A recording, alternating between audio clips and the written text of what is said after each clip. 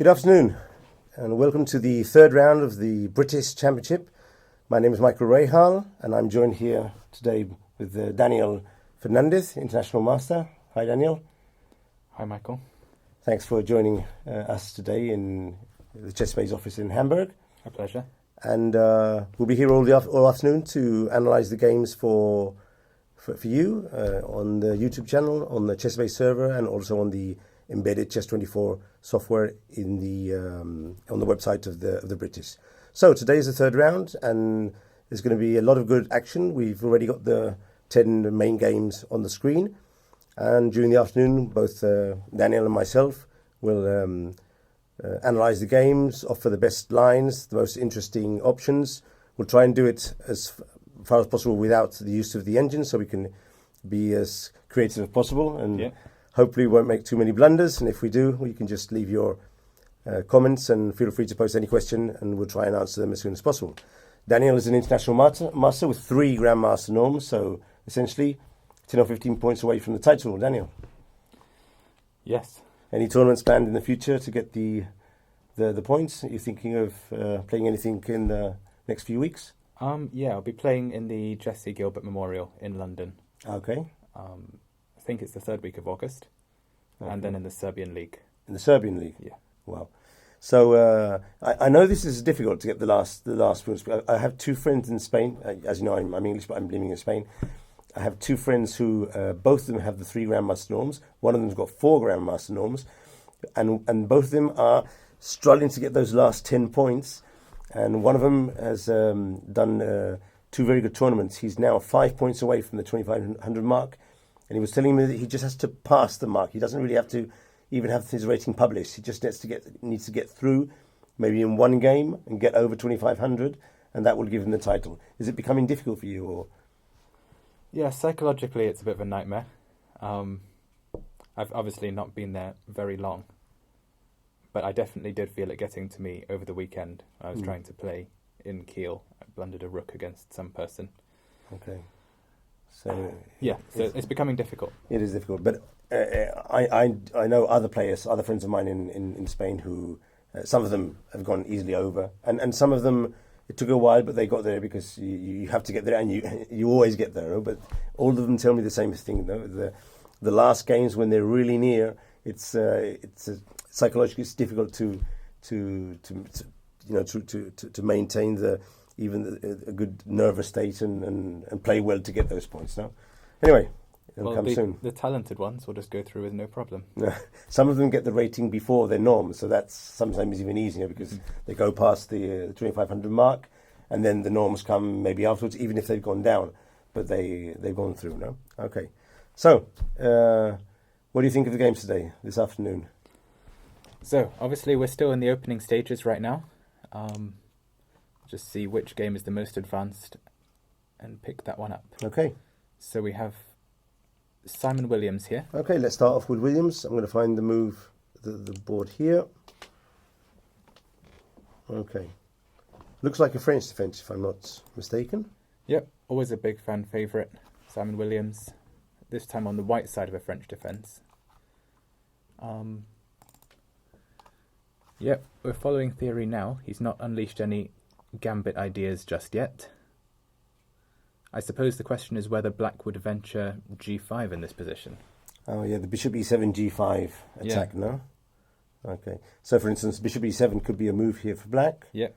And if white decides to castle, then possibly g5. Then g5.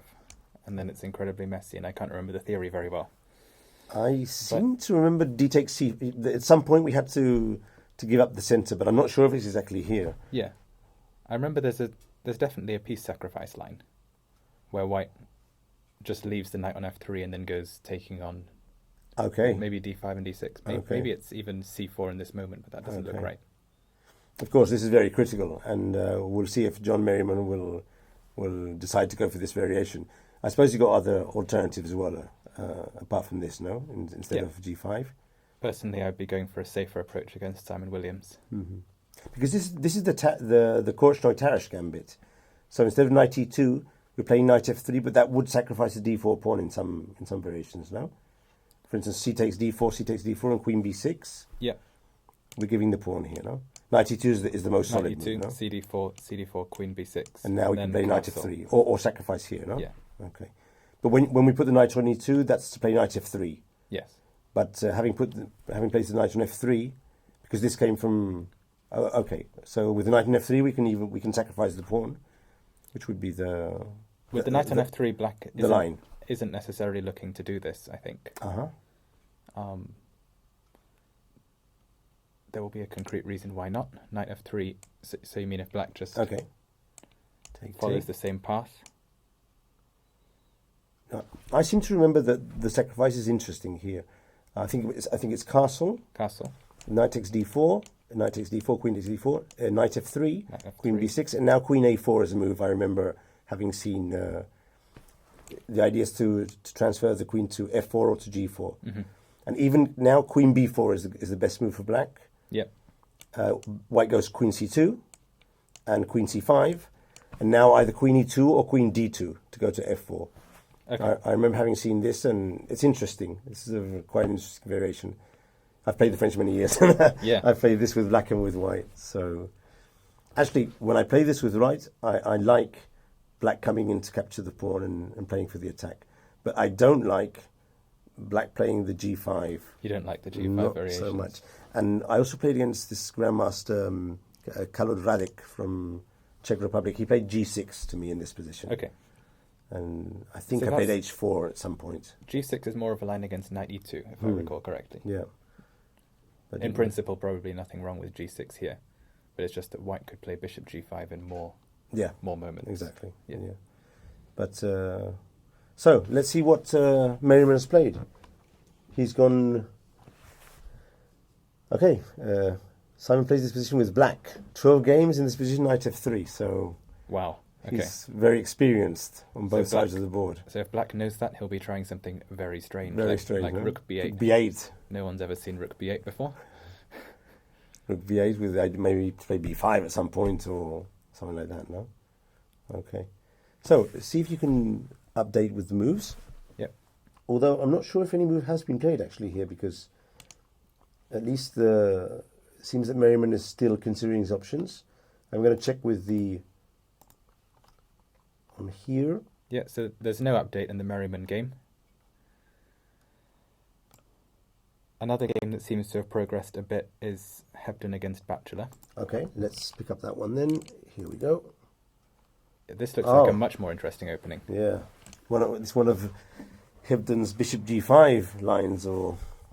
Yeah, he has this reputation, doesn't he? He plays the Barry, or he plays basically any other d4 opening with not a lot of theory behind it and looks for a little nibble. Mm-hmm. I know he likes to put the bishop on f4 or on g5, and sometimes even knight c3, all these... Yeah, the Barry attack, I think it's called. The Barry attack. Mm-hmm.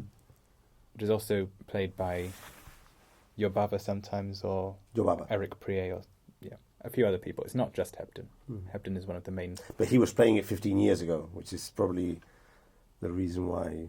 Why it's associated with his name. Yeah. There was another grandmaster in England. I'm not sure if you've played against him. Hodgson, I think he was called. Julian Hodgson, Julian Hodgson. I'm not sure if he plays much now, but he used to play a lot of tournaments before, and he also was always playing the Trompovsky attack and these lines. The Trompovsky and even d4, d5, bishop g5. Bishop g5 as well, I think. Mm-hmm.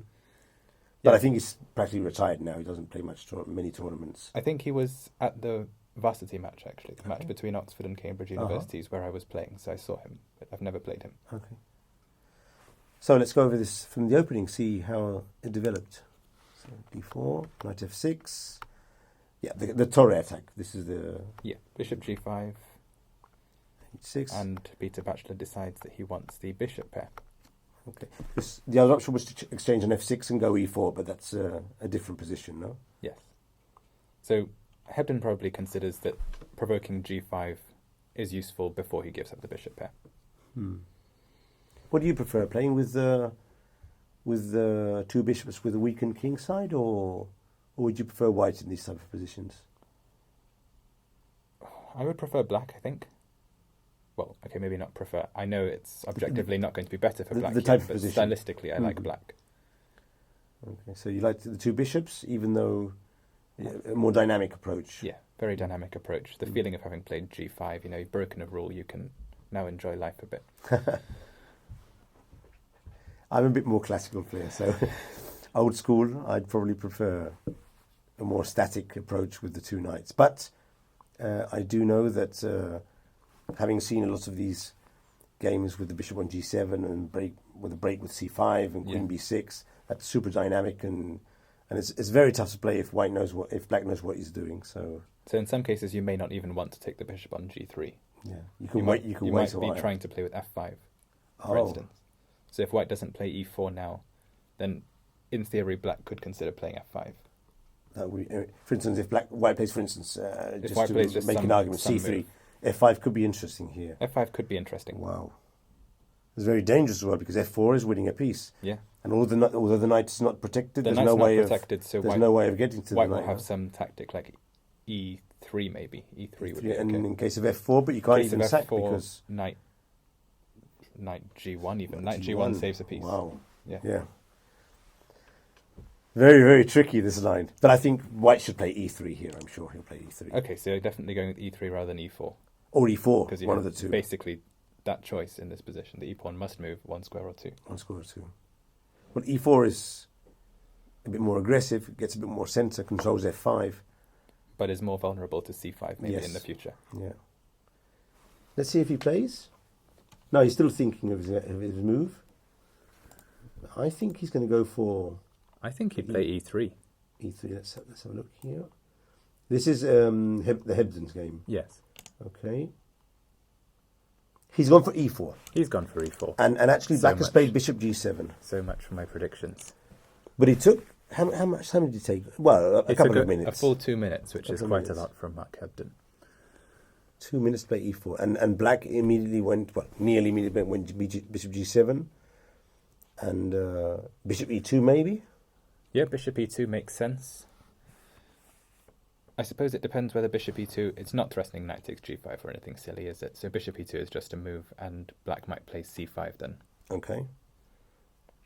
I might be tempted as white to try c3. Just to block off the bishop and... Just to restrict black's options. So if he plays c5 now, then there could be bishop b5 check. Okay. You might want to put the bishop there. That's good. And you don't lose tempi because the bishop's staying on f1 for the moment. Yeah. And c3 will be useful to defend d4 in almost any position. You will almost never want to play c4, I think. No, not with the bishop on g7. Yeah. So I'm expecting c3 from Mark. So much for my predictions before, but c3 seems natural.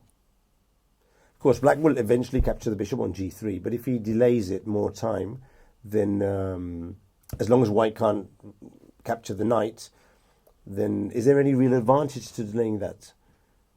Apart from the fact that the rook can't attack on the king's side. Any other advantages? Or is there a reason to exchange it quickly? Okay, so black has no particular reason to take on g3 now that I can see. For one thing, it would open the h-file. For another thing, he never has f5 in the future. Yeah, that's true. f5 may not be good at the moment. In fact, it looks very loosening.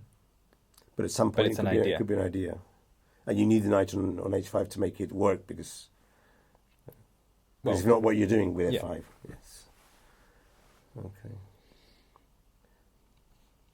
Okay, so c3 and black, let's see. Well, actually, Mark is thinking now his move. He hasn't played yet. Mark is thinking? Yeah. Oh, yeah. Bishop g7 has been played, and now he's considering if he wants to play c3 or any other options. I think it's basically c3 or bishop somewhere. Okay. Another idea that did occur to me for black is maybe you could play, it looks very strange, but bishop f6? Bishop f6. And with the idea of g4. g4 and bishop g5 or something. Just to harass the knight. Push the knight back to g1. It is a bit strange. It's very strange. But if it works, it works. So that would force white to play e5, and the question is basically whether e5 is a good move for white to have. So let's put it on the board so the viewers can understand the idea. Let's say we're playing bishop f6. f6, and the idea is to play g4, and the knight does have a good square. Yeah. It would have to go back to g1, and then black can play e5, close the position. He can still take on g3 when he feels like it. And the bishop on c8 is protecting the g4 pawn, so everything's okay. Yeah. So white could play now e5. That would be the critical response. And then you go back probably to e7. keep the idea of g4 intact. I'm not actually tricky. sure what white's doing now. It's tricky. Maybe h3. Well, after h3, then black would be happy to take this. Exactly, and but to try and exploit the loss of time for black, no, and then try and get something going on the f file. on the f file, no. Yes, yeah, definitely an idea. Because we did lose three tempi with the bishop, no, g7, f6, e7. Yeah, of course. It's a bit tricky. But definitely black should take the bishop now, because Yes. if the bishop goes back, then we've accomplished nothing. And now maybe something like knight d7. Knight d7, c5 appeals to me for some reason. c5, you know, breaking up. c5, and if bishop b5 check, then king f8, living on the edge. But then castle, I'd like white there. I'd like white there. I was thinking of queen coming to h5 at some point. Yeah, and okay. You're probably right. Knight d7 looks like a solid move, choice. no? And now bishop somewhere, bishop d3, bishop e2 maybe, bishop d3 in principle. Bishop d3 Well, in principle. could be hanging there. Yeah, that's what I was thinking. Yeah, could be dangerous. It doesn't seem... Actually, no. After bishop d3, d takes e5. And d takes e5, then knight c5. And you got to check on, you got to check on d3. d3. So bishop. Say bishop e2, but now c5 makes a lot more sense. So this is a very interesting position. It's unclear if the weaknesses on the king's side compensate for the lack of the two bishops, but it's a game. It's interesting. Yeah. Who knows? And also the bishop on e2 is not ideally placed, as we know. There wasn't a great place for the bishop to go. It now blocks the queen's route to h5. So black could consider just short castling. If white castles, black castles back. Okay. I've seen a note there saying that Howell 1, Williams 0, but I'm not sure if that's referred to I think that this probably game means, or the game there, or the other game. I think the Williams games. So Because he's playing against Wells, not against Williams. It was a note by... Well, we'll get it now. Yeah. So the Williams game did progress a little bit. The Howell reference means that Howell beat Williams on the white side of this. Or the white side of the other position we were looking at before. That's unclear to me. Yeah. Okay. Okay. So he played c takes c6 and a5. And a5, yeah. Interesting. Not especially critical. What's he going for there? a4 and knight a5 c4? Is that what he's trying to do? Or just to take away the b3 square for the knight? I'm not terribly sure white even wants the b3 square. No, because white's keen on sacrificing the pawn. Yeah. So... Well, it's clear that black doesn't want to capture the pawn, at least for the moment. Yes. Because he could have done it already, and he refrained to do so, no? So as white, I would be considering the move queen e2. Why not? Seems natural. Yeah. If he captures, we change knights and play knight f3, which is very similar to the other variation. Yes. And if he goes, for instance, a4, which could be the follow-up to a5. If he goes a4, then we Just rook go e1, about protecting d1. We could go about protecting the d4 pawn, say rook d1 and knight f1, Knight f1 to g3. That's nice, yeah. So Or rook we d1, or we could play queen e3. queen e3 and protect it Queen e3, maybe thinking about going to f4. to f4. Now, in these structures, the queen is very well placed on f4. Yes. And then rook e1, knight f1, knight g3, maybe bishop e3 at some point. Yeah, I think queen e3 would be a good start. Yeah, I like that one. And then say bishop e7, so that if queen f4, maybe black can try g5. Okay. Okay. And then I suppose we just merge the plans, bring the knight to g3, because it will never be bad there. Yeah. And decide when it's convenient for us whether the queen should be on f4 or not. Now, for instance, if he goes knight a5, then we go knight f1, and against knight c4, then we can play queen f4. I don't think he can capture the b2 pawn, or maybe he can. Maybe we could go queen f4 after knight a5. Straight away. Because he's not actually threatening to play knight c4. No, as long as we keep the knight on d2. And also, knight a5 has destroyed the possible intent of g5, which was to exploit the overloaded f3 knight. So now g5, black doesn't lose material, but he's also not... I can't really. He's not got enough guys on d4. Nobody would play g5. No, here. he has to give us a black square bishop. That would be a positional disaster. I mean, he'll get killed on the black squares if he does that. So this looks good. So a5 is a bit strange. I seem to remember having seen it at some point, because I'd even said I've played this line with a5, a4 in some variations of the first, but I'm not sure if in exactly this one. Mm-hmm. So we'll have to wait a bit and see how that progresses. So there's been developments on the Hebgun game. I think we should go over the main boards to see how the openings will start. So let's put on the game between Howell and Wells, which is the first board. It's gone all of 3 moves in 24 minutes. Wow.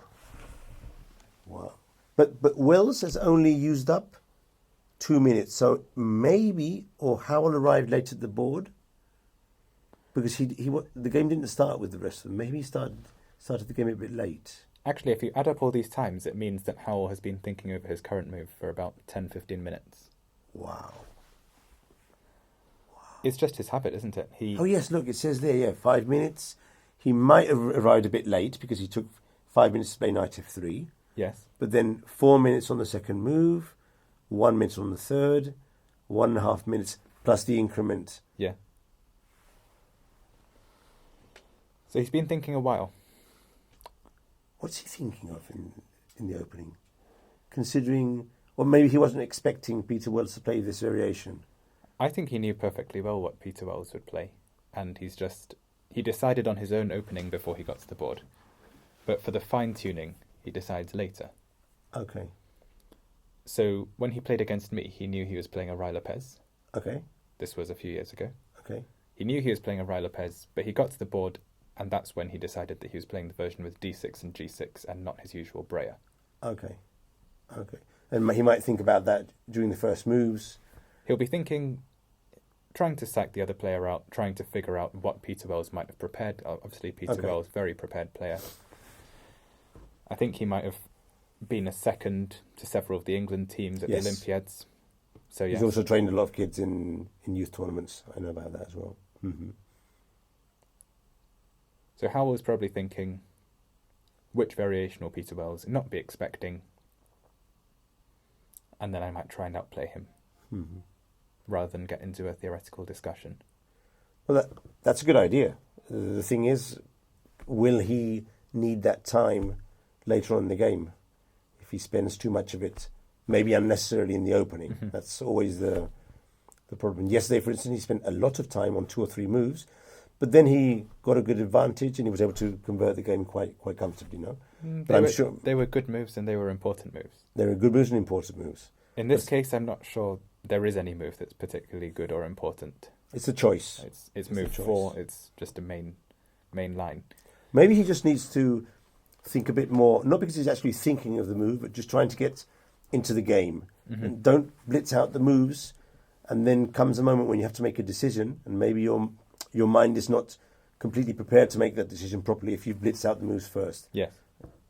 Maybe I know other players who just blitz them out and then they're completely prepared to play when the decision has to be made. But other players might need a bit of time to go through the moves. No? In any case, there's not much to commentate here. I suppose White's choice of approach is basically c3 or c4 or neither. And that is a reasonably big structural decision. Exactly at this moment as well. I mean, lots of players would castle first, black plays bishop g7, and then you make the decision. Decide, no? But he could be making it now. Even e4. Even e4. So e4 would be neither c3 or c4, really. Mm-hmm. So mainly c4 is the move here, but of course then it might be tricky to get d4 in. This is a rather sensible way of playing this with black, because as he hasn't developed the knight, the bishop and the knight on c6 won't allow to get. So d3 wouldn't be another way of playing it. D3 castle, and then decide to play go e4 or c4 later on. But by then black might have played d5, so that becomes a new set of problems. You know? Would you like to venture what White will probably do here? Guess your move? Guess the move? I would say d4. D4? Yes. Okay. I think he does want to play d4, and he wants to do it recapturing with a piece and not necessarily with a pawn. So I don't think c3 and d4 will be Okay, so d4, c takes d4, knight takes d4, bishop g7, and then maybe c3, maybe knight b3. And try and get c4 in at some point. Okay. I'm going to go for c4. No, you think? For the sake of argument. Yeah, sure. Okay. Well, he just played d4. Unless you played it here, he went d4. So okay, it was good. It's good. Great. Okay. Let's see the second game, which is Palliser Jones. McShame's game, or Jones probably higher rated than McShane. Well, here's quite a few moves have been made, so maybe we go through the opening for our viewers. Remember, if you'd like to leave any questions, or if you've got a preferred player you'd like us to analyse, feel free to say it on the YouTube channel or on the Chess24 software, and we'll go straight to the game. Meanwhile, we'll just go one at a time, and then we'll probably concentrate more on the more exciting games a bit later. Yes, sure. Okay, so let's see. Richard Palliser, he's quite a good author of books. He's written many books of openings, I think. No? Yeah. Okay. He's working right now as the editor of Chess Magazine. I don't think he edits or writes very much anymore, but he might do a few big edits for Everyman now and then. We weren't sure yesterday if Gawain Jones was Welsh, or was born there. The name is definitely Welsh. Okay, that's what I thought. From what I know, he's from Yorkshire. So no. It was because of the name. Yeah, because it sounded to be Welsh, and I think they're playing in Wales. I think in New Zealand, no. So, okay. So what can we say about the game? Yes. Sorry. Also, Gawain Jones notates in Italian. Fun fact. The moves. Yes. Wow, that is a fun fact. And why would he do that? I think his mother might be Italian. Okay. There's something there. He's fluent in Italian. Okay. And his notation is in Italian. The letters of the pieces, the rest of the notation will be algebraic in principle. Yes. Okay. That could be a bit confusing, though, for the other player, because the letters are probably... Yeah, the letters are different. The initials are different. Yeah. Okay. So if you, I don't know, are catching up moves from him after a time scramble, it's a bit tricky. Or if you have to pass the games to the chess base after the tournament, you'll probably have to use the other players. Yeah. Or learn Italian, so one of the two things. Okay, so what do you got here then? Richard. So this is an important game because Richard is a strong IM of 2400, so already a tough game in the third round for Gawain Jones. He might also be a long-time second of Gawain Jones. Oh, that's interesting. I think they've done a lot of analytical work together. That is interesting then. So this could be why Gawain Jones is not going for his standard Sicilians. He's a dragon player, maybe? Well, he wrote books on the dragon. It's not the same thing. But yes. Okay. He does actually play the dragon regularly. He's opted today for Spanish. Spanish. Slow move, slow game. I had a 4-night Scotch against him a few months ago. Palliser decided not to follow that. Sensible enough. This is a Steinitz variation. Yes. Delayed Steinitz, okay. And now with g6, going for your fianchetto. So in this position, I think d4 is the main move, but I played bishop c2 in the game I mentioned before against David Howell. Mm-hmm. Just because in this position, bishop c2 can happen in one move. It's magic. And normally it would take two in a Spanish. Yeah. Mm-hmm. So d4 is obviously the bishop right move. g7. Bishop g7. And we are exactly in this position, and maybe it's a moment to decide if we're going to just continue development with h3, bishop e3, or some generic move, or if we want to play d5. Exactly, to close the centre and go for the game, because before developing the b1 knight, so if we close with d5, I seem to remember having played this years ago with FIDE Master in Spain. I played d5, knight b8, I exchanged on d7, then I played c4, and I can't remember, it was many years ago, if he played to me f5 or played knight f6 here. I think he played knight gf6, I played knight c3, castle, and at some point I moved my knight from f3 and played on the queen side, and more like King's Indian. Yes. But having exchanged the light square bishop, he doesn't have the potential of an attack on my king side. Yes. But of course there were other ideas which were interesting in the game. He would have to play with something like c5 eventually. But he didn't, and he tried to attack me, but then when he played f5 and f4 and he closed the position, I was able to blockade on the white squares and there was no attack, and I went through on the queen side. But then I found out that, okay, I won the game, but it didn't necessarily mean that was the best way of playing the position. Mm-hmm. So if I played this again, I probably wouldn't go for d5. But from the King's Indian, I think one of the quote-unquote rules is that you do need the dark square bishop to defend, say, from e3 or from g1, definitely in front of the king's position, mm-hmm. even if black doesn't have a light square bishop anymore. Okay. So it would still be time-consuming to make the defense. Yeah, I had a game a few weeks ago. There was a Rossalimo, but it might transpose. Yes. If black... If black goes for the d6, bishop d7 line. Yeah. Okay. Of course, there would be a pawn on c5. Yeah, the pawn would be slightly different. Pawn would be on c5. But yeah, we had the structure with c5, d6, e5 Mm-hmm. in that game. Mm-hmm. It would be very interesting if there's a transposition. But of course, it's going to be difficult for black to get in c5 here. I don't know. He might want to play c5. Well, of course, but this is some if he distance decides from to the play game. d5. Yeah. Okay. So actually, he's still thinking, because instead of d5, other moves would be maybe h3 or rook e1. Yeah, h3, rook well, maybe e1. he doesn't have to play h3, but rook e1 would obviously be a good move. h3 is if he wants to play bishop e3, I suppose. Yeah. So that knight g4 is never a problem. But I suppose it also gives black a target. So let's say h3. Black could consider even a caveman setup with f6, knight h6, knight f7, g5, h5. Okay, interesting. I've never thought of that. Knight g7, yes. And f6 also, because that's played in some sign instructions. Yeah.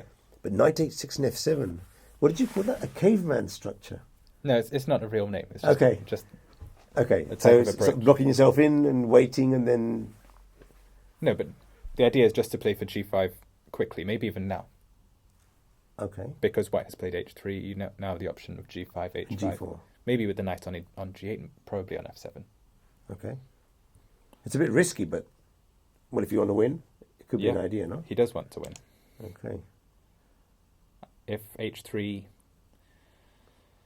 What else does he have? Well, he could play knight g7 can play a normal anyway. move like That's this. normal.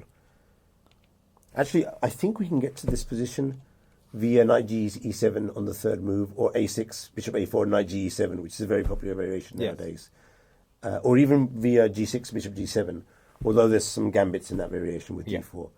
So they might end up in a sort of theoretical position after a few moves. So he's thinking. He hasn't decided. Mr. Payasa, he's already consumed quite a bit of time. He's now 1:07 on the clock, and it looks as if nearly all that time... Oh, no, look, he spent 10 minutes on c3. Let's go back to that position for a moment. Okay. c3, because, of course, bishop takes c6 and d4 is how I like to play this position, and capture back with the queen on d4. Okay. But, of course, after d4, they might not take it. They could play f6. I've got an interesting line in that variation. I'm going to try and see if I can do this here. Take d4. When they play f6, I like in playing knight h4 here. Okay. This looks tricky. I've played this 3 or 4 times. It's not my idea. I think it was Rublevsky's idea, a grandmaster from Russia. You must know who he is. And it is quite tricky because g6 is the best move for black here. And then we go castle and f4. And sometimes we're going to be sacrificing a piece to a g5 later on. But it's very interesting. I've played this several times. It looks very interesting. And it's okay to play. I mean, it's theoretical. I know this really should never be said in commentary, but after you play a move like knight h4, I want to play a move like king e7. Could be okay. The idea being that after queen h5, I go queen e8. Queen e8, okay. Or if you castle, I play g5. Okay. And prevent your f4 break. Okay. So, just creativity gone mad. Okay. Okay. You understand what I'm trying to do with the move? I know. Okay. We'll put that one on a high shelf for now. Okay. But you've been very quick in finding my ideas and finding the way to block them, no? Okay. So, knight h4 is an idea, but there's other ways of playing, obviously. So, well, Padgett obviously knows this stuff, and that's why he's probably thinking 10 minutes to decide to play c3. Or maybe he was thinking something else, because it does seem a lot of time in the fifth move, no? He might also be thinking of what Gawain Jones knows. Because he will have an inside knowledge of Gawain's repertoire. Maybe less so after e4, e5. But it might still be the case. Could he be thinking also, if he's played this in the past and against who, trying to understand what his opponent might have prepared against his own games if he's played this in the past, and going over that during these minutes? Yes. It's all part of the mind game, isn't it? It's the mind game. Maybe he spent 10 minutes on c3 for absolutely no reason except to make his opponent think. Maybe he was walking around and didn't realise it was his turn. So you never know. You never know. Okay, there was a story a few years ago about a player who spent 20 minutes away from the board, and the arbiters had to go and find him, and it turned out that he'd been introducing his girlfriend to his mother. You can never know. So, okay, so this is board 2. Yes. And now let's check on board 3 where Luke McShane is playing. McPhillips. I'm going to try and bring that board up on the screen. And it seems we've been signed out from the document we're sharing with Macaulay. So maybe he can. Okay. So Luke McShane with Mac Phillips, and there's no queens on the board. Yes. Let's go over the opening. The French. No surprise from either player. Joe McPhillips is well known to play the French. McShane playing the Tarash. H6. That's a H6. That's a surprise. Not for me, but yes. No, I know the move, but it's a rare option. We're trying to get in some Rubinstein variation or some sort of variation of the Tarash where H6 is useful, and the waiting move forces White to make a move he probably doesn't want to do at this moment. No? Yeah, of course. The idea is well known, and I was sharing a room with the black player while he was preparing this for someone else, so no surprise to me. Okay. So c5 seems logical. Take. And now we have an IQP variation. And h6 will come in useful in these variations, or is the knight on d2 wrongly placed against this structure? The knight on d2 is going to be well placed if White takes on c5 at any yes, moment. play knight b3 afterwards. Yeah. Okay. And what about the h6 pawns? I know some variations black plays h6, but it's much later in the game. I think he would view this as a reasonable price to pay for having got his bishop on c8, playing a bigger part in the game. Okay. So knight c6, what black wants obviously is to take on d4 himself. Yes. So that White can't use the d4 square with a piece. Okay. That was Ilya introduced a new term to me yesterday. Let's say White plays bishop e2 here, for the sake of argument. Bishop e2. And then black plays c takes d4. And he told me that in German, this structure had a name. These two pawns on d4 against d5 and no lateral pawns on the other. And he asked me if I knew the name of this structure. And I didn't. I didn't know this structure had a name.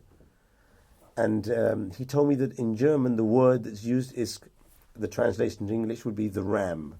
The ram. As the animal, the ram. Yes. Something to do with the horns.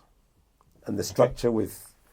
Yes, it was the first time I heard about it, but obviously it's the word they use in German literature for this structure. Have you heard about that in English? I don't think English has that much chess terminology, really.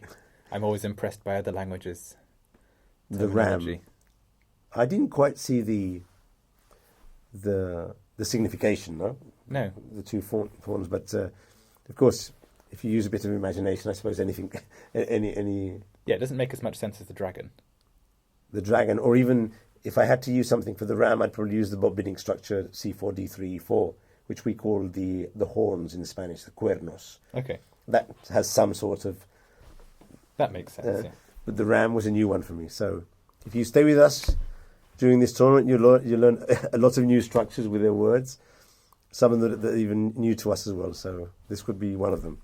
So white played bishop b5 to prevent that. Bishop b5, so I imagine d takes c5 would be a major alternative here. Bishop takes, and then either knight b3 or bishop d3, or some other move. Bishop b5. Sorry, because I heard once that in the structures with pawn on d5 and the bishop on c5, that the light square bishop was normally not well placed on d3. Would that be correct? And it was better on e2 or on b5? Okay. I heard that somewhere, but I'm not entirely sure about that. Okay, you could well be right. I don't know. Bishop d3 was just a move I came up with in 3 seconds, but maybe because we're not controlling the d4 square sufficiently with the bishop on d3 instead of having it on e2 or b5, for instance. Okay, I can see why bishop e2 might be the best move. If bishop d3, then black can do as he did in the game, queen e7 check. Okay, exactly. And force white to make some kind of concession. Tactically, bishop b5 doesn't work either because if bishop takes f2. Oh, yes, nice. Yeah, nice. But the funny thing is, in the main line of the French, of the Tanash, without h6, then bishop b5 is normal, and then later on it falls back to d3. But that's on move 10 or move 11. Okay. So it might be more specific in that position when it falls back, So he did play bishop d3 in the game, it seems. Okay. After bishop b5. Bishop b5 in the game. And black took advantage to check and exchange queens. Black was fine with the queen swap. a6, he was still trying to get through c takes d4, so if white played bishop d3, that was going to happen. So white has to give up his bishop pair. So white gave up the bishop pair. Maybe threatened a discovered check, although it's not really a threat. Black sensibly played bishop e6. And now h6 has really come in useful. h6 has a purpose now because white might have wanted to play knight g5, knight g5 at some otherwise. point. So let's see if there's more moves, but if not, we'll try and assess this position. So I'm expecting b3. It seems to me there's no other moves here. And by the way, McShane, 1 hour. So he's used up about 30 minutes plus the increment. We're talking about 40 minutes here of time. Whereas McPhillips has basically used his increment. Okay. So, sorry, 35 minutes because it's 30 seconds for each move. So what do you think of this position? So I prefer to play white because the c5 square will be a huge headache for black going forward. Maybe not immediately, because if knight b3, maybe black plays c4 and solves the problem that way. c4, knight c5, bishop takes, d takes. I don't see black having problems here. No, this is okay. This would be fine for black. Okay, if b8, knight d7, knight f6, d7. Yeah, the next move might be knight f6. But of course, b3 is interesting because if you can play bishop a3 at some point. b3 inspired by some Rossalimo or Grand Prix attack positions. You want to put the bishop on a3 to target the c5 square. So you're aiming for some sort of white knight on d4 or c5 against the light square bishop ending, no? Yes, exactly that. That would be optimum, although obviously it's not so easy, no? But okay. Obviously it's a while away.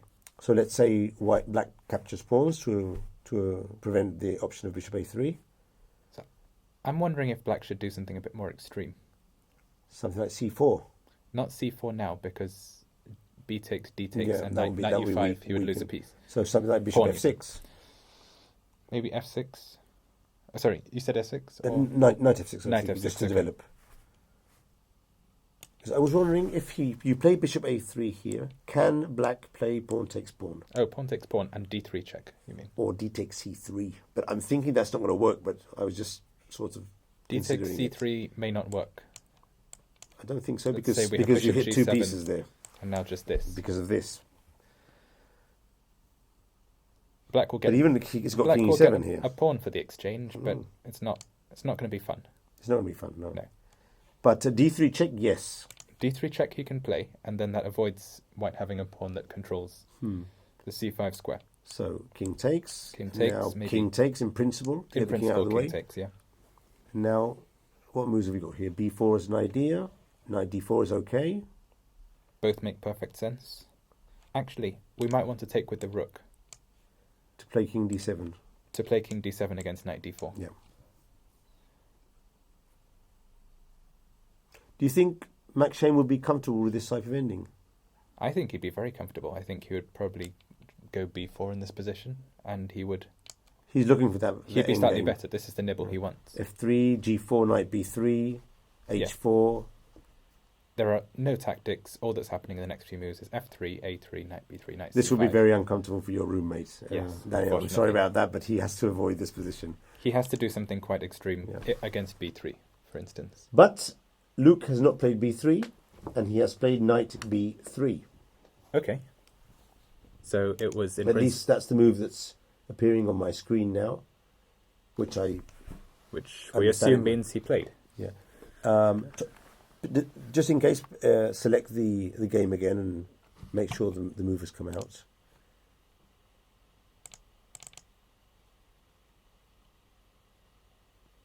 Bishop E6. Okay, so I don't see it on my screen, but we just assume from the live feed that he did play knight B3. In principle, it's here, so it must be the move. So nobody else could have played that? No. Yeah. Okay, so knight B3. Knight B3 he has played. And there was a pawn on C4 and the knight on C5 already? When you selected the broadcast? No, I didn't reselect okay. a game. Okay. I just looked here and I saw that the last move was bishop E6, so there was nothing to do. Okay. So knight B3. C4? I imagine C4, there's no real choice there. Always question yourself when you say that. Not much else to do, no. You can take on D4, but then I take with the pawn. And after bishop D2 or bishop E3 even. Or would you prefer to capture with the knight here? I'd capture with the pawn, I think. Yeah. I'm just wondering if black can make some kind of idea of bishop G4 takes F3 work, but obviously white can give a discovered check. Win the tempo. And avoid his knight being traded. Yeah. So this is just... So C4 would be normal. And C4 we expect. White would play in principle knight C5. There is also knight A5. Knight A4 is a possibility. Knight A5, and then maybe the idea is after king D7 to play B3. Well, you'd have a wonderful check on E5 as well, and bishop F4. You'd have to play rook C8. Not king D7 forced. Then. Maybe this. Or knight E7. And now B3. King D7 is just madness. Okay. Knight E7. And now B3. Now B3, or maybe bishop F4 and try and play bishop D6 is another thing. This could be Luke's idea. It does make more sense than knight C5. Why allow black to finish his development? This could be his idea. It's not easy to defend the pawn. And if he goes C5, it's a bit loose, but can he play C5 there? So against C5, maybe... Do we play bishop E3? Just bishop E3, you think? Or D takes and then bishop E3? I'd play bishop E3 straight away and take with the bishop on D4. Or can we be really ambitious and try for this?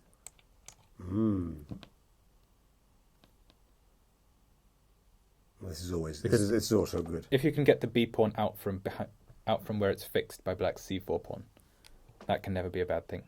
Yes, because then we prevent... C takes, A takes, you've now repaired your structure. B4, bishop E3, knight D4, broken. This is... Good. Yeah, knight C6. This is going to be very tough for black in these positions. So knight E7 looks more solid. And now what to play? Knight E5, bishop F4, again B3. So many good moves here for white. That's always a problem. I think I'd go for knight E5, but then again... Obviously, knight E5 can never be a bad move, can it? Rook C8 is nearly forced now. Rook C8. Maybe, is there some idea that we can try and trap the knight? Something like this. It shouldn't work. Maybe something like bishop F4 will solve that. King F3 is also... King F3, but now the tactics start coming. But I still have one tempo because you can't capture the knight yet. That's fine. I must have time to play bishop F4 or something like this, no? Bishop F4, say bishop D6. Bishop D6. The knight isn't getting out. I don't have to take it yet. It's true. You've got me here. I can't get the... Yeah, I'm not sure about F6. It shouldn't work. But at this moment, I don't see why not. knight takes c6, a5. I would look at bishop f4, of course. But then black can try g5. But the other variation is good, I think. Because when you play a5 in the other variation... when you play a5 here, I think I can play b4 here. b4, okay. I didn't consider that. Makes sense. Because if you capture en passant, by taking back, I attack the a5 pawn. And if not, I think I escape with my knight. I could even play king f3 first, but it's probably better to play b4 straight away. Okay, there could still be compensation here, of course, with the a file, say rook a4. Yeah. And next, king d7, bishop d6, another rook Getting to the the a pieces file. out, yeah. Yeah, I'll be boxed in with my pieces. It's a bit like the game yesterday. It was the Pert game, I think, where he lost the pawn. He had the bishop there, and the light square bishop was just cutting down the h7. diagonal. Yeah, so it's the same idea. Okay, so it looks like Luke is slightly better, but so against knight e5, there might be this concrete idea. But of course, bishop f4 is okay. b3 is an interesting idea as well. Yes, and maybe I'd look at knight b7 as well. I don't know. There are a few moves. Oh, knight b7 as well, okay. Yeah. Maybe threatening the check and also knight c5. But the move that I said first was b3, and that's going to be fine. Okay, so Luke Machine, does your friend Joseph, does he specialize more in a tactical play, or is he more an ending player? Because he did play queen e7 check. Okay. He went voluntarily for the ending. Yeah, I was a little bit surprised at that from him. Maybe he is just playing for a draw in this game, but his typical style is attacking. Is more aggressive. Yeah. Okay. So let's go into game number 4. I think Mr. So you have Hawkins, but I don't see any moves here. Let's see. That would be strange. Hawkins. Well, Hawkins, I think he dropped a draw, and is not in the first boards. So the live board may not be working for Jonathan Hawkins. Because there's no moves against Jones, so either that game has not been started for some reason, or that's the board which was frozen yesterday. I remember it was one of the boards around 7, 8, 9. So yeah, so that could be the board with Yang Fan against Clara Chanson yesterday that was frozen as well. Yes, it was giving some trouble. Maybe they've just disconnected this board, and we won't have then any live moves from that board. So for the moment, we'll leave this game out, and we can check, for instance. We can check Hebden Bachelor. Only 14 live boards today for some reason. Yes, so they're probably dealing with some connectivity problems, and the thing is when they connect the boards with the cables, I know this because one of my friends in Barcelona does this. It's not so easy just to disconnect one board and the rest works properly. Sometimes disconnecting one board makes a line of boards stop working. So they have to go board by board, connecting, disconnecting. So it's a tricky business. And they're very sensitive as well, aren't they? Yes. You can swap a pair of pawns and you mess the and whole you've broadcast frozen up. the board. Yeah. Yep, that's true. Okay, so look, let's So check. we've not looked at Pert yet, have we? No. No. We can look at this one, and then we'll check the game of Charlie Story, who's the player who defeated Lawrence Trent yesterday. Okay, sure. The sniper specialist, I think he's called, because he's Yes. got a book written on the sniper variation.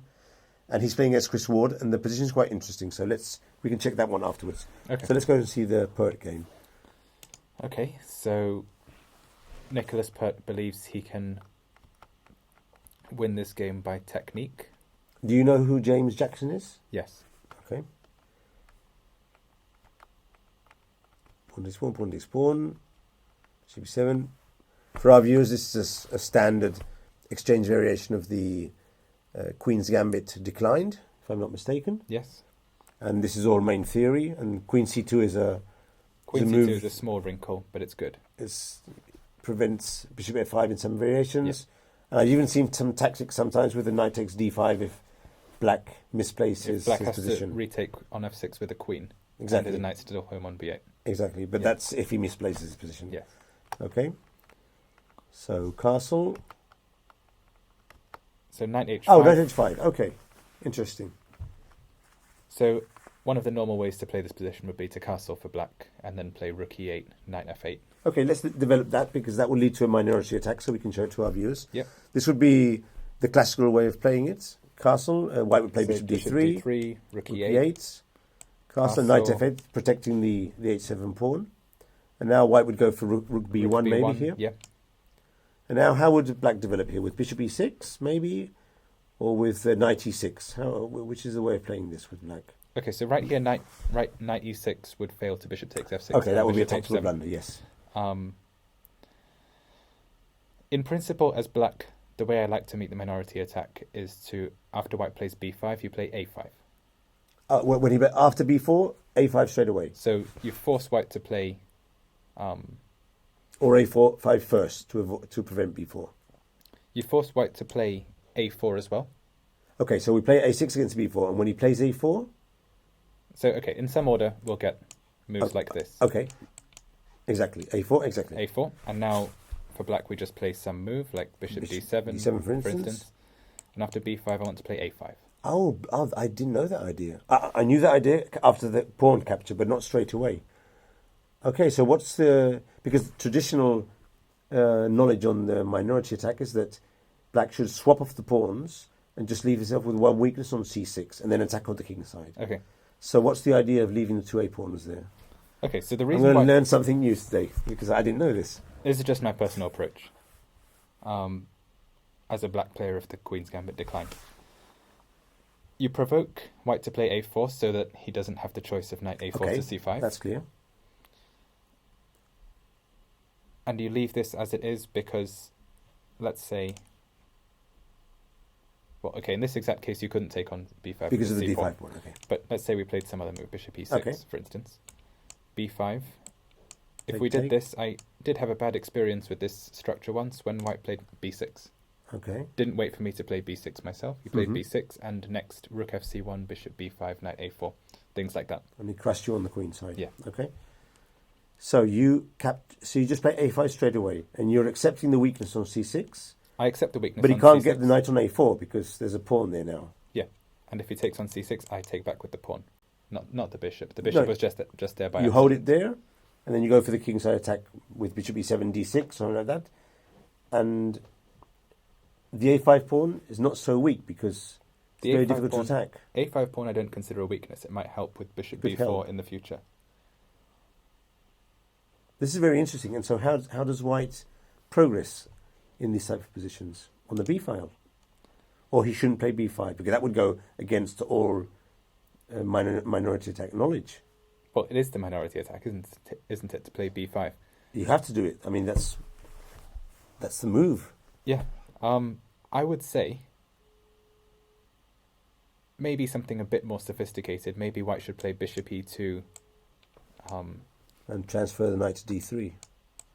Try and do this first. Without playing b5? Without playing b5. Wow.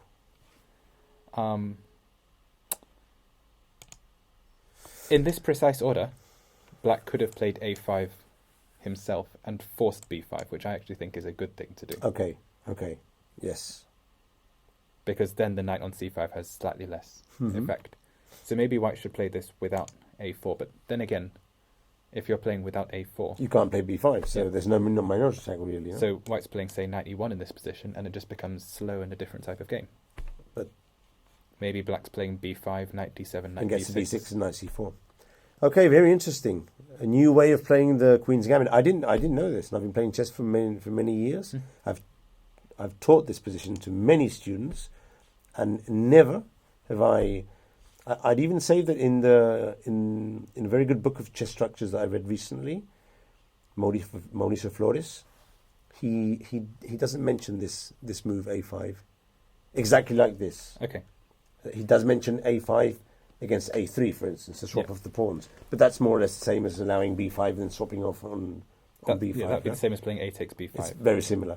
Which is also fine because you only have one weakness on c6. But that is the traditional way of playing it. It's very traditional. What you don't do is leave the pawn on a7. Yeah. But what I didn't know is that you can play the same position with the pawns on a4 and a5.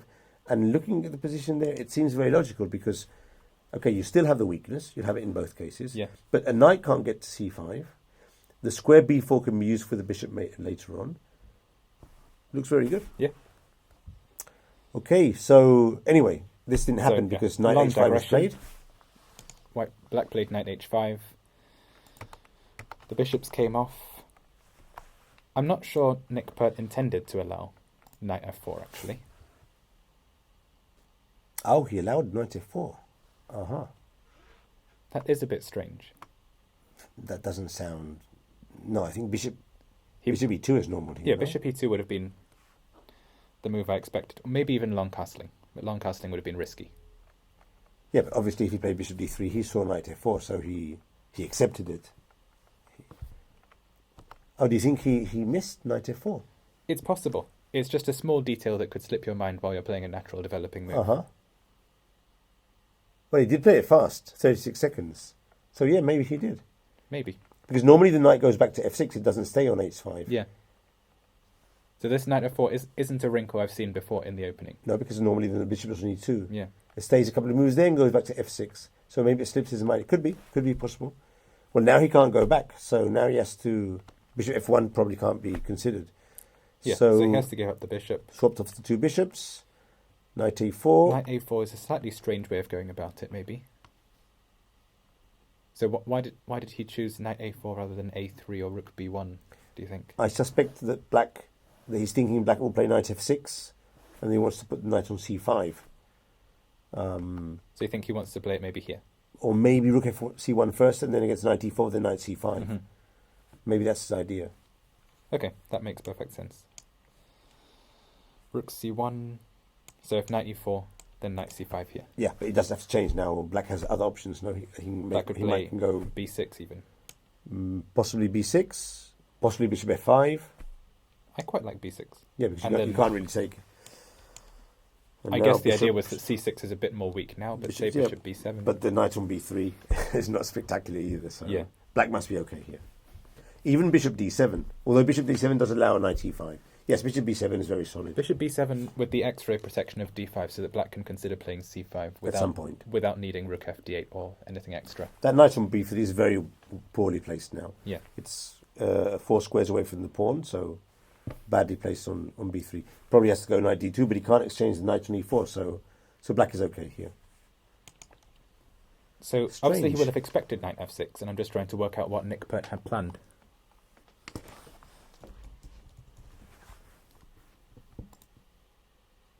So maybe the next move is knight e5, do you think? Knight e5 is a move that... Against knight e4? No, right here. Oh yeah, okay. Knight e5 makes sense to me. But another thing I remembered when I studied this position years ago is that if the pawn's on h7, then it's not so strong to have a knight on e5 because eventually black can push it away with f6. Whereas if earlier in the game, in some tactical variations, black has played h6, then it's a bit more tricky to get that knight out. But of course, now if he plays knight e4, white can go f3 and push the knight back. So what should black play here? Can't play b6. He could go bishop e6. Well, black should take action quickly because white's going to play f3, rook a, e1, e4. And e4. And go for the... And maybe against bishop e6 he tries knight c5 knight as well. c5. So what to do, knight d7 then? That could actually or be knight best. g4. Or knight e4 anyway. Or knight e4 anyway and drop back to d6. Yes. And then try and play with bishop f5 or f6. Mm-hmm. Knight g4 could be an option because... Knight g4. Yeah, because if you play f4, then I've got f6. Yes. And you have to swap off the knights. So against knight g4 I might play queen c3. Queen c3, okay.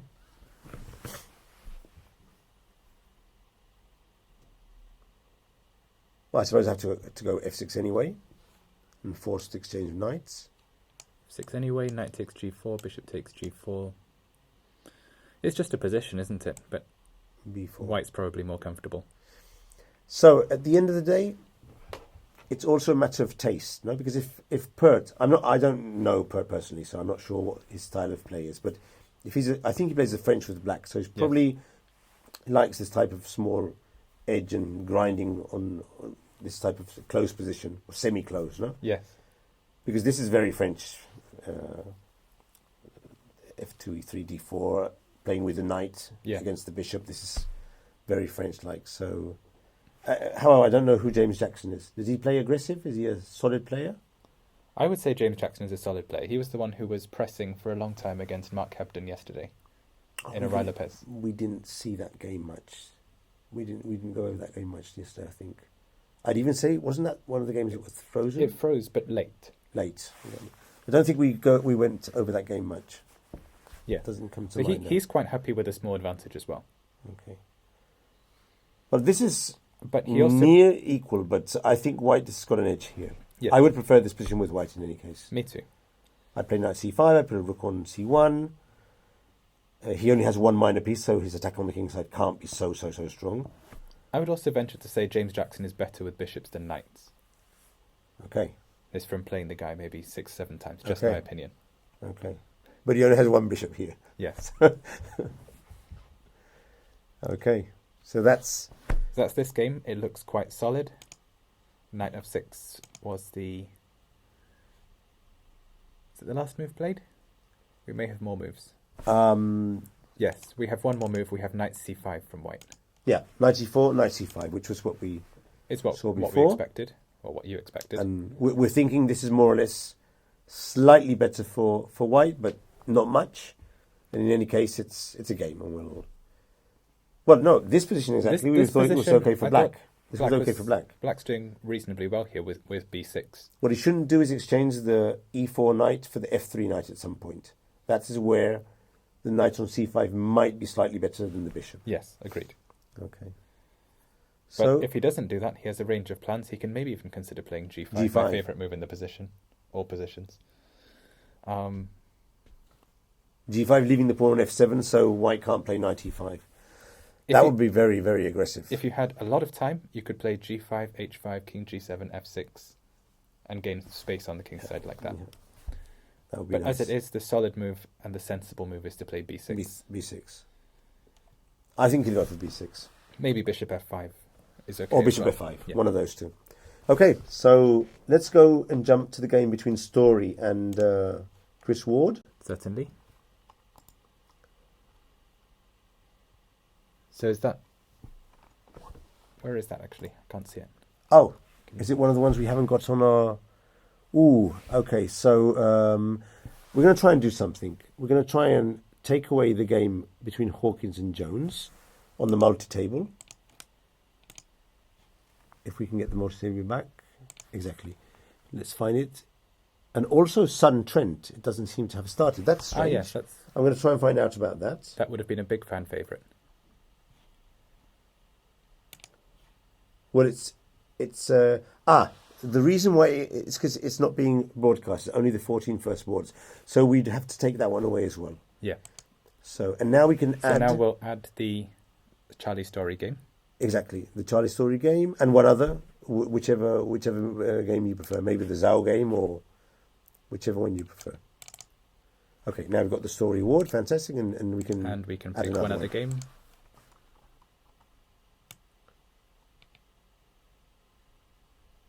The Gormley game is also interesting, or at least it seems that white might have a small advantage.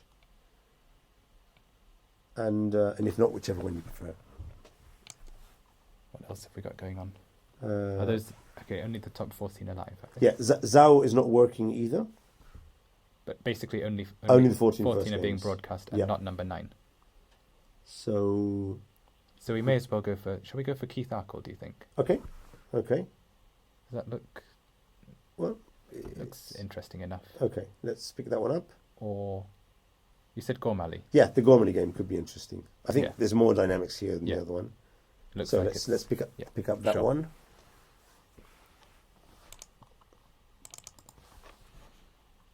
Okay.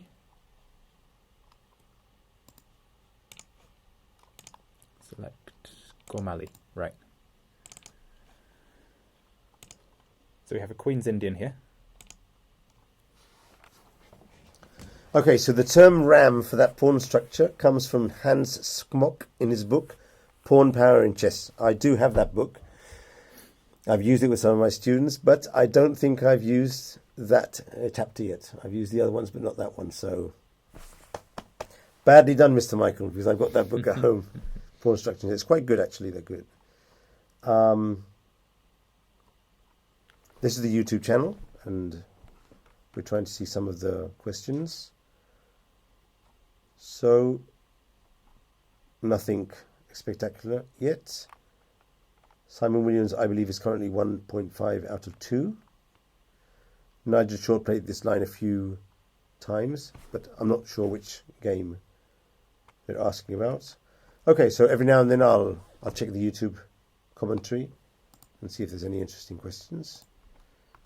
Okay, so right now we are quite restricted because only 14 games are being broadcast, but one of them is this game with Gormali and Claridge Hansen. And Claridge Hansen defeated an international master yesterday, so he's on good form.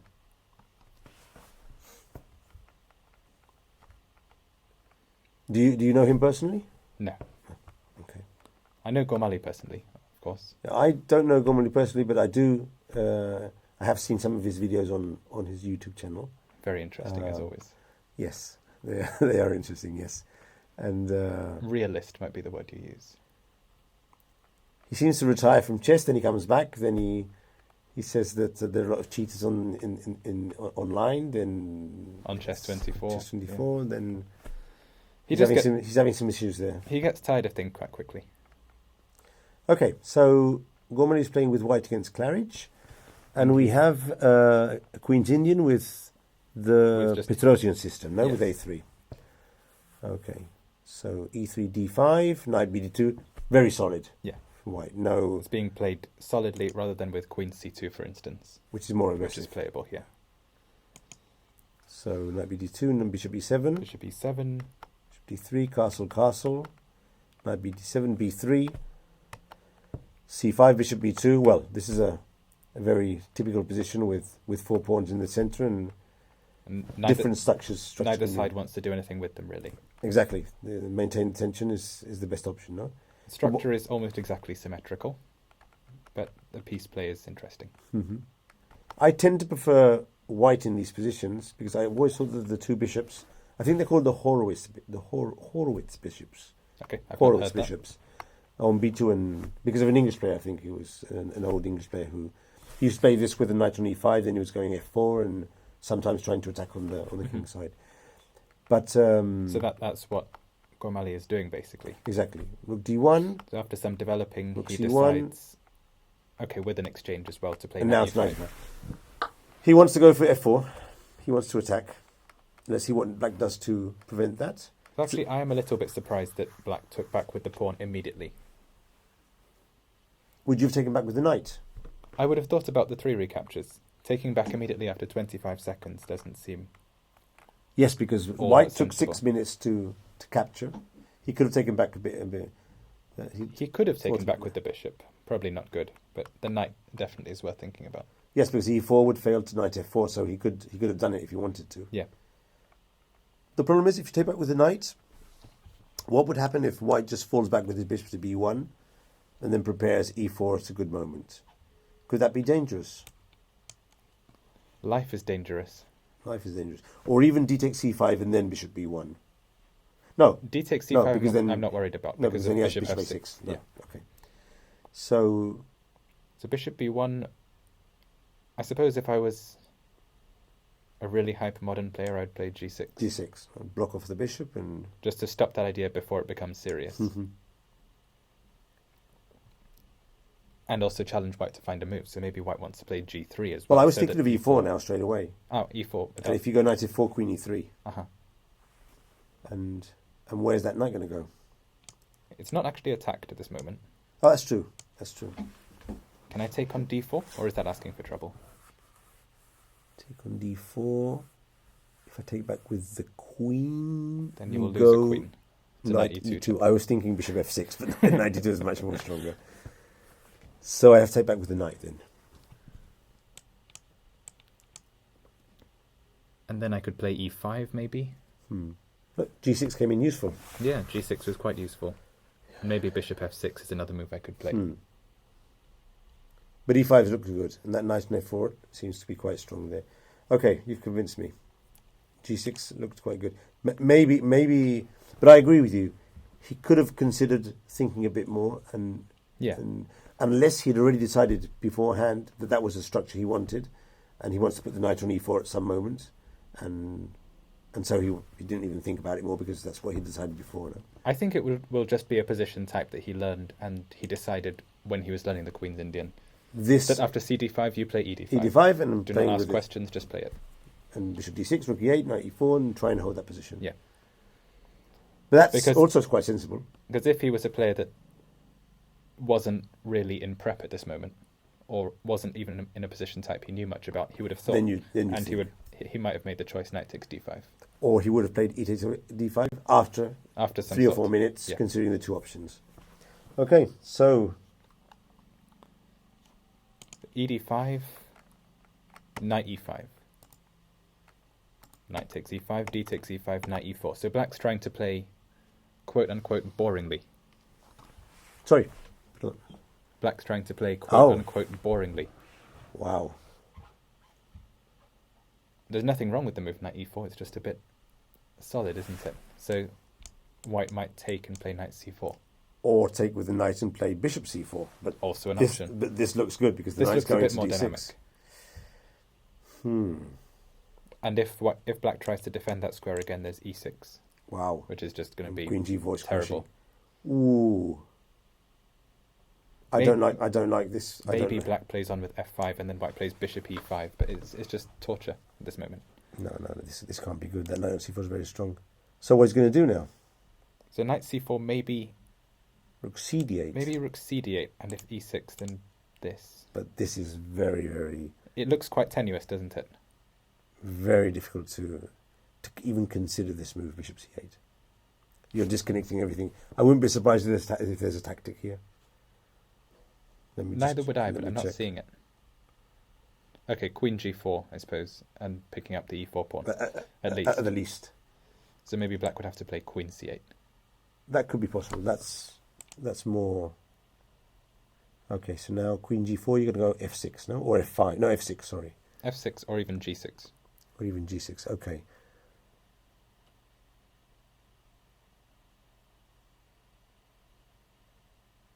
But now I'm going to take on d8.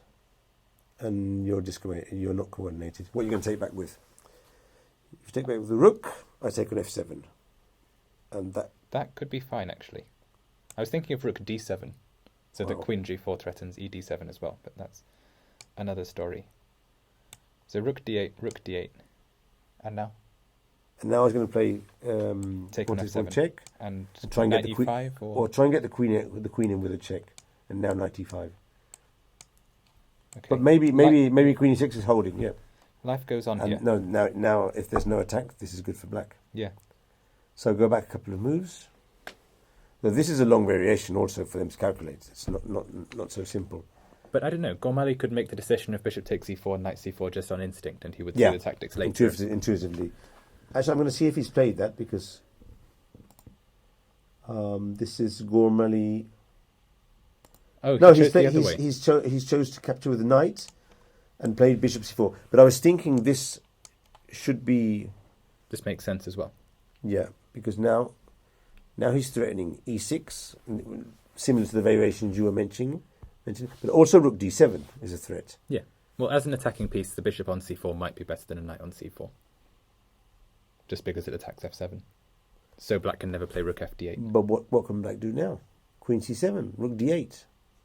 Rook d8. Let's suppose rook d8. Okay, rook c8. Rook c8. That's the normal move. And now let's push f6, e6. e6. He goes f6. f5 maybe. f5, okay. f5 I want to play. Okay. You got f5 is okay. Or take. But against take, we thought of queen g4, no? And bishop f6? Bishop f6. Okay.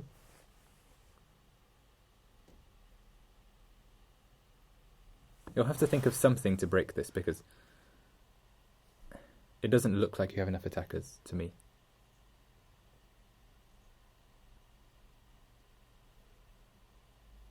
I can take on d8 now. Yes, you can. And bring the other rook to d1. Not sure if that... Because then I might be able to get onto d7 or d8, because your rook on f6 Ah, will you mean, be... okay, so for queen e7, rook d7. Oh, no, I hadn't thought of that, but it's very good.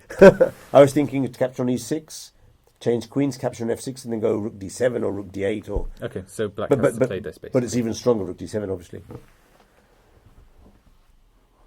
But now, this screams of tactical options now. Now I take on d5, check on e6, get the pawn back, and I'm just attacking everything now. Yeah, this looks to be good. Yeah, it's a good... But even this rook ending is probably better. But this is very tricky to defend. Black's playing only moves. He almost has queen takes d5. He almost has queen d5. Yes. Queen d5, rook d8, and then queen h5. So white or even rook takes b. Even bishop takes b2 is possible here. Funnily enough. Bishop takes b2 here. Because, maybe. But you were saying queen takes d5? Queen d5 almost works. Oh, rook d8. Oh, after rook d8, there's queen h5. Defending d1. Yeah. Okay.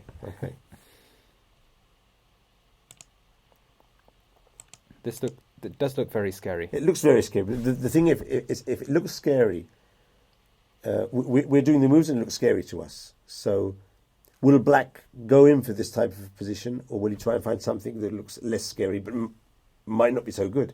Yeah. Because when you're hanging on a thread, you're looking for safer moves, no? And this looks very scary to me. Okay, so he's played this, so I should promote the variation. He's played rook cd8. Rook cd8. Sensible guy. But there was practically no other move. That was really semi-forced move. I don't know. There may also have been g6. G6 is worth thinking rook d7. about. The rook goes to d7. I don't think you allow the rook to d7. Well, I attack the bishop, number one.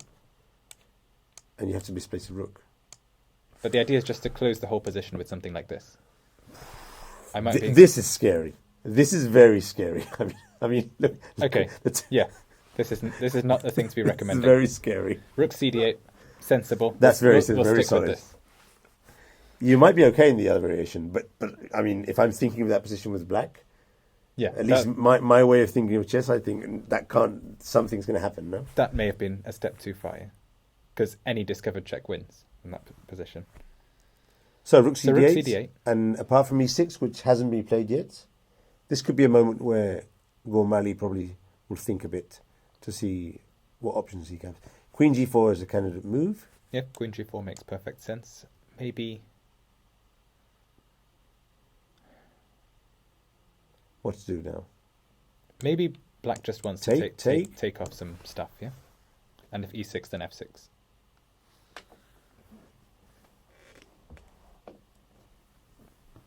Maybe white's playing rook d6, but I am not sure.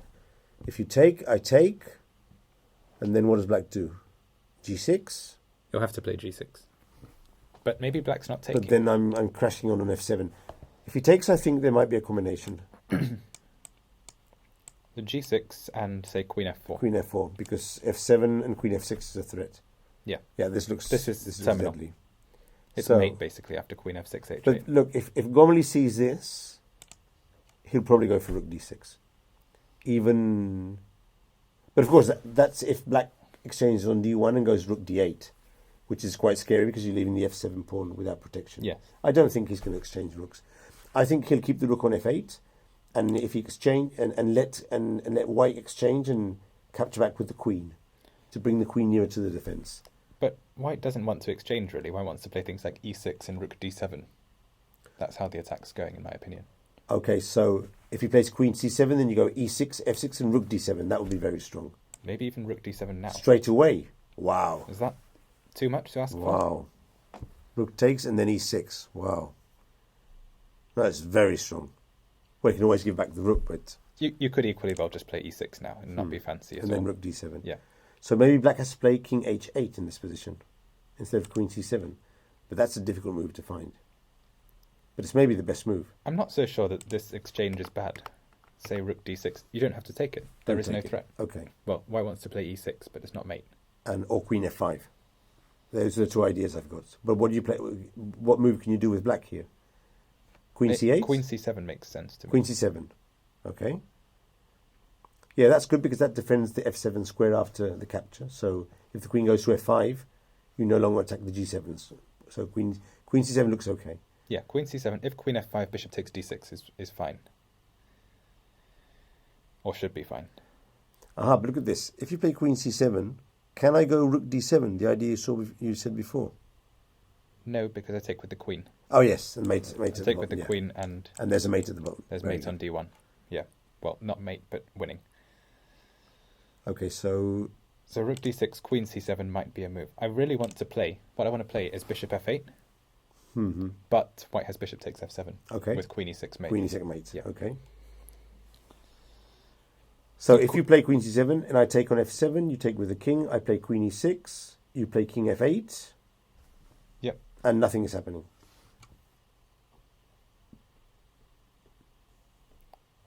So now white needs to play some slow move, maybe with h4. Unless e6 is winning now. Which could be the case. And I'm just being quite slow. e6, f6. e6, f6, rook d7. Rook d7. Yeah, okay, so I am being slow. But even rook takes, pawn takes, king moves. And then queen e6. Queen e6, and you infiltrate there, no? Some catastrophe, yeah. Ooh, so this is looking very tricky. So rook d6 is the move that we're thinking Gormley can do now. You can see it on your screen. And it looks very attractive, but the best thing about this move is that if he plays it, he can see that the other player can't capture straight away. We've calculated that. Yes. And in these circumstances, you really should go for rook d6, if at least it can stay there for a couple of moves and you can increase the tactics. If not, what can you do? He's not going to move the rook away from the file. Yeah. So he really has to do it. And I think Gormley will do that. But that was only if it's not black in this precise captured position. on this d8. Is after so queen g4. We have to wait for him to capture on d1. Yeah. And he's not forced to capture on d1. He's not forced to, but there are ideas of e6 and rook d7 that make it tricky for him to keep both pairs of rooks on the board. Can he play bishop c6? Bishop c6. Just to stop, or I'm not sure if stop, but at least protect against rook d7 or some variations. So he's keeping both pairs of rooks on the board and he's just going for this and claiming it's not terminal. Hopefully, but it still looks very strong. But let's see, rook d7. Rook d7. Take with the bishop, take with the pawn with check, king h8. After bishop c6, do we have bishop takes f7? Maybe? We might do. Rook takes. Mm-hmm. And then e6. e6. But there's rook f6 there. Rook and f6, what have you seen? Bishop takes e7. e7 and queen now c6. Queen e6 and the bishop's loose. So you're not slow, you're seeing everything. I mean, you're seeing everything. Okay, but this can easily be wrong somehow. This variation looks good. Bishop f7, for instance, if king f7 king is f7, winning, e6 check. e6 check. King e8. Bishop takes g7. Threatening queen h5. I cannot believe this is not winning. This must be winning. This is winning. Yeah. You're at least getting rook and 600 pawns for the two bishops, so at least. Okay, so this is killing. So bishop c6 doesn't work because of this tactic. Black might be in a bit of trouble here. All the variations looking very good for white, which means that even if there's a solution, it's not going to be easy to find because normal moves are failing. So how about the same idea with bishop c8? Bishop c8, but then you lose the pawn on e4 at least. Ah, yes, of course. So no, that's obvious. He might decide to sacrifice it, but I don't think so. He might decide this is his best way out. But I mean, but then his position is miserable. But you'd have to see all the variations we've calculated on the board. That's not going to happen. I mean, will he calculate all those variations, arrive at the conclusion that lose in every variation after 10 moves, and then sacrifice the pawn? No, that's not going to happen. I mean, he'll go for one of the defensive variations. You don't give up. If you give up that pawn, that's very miserable. You're under attack and a pawn down. I'd be very surprised if he gives up that pawn without being a blunder. I mean, you could just miss the pawn, no, but like I did. So we have a move. He played e6. Oh, Gormley played e6. He didn't play queen g4. And the difference is if he plays f6, he'll go queen g. Well, now you can go for f5. Yes, now black can play f5. It's an additional option. May not be great, but it's an option. So white might go rook d7. Okay. Rook takes, pawn takes, king h8. Mm-hmm. And black just hopes there's no kill. So what to do now? Maybe rook d1. That looks okay. Rook d1 looks sensible to and me. Black will play here. Maybe queen d8. Queen d8. I'd really like to get the queen in some way. But how to do that? What can I do with white to get that queen? To f4, one of those squares. I was thinking queen d2, actually. Queen d2. Okay, queen d2. And if he plays bishop f6, then we can somehow get to d6 at some point. The idea is specifically against bishop f6, there's queen d6. Okay. Okay, nice. And bishop b2, queen f8. Queen f8 and d8. Very nice. It just basically asks Black what his move is. There's another idea. Queen d2 looks good, but bishop e5 with the idea queen b2 is another option, which could be interesting. That makes perfect sense. Because if bishop f6, bishop d6, and he has to go back with the bishop because the rook has no squares. So let's say Black plays bishop c6. Bishop c6. Well, I don't think you can capture the pawn because we have bishop e6 in the worst case scenario. So now he we might be sacking the queen. But oh, okay. Well, if he does that, we'll go back then. So play queen b2. Queen b2. Black has to play this. Bishop f6. And now, for instance, bishop e6, for instance. Bishop e6.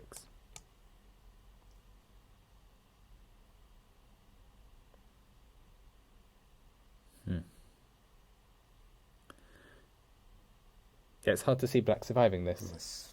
That pawn on d7 is very strong. Yeah, so Gormali's solution may be equally as good. Okay, I don't want to spoil, but the computer of C24 does say white is in a very, very, very good situation. This thing, I haven't seen the lines, but this thing here, as you know, when it starts going up, normally it means that white's position is good. Not always. Sometimes it does strange things, but... Okay, we were more or less coming to that conclusion anyway. But that... maybe after e6, Black does need to take... But the thing is, yesterday we were thinking the same of Trent's game, and then we were disillusioned when we took the break and we saw that Black was defending in all the variations. Yeah. Although we thought that rook f6 was a killer move. I don't know if you saw that position. I was watching that. I thought rook f6 could just be met by some move, like maybe g6 even. No, if he doesn't want to accept the sack. He played d takes e4 and knight f5. Okay. And he blocks all the threats and he did play very well. He played very well. Yeah. But this looks very convincing. Very convincing. Yeah. So f takes e6 might be the move that Black wants to play, especially from a human perspective. F e6, queen g4, we think. And now this could be a forced variation, bishop f6. There might be better than rook takes d8, but I'm not seeing it right now. Maybe this. Okay. That's good. That's very good. Now look at the bishops. I don't see the strength of the bishops is tremendous here. I don't see a way through. Rook d6, rook d6 change, rook d6, change.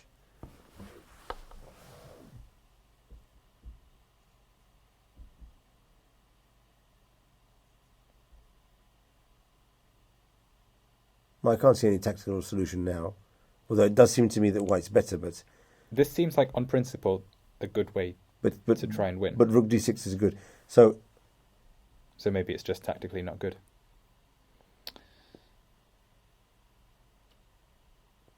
Yeah, your solution is probably better then. Rook takes d8 and then just rook d1 again. Rook takes d8.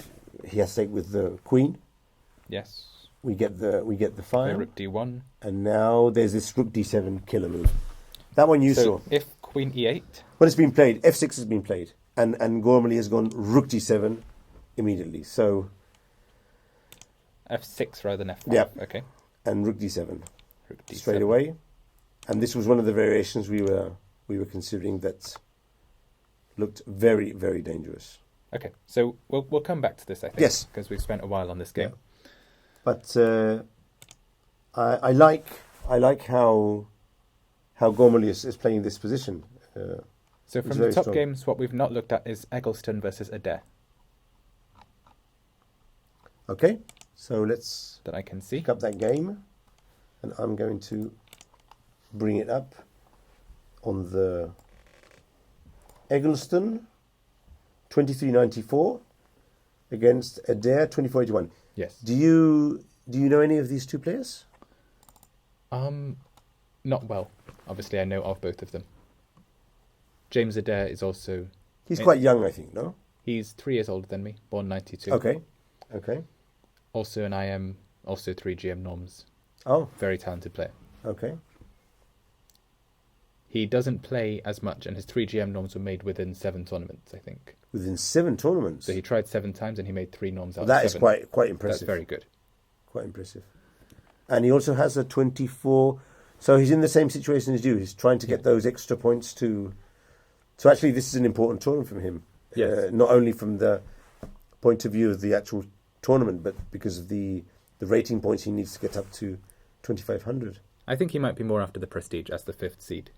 He'd like to finish in a first, second, or third place. But okay, so if you want, we can go over the opening more or less quickly and get to the move 19. Yeah, he's usually a Najdorf player, but he decided today he was playing a Taimanov / Paulson type position. And one of the main variations with long castle and bishop e7. Yeah. Black used to play bishop b4 in these positions, but that has changed, no? Because of the f3 line, no? Yeah. I think bishop b4 was played last year between Keith Arkle and Jonathan Hawkins in the British Championship. And it was very convincing. Oh, and actually, no, it wasn't that. That was the final round. It was David Eggleston as white against Keith Arkle. Okay. That did not end well for Keith, so maybe that's why James Adair is choosing bishop a different e7. variation. Okay. Yep. So f4, and quite aggressive, b5, and e5. And this, if you'll give me just 1 second, I'm going to check the database, and this is Eggleston against Adair, and there's a database here.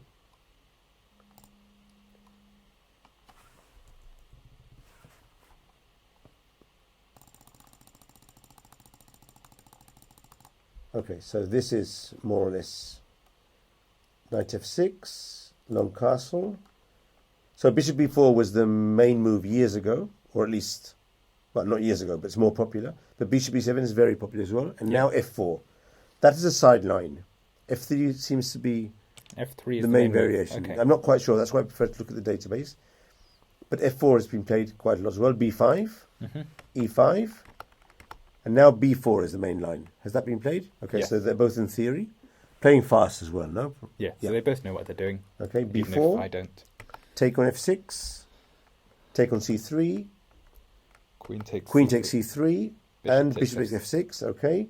And now g4 is the main move, which has been played. Still playing fast. h6 is the main move. Yes. h4. Bishop b7. And something on h2. Rook h2 could be. h2. Okay, to get out of the diagonal. And here black has played mainly rook c8. But now he played queen d6. Okay, which has been played once and some years ago. How long did it take to do this? 3 minutes. 3 minutes. Okay, so here are the games. As you can see, top players Jakobenko, Sarik, Guzainov. These are very good players. Yeah. So this is more or less a standard line. But let's see who has played. So who was the person who played queen d6? Aguiar is not Adiar, although his name's similar, but it's not him. I'm going to see now. Árbol de aperturas, queen d6. Queen d6 was played in the game Dejan Pikula, 2489, against Zoran Arsovic. These are probably Serbian guys. You might see them when you go to play the Serbian league. I've met both of them, actually. Okay. Because their names sound Slavic, or maybe Yugoslav guy. No, they're both Serbian. They're Serbian guys, no? Okay, so this was played in 2012, and the game ended in a draw with queen d2. Okay, which was not played. So now we're... Okay. Well, queen d6 is a quite a spectacular move. I mean, putting the queen in front, volunteering in front of the knight, is a very computeresque move. I don't think a human, at least I wouldn't think of that move as a candidate for white in this position, for black. No, and I'm struggling to explain what it does, so... Go for queen b4, maybe? But you could have played queen a5. At the same price, no? Yeah. Well, it still hits the f pawn, which could become useful if there's a exchange. Okay, so he wants to go for bishop takes d4. Okay. Plausibly, the point is that after queen b4, queen takes, knight takes, there is tempo on the a2. Yeah, but he threatens bishop takes d4 now, actually. Okay. And captures on f4 with check. So okay, there is that makes sense then. So why didn't he capture straight away bishop takes d4? Because bishop takes and it's pinned on the... Because rook takes. And it's because the queen is pinned on c7. So that's the concrete idea of queen d6. Okay. And that also explains rook f2. And that explains to defend f2. f4 pawn. Sorry. Exactly. But of course you could have played queen b8 with the same idea instead of queen d6. It's difficult for me to understand why would he put the queen in front of the rook unless he moves it now to queen b4. Okay. Yeah. Okay. So now everything's now played explained. queen b4. That was his second idea of queen b6, queen d6 even. And he's hoping that this tempo is useful. Otherwise he could just have put the knight on a5 before. Exactly. With the same sequence. Well, Well, he's attacking a2 now with check. So black plays... So it's being ignored with g5. Well, g5, okay. So this is an additional option that white has because previously it wouldn't have been good. Because the rook was on the rook on h a2. file. Okay. Yeah. So very concrete, very specific. Very specific. So now if he takes on a2 with check, we go king b1. And if he exchanges on d4, we take with the bishop and attack g7. That must be good for white. Yes. So he must move the bishop back. Or with the rook and trap the knight on a2. Or with the rook and trap the knight. Fantastic. So he goes bishop e7. Bishop e7. C3. Now the pawn can't be captured because rook king b1 traps the knight. So knight d5. Yeah. And now presumably bishop d2 will follow. Because I don't see another move that can be played. Bishop d2 has been played. And black has gone bishop c5. So, Pawn Pusher is pleased to see you on the broadcast today, coming up with nice ideas. Okay, that's great. Thanks to everyone who's following Ian. us on the channels. And I'm looking if anyone has... Simon's doing what Lawrence did yesterday, sacking a ball for piece activity. We'll look at that afterwards, that game. Yeah, sure. Tech guys, any chance of a number next to the smaller board so that those of us with middle-aged eyes can see which board's under discussion? Says Wilty. That's something for you, Macaulay? Okay. We'll go over the Williams game in a while because it seems here he's sacrificed the pawn. That looks exciting, but we do still have one game we've not looked at, which is Amit Ghazi. So when we're done with this, we'll take a look at that. Let's leave this with an evaluation. So bishop c5, possibly threatening to exchange on d4 and leave white with an isolated pawn. And in any case, pinning the knight to the rook. So what can white do here? I'd actually go further. I think what black wants to do is play knight e7 next. Okay. With the idea of maybe knight f5. Okay. Or maybe taking on d4 and playing bishop d5. Okay, because then putting a block on the d4 and then going to c6. Yeah. That would be very, very good. Very good. The bishop would be a better blocker than the knight currently is. And even if the bishop's left the board, then the knight on d5 or on f5 could easily be better than the bishop on d2. Yeah. So actually white should try and prevent that. Another way to play would be to take on d4, as you say, and then play a5, bishop a6. Or bishop c6 to b5. Okay, that would be another idea. So, concrete positional threats here that white has to face. What can he do? So he can probably just try and play f5 and bulldoze his way through. Go for the attack. But then e5, no? And there's a problem with the knight on d4. Or he's going to pin on e2. He can pin. Maybe he... that doesn't work. I was thinking bishop g2. That's asking too much from the position, trying to play this kind of thing. Yeah. Yeah. Rook e2, check to e5. It looks tenuous, so I'm not going to... There's probably something there to defend. Well, who knows, no? But it looks like something would happen, no? But when they play e5 in principle, as a Catalan player as well, you want to play bishop g2, even if you... Yeah. So rook e2 so rook e2 would be the move. Here. And black can play here, let's see. Probably d6 or f6. d6 is normal. Okay, and against that maybe bishop g2 now. Now you can play bishop g2. And now we might have the idea of playing bishop f4, just because we can. Well...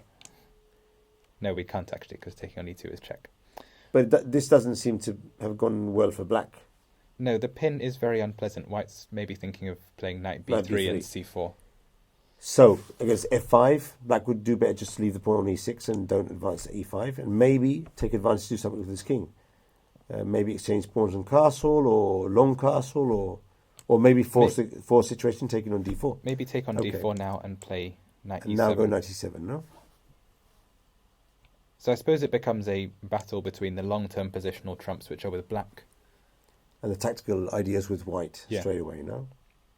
That. And, for instance, f6. Well, you have to capture on creates all kinds of mess. To capture there. Maybe take on h6. Maybe take with the rook on f6 or... And then say bishop e4. Okay. If that... Yeah. Threatens rook c8 in some variations. That looks good. And... or maybe take on g5. Well, take on g5 first. Yeah. But it seems to me that black is okay in this position. I do prefer black, I agree. But I'm also not seeing what there is to do other than try and play for immediate complications with f5. Because ideally you'd want to set up the rook to take on d4, but if bishop e1, obviously knight e3 is a big issue.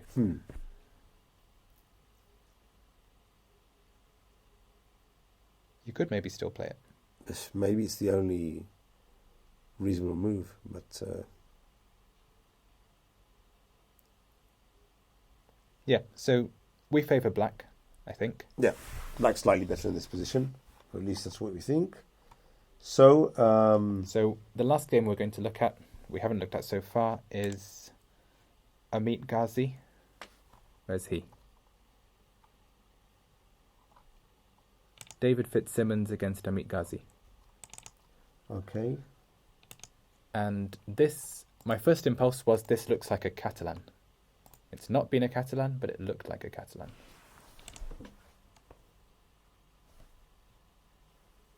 No, it's been Amit Ghazi's usual perk type system.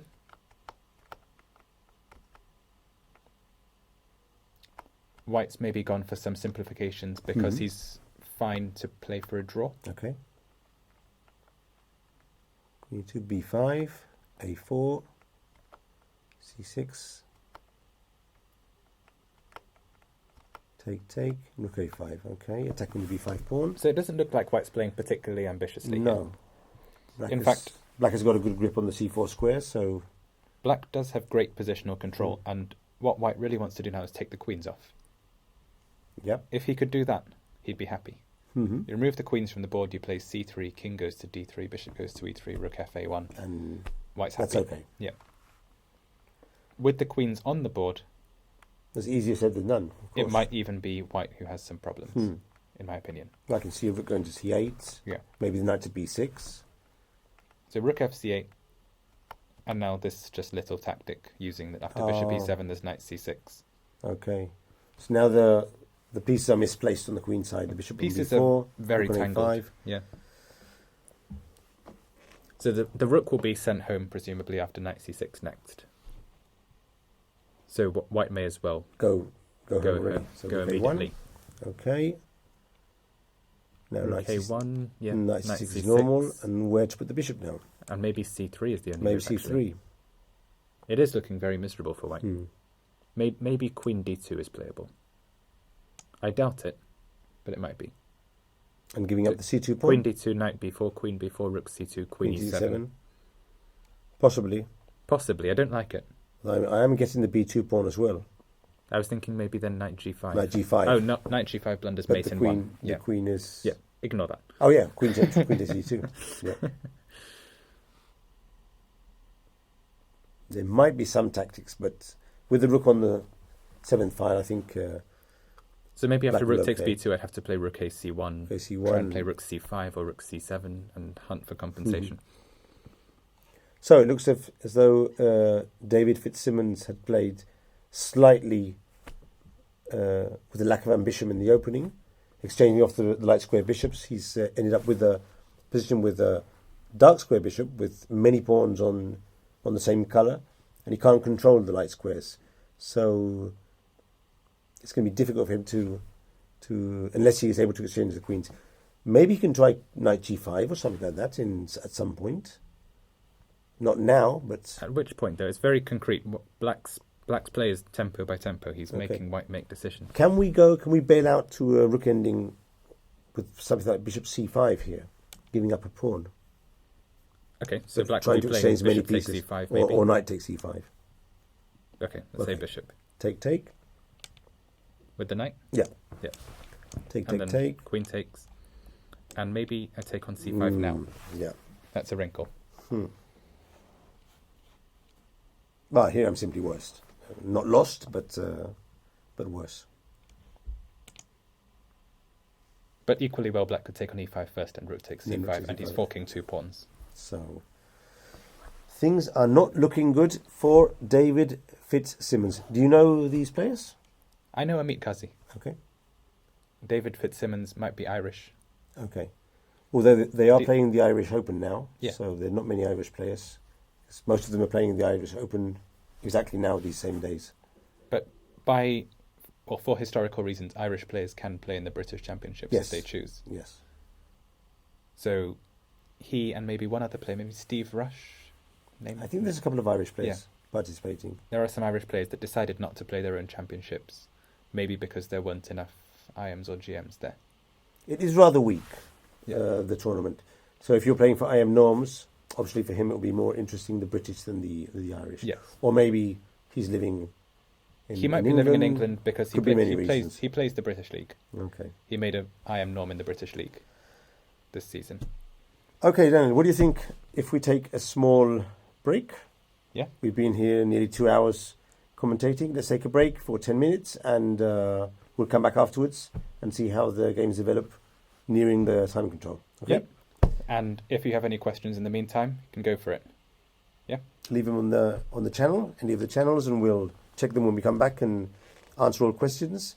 And if you want to see a specific game, as long as it's one of the 14 games that are being broadcasted, we'll do our best to go over it. And when we come back, we'll be on Williams. We'll see the Williams game. Yeah. With his pawn sacrifice. Yeah. That's the first one we'll see. Yeah. Williams against, let's see. Simon Williams is playing against Merriman. Do you know who Merriman is?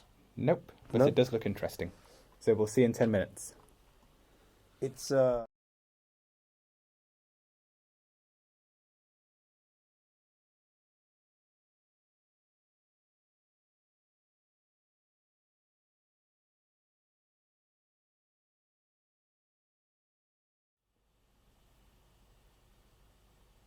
Hello, good afternoon, and welcome back to the live broadcast of the third round of the British. I'm here with International Master Daniel Fernandez.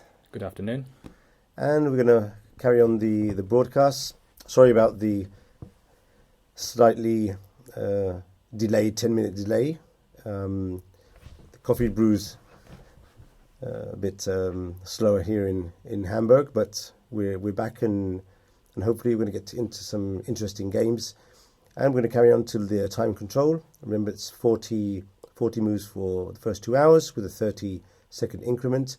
And then the players would have 30 minutes more till the end of the game.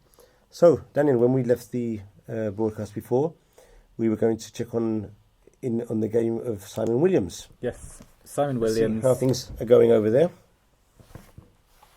Simon Williams is white against John Merriman, and this was a messy game. Messy game.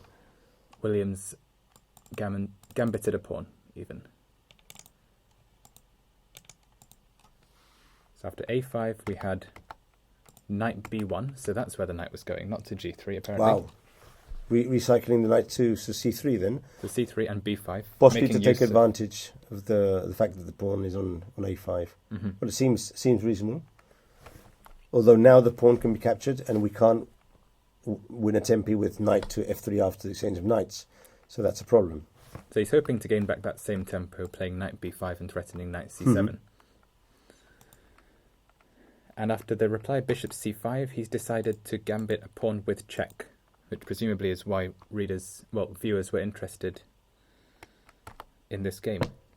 Wow. That is quite a move.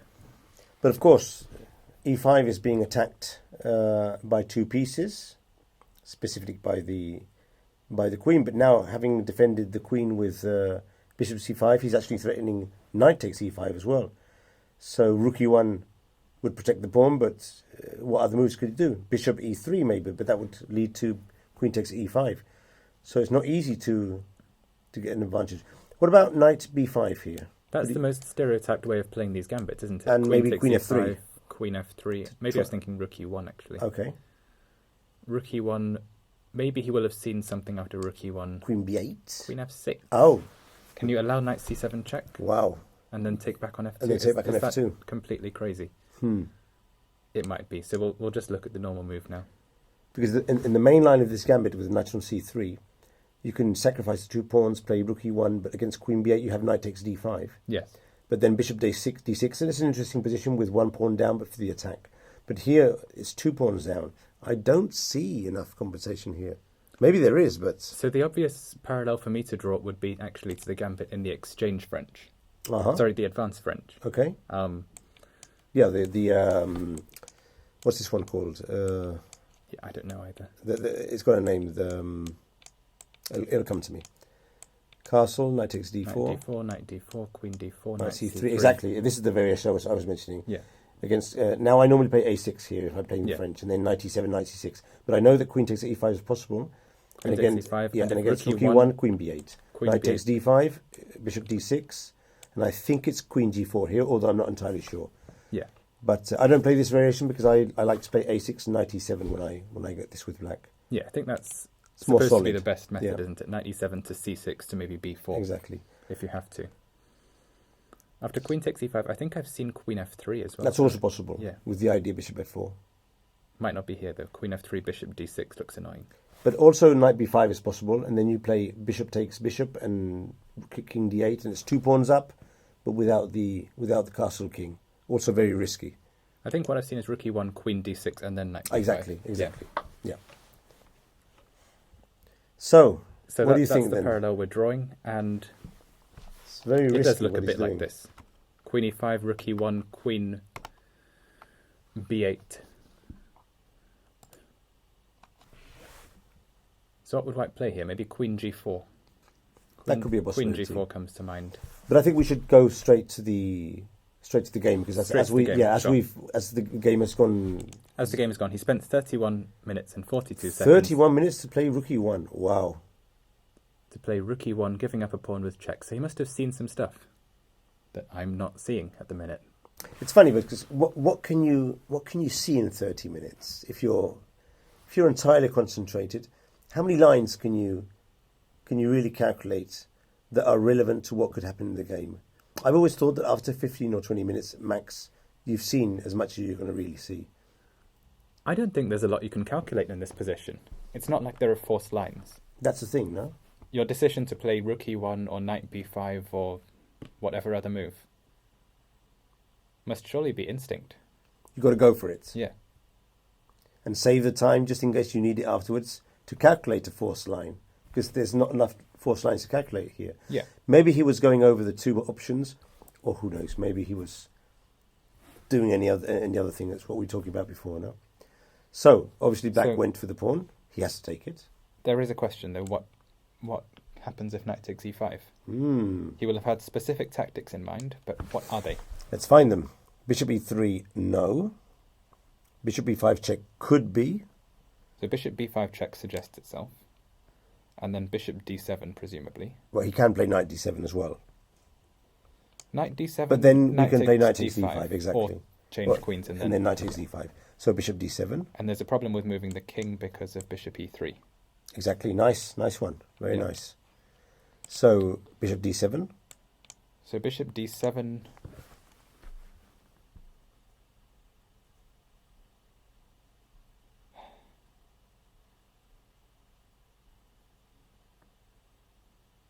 Not easy to find a clear move. It looks like it must be bishop takes d7. I still want to play knight takes d5. Straight away. If I can make that work somehow. Straight away. And if he captures on d1, then you capture on d7. If he captures on d1, I play knight c7 check. Ah. Maybe. No, it's... But that is it's speculative. You're going to lose the bishop on b5 at some point. Yeah. That's not going to work. Okay, so what were you saying? Change on d7. Change on d7. Yep. And then probably take with the knight. Oh, with the king. Okay, I'm being greedy here. if black takes with the knight, white Then- gets back 1 pawn Exactly. at least. Although he doesn't want to, so that's another thing we can look at. I think if black takes with the knight and gets the exchange of queens, he's going to be more or less okay. Black would be thrilled if the queens come off. But you have to do it, and if you want to get back the pawn. Well, maybe he can think of playing queen f3 and going for a huge gambit here. Queen or f3, queen h5, yeah, or queen and h5. then black will castle because his bishop on c5 is protected, so he doesn't need to worry about this. He can just play. Doesn't look there's much competition Doesn't look here. like a gambit really. No. So knight takes e5. There must be some other continuation we're not seeing at the moment. I'll check later on with Mr. Compu, see what he says. But in any case, interesting to go over that line. Let's go to the main line with queen to f2. I'm sure we're going to have to keep our calculation sharp for this variation as well. So king king h1, castle. There were going to be loads of other things black could do. But this seems reasonable in principle. Bishop g5, and this must be the move that he was considering to justify the sacrifice. No. So what's white actually threatening here? Maybe queen h5. There might be some ideas of trapping the queen with knight b5 and rook e2. Okay. It's just because an idea. He took away the h4 square with bishop d5. Okay. Yeah. Well, it does look dangerous. One of his main ideas must be queen h5, obviously. But he could have played that straight away, no? No, because of the rook. Okay. Yeah. So he does have to develop the bishop somewhere. Puts the bishop on an active square, threatens queen h5. It does look scary, but black has played a good, strong defensive move, f5. Yeah. Now, queen h5 like f5. doesn't work, so we're forced to capture on f6, but that allows the knight to come to the defense, and also the bishop starts protecting on e6. So it's a typical French move. Yeah. Quite good. Makes sense. It's a good move. Rook f1. Rook f1. Now he decided he didn't need another pawn, which he might have been able to take on b2. That is true. Then probably knight a4. Let's do this variation. Knight a4. And now you have to find a square to protect the c5. Queen. So maybe queen a3, queen a3, d4. bishop c1 may win something. Okay, so d4 is impossible with bishop e3 Bishop e3. against queen d4. Oh, sorry. No, there's no more f2 pawn. Sorry. So, yeah. Maybe rook f4 though. Maybe rook f4 does win something. Yeah. There's an overloaded. The queen is overloaded. Rook f4, knight e4. Knight e4 still, but this is tremendously suspicious. It's suspicious, but I like playing suspicious moves. But now I'm probably winning. Now let's see. I can capture on c5 with the knight. Can you? So let's say you rook exchange takes first. and now there's knight Intermediate f2. move. Intermediate move. Okay.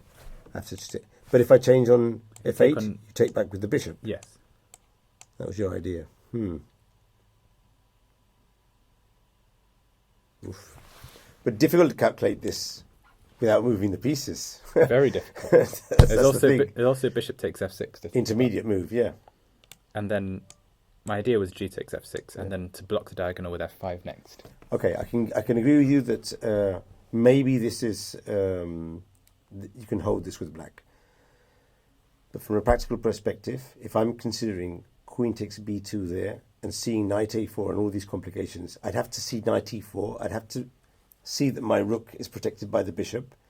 I'd also have to understand I can capture with the pawn and nothing's happened. Yeah. It's very difficult from a practical perspective. You have to back yourself, and you also have to not be afraid of lines like this. Yeah. There are some random moves. Any random like that could be crushing. Yeah. And you wouldn't know. In this case, it's not, but you have to know that.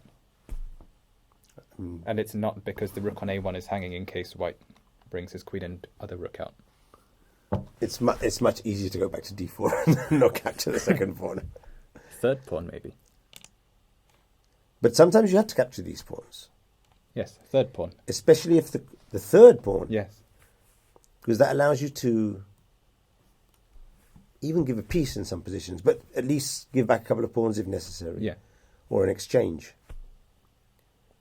Okay, obviously nothing wrong with his choice. Queen d4. It's funny because I read somewhere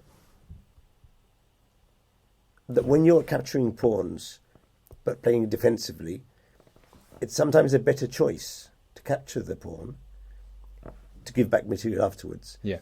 if the move you're considering to do leaves your queen still in a bad position. And I'm thinking after queen d4, white played queen c2. Yeah. Not only threatens the h7 pawn, but also is angling from rook d1. Yeah. So possibly, if I'm, unless I see that queen b2 loses on the spot, I might go for that move. Yes. Because also my queen was attacking different pieces. But knight a4 was a very serious threat you're facing when you're thinking of queen takes b2. Yes. So it was worrying. I understand perfectly that black didn't want to do that move. I understand why you wouldn't play queen takes b2, but I personally would have done, I think. Mm-hmm. You'd have to calculate. How much time do you have? He's low on time, 16 minutes. That has to be factored in as well. And he's outrated by 200 points, so there's a fear factor. Against an aggressive attacking player. Okay, so queen c2. So queen c2. Now we're threatening to win back the pawn. Black probably shouldn't be worried about the pawn, though. There's much more going on in his life right now. Well, if you could... Such as knight b5. Knight b5 is a big idea. Wow. So maybe black should just play bishop d7, develop the bishop, and deal with that threat. Give the pawn, but to get the pawn he has to exchange another piece, and then just... I think black should be really really happy if this happens. Check and king... f8 even? Maybe f8, yeah. I think that's the best move. Although rook takes f6 could be worrying. Rook takes f6 and queen g6, yeah? No, let's play just king h6 king at the moment. And if rook f6, then queen takes queen f6, takes like a normal person. This would be fantastic. This would be... Well, he does have knight takes d5 now, I think. But it doesn't work because the bishop is hanging.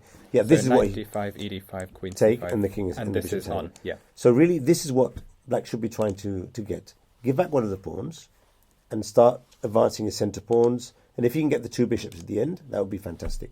So let's see what he does. He hasn't played yet. He's thinking about the position now. But we think bishop d7 is a decent, very sensible move. And I imagine, in keeping with rook Simon's d1 style, he would play rook d1. Okay, that's reasonable. Now what to play? Queen g4 is a possibility. You could even play the calm king h8. Yep.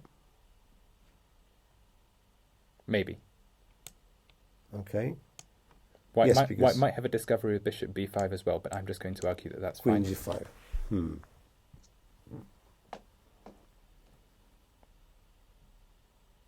I think it works. But only because g4 attacks d1. Yeah, because now you take here, take on b5, take on b5. Ah. There is a... c5 is indeed hanging. Yeah. Yeah, because I'm not going to take on f6. Take on f6, queen c5, queen e2, queen and E2, now just some move. Rook g1. Yeah. Okay. Yeah, this is risky. Also, I'd have rook e1 as well instead of... So no, you can't. This wouldn't be playable. So put the bishop takes f6 would in fact win a piece. No, you can't play that then. So I can't play queen g4. You can't play king h8. Now let's be sure about what we've proved though. Bishop b5. Unless you move the queen to some other place or sacrifice it. We do have two pawns. Would it be okay to capture on b5 and then capture on f1? But then he played rook h4, no? Bishop takes b5. Bishop takes b5. Rook takes d4. And now this. And no, knight e4. Wow. Is that completely insane? Wow. Okay, rook takes f8. Seems more or less forced. And now, what to do? Wow, this would be a nice way to... Unfortunately, I think white can just play rook d1. But then there's a check on f2. Because if knight f2, then the bishop on b5 is still on pre. Although black does now have 3 pawns. 3 pawns. Again, a long variation to calculate. That's more than 6 variation, moves. Wrong variation. Long. That's nice. Long variation, wrong. I'd heard that before. Long variation, wrong variation. Better to not go into depth and calculate more precisely many moves, but lower depth. But if this doesn't work, then we have a problem, because if bishop rook f1, h4, rook h4. And that introduces a very strong threat. So black would have to play rook f7. Okay. But I don't believe this position for him. What's he got? A rook and a piece? Yeah. And a couple of pawns, no? But white's on the attack. It could be holding. Say queen g6, black can just play king g8. and that's fine. But also bishop takes f6 here. Bishop f6, gf6. And now knight takes d5. Aha, okay.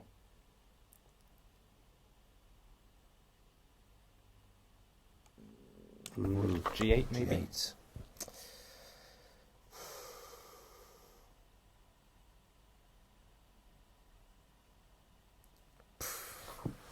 G3. What G3. What to do? What to do? It is a mess. Black has a... Let's see what our friends in the chat are saying about these lines. At least one of you will have said what Komodo... Time trouble is coming. There's also long variation, strong variation. That's a nice one. Der Henker. That's even better. Long variation, strong variation. What do you think of that? Strong, but also in our case, wrong. Wrong or strong? I don't believe this knight e4 business for 1 second. I just like suggesting moves like that.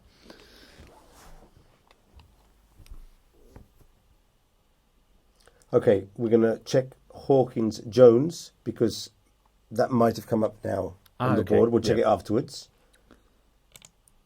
But briefly, we have prediction of bishop d7, rook a d1, which is not valid. Okay, so black's played b6 in this position. Okay, that seems a bit slow, but we'll see. b6, so yeah, rook a d1 still looks like a safe bet. White could also play knight b5.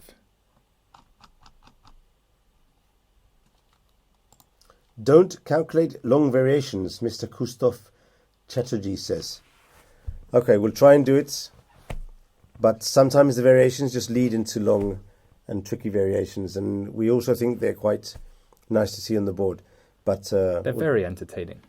From an entertaining point of view, especially when there's attacks and defenses. But the players will be calculating some of these lines, for sure. Obviously, we have the advantage of being able to play the moves out on the board, which is much easier, no? Yes. But Simon is a very good and very good attacking player, grandmaster. He'll be calculating these lines, and hopefully he'll be calculating them with precision. Yes. Which is the main thing in this position. Okay, shall we swap over and see one of the other boards? Someone mentioned Hawkins and Jones, but that would mean bringing up... Okay, so we need to see if there's a game we can remove first. Okay. What about the Gormley game we were looking at before? Because we think White might be about to win that. Yeah. Let's go back to rook d7, where we left it. d7. King h8, rook d1. So basically following our line, but with f6 instead of f5.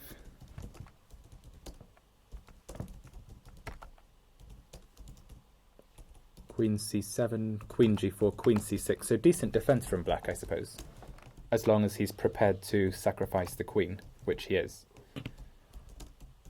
So maybe white shouldn't have taken the queen. But he did. He played bishop d5, queen d5, rook d5, bishop d5. Okay. He's counting on his passed pawn to be a winner, no? He's just expecting he can win this game by technique, having won a bit of material, which is a fair enough thing to say. Did he have did he have another opportunity? I missed your commentary before. So what other options did he have here? He could play for an attack with, say, h4. Okay. There's very little black can do to stop the pawn coming to h6, other than play h6 himself, which looks terrible. No, but then we could swing the bishop to f5 and even try to get into h7. One option which he may not have considered is bishop f7. Nice. With the idea of bishop e8. e8. Yeah. And cutting off the rook and... And then that threatens d8 because it's a discovery on the queen. But it's so tempting to play bishop d5 and win the queen, no? It is. But maybe not the best move. I think this might have been better. I think bishop f7 was the best move because it basically forces black to go rook Let's d8. show the viewers why the bishop is in prise and can't be captured. Okay. Always with a strong pass pawn on d7, we can use these moves that allow our pieces to push through. Make what's the tactical motive here? Deviation? No, what's the decoy. Decoy. Yes. We decoy the rook to a bad square, and that allows us to push the pawn up. Yeah. So if rook takes f7, we can promote the pawn. Even to a rook if we please, but to a queen. And win the game. This will just be mate in a further 2 moves. 2 moves. So black can't take the bishop on f7. It's in prise. Can't take the pawn either. He has to choose whether to block on d8 with bishop or rook. Probably with rook is better. But in both cases, we'll go for bishop e8. Perhaps after bishop d8 we have something else. Like maybe queen maybe queen h5 with the idea. Bishop g6. Yeah. All of these variations look very good for white. Queen h5 also sets up the idea of bishop d5, which would then win even more material.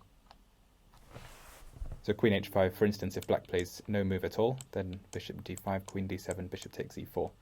Nice. With discoveries, yeah, it's winning. Yeah, so queen h5 would have been an option. So after bishop f7, we'll just look at rook d8, which makes sure white can't play queen h5 due to rook takes d7. Correct. So maybe after rook d8, our original idea of bishop e8 first, and then later we can consider queen h5. Okay. But yeah, this is all something Gormali could have done instead. This does allow black to play rook takes e8. Yes. But he'll still be behind on material, and we have the queens on the board, which is always good. Queen e6 and we might even have a tactic. Queen d7.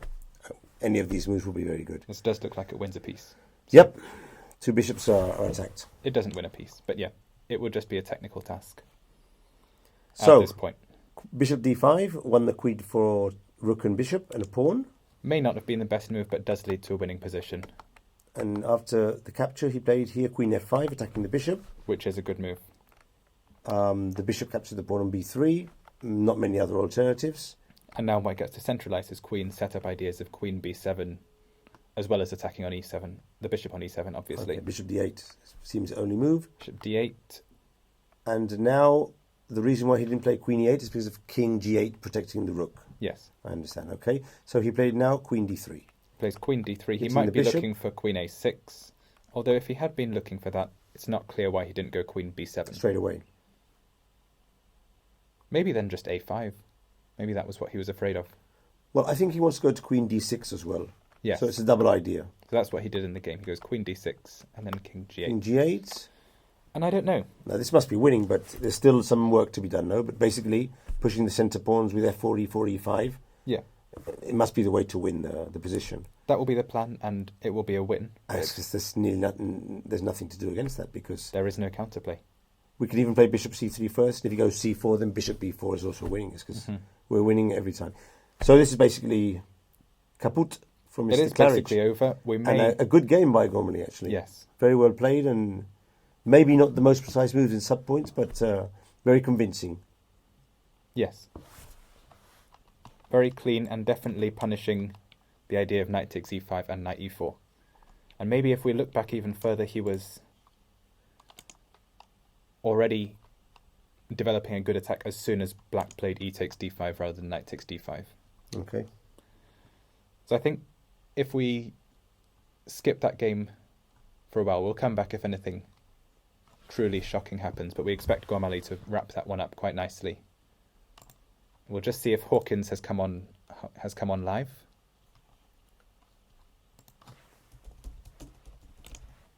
Can you get that one? Yes, I think so. I'm going to look for it here. Remove Gormali.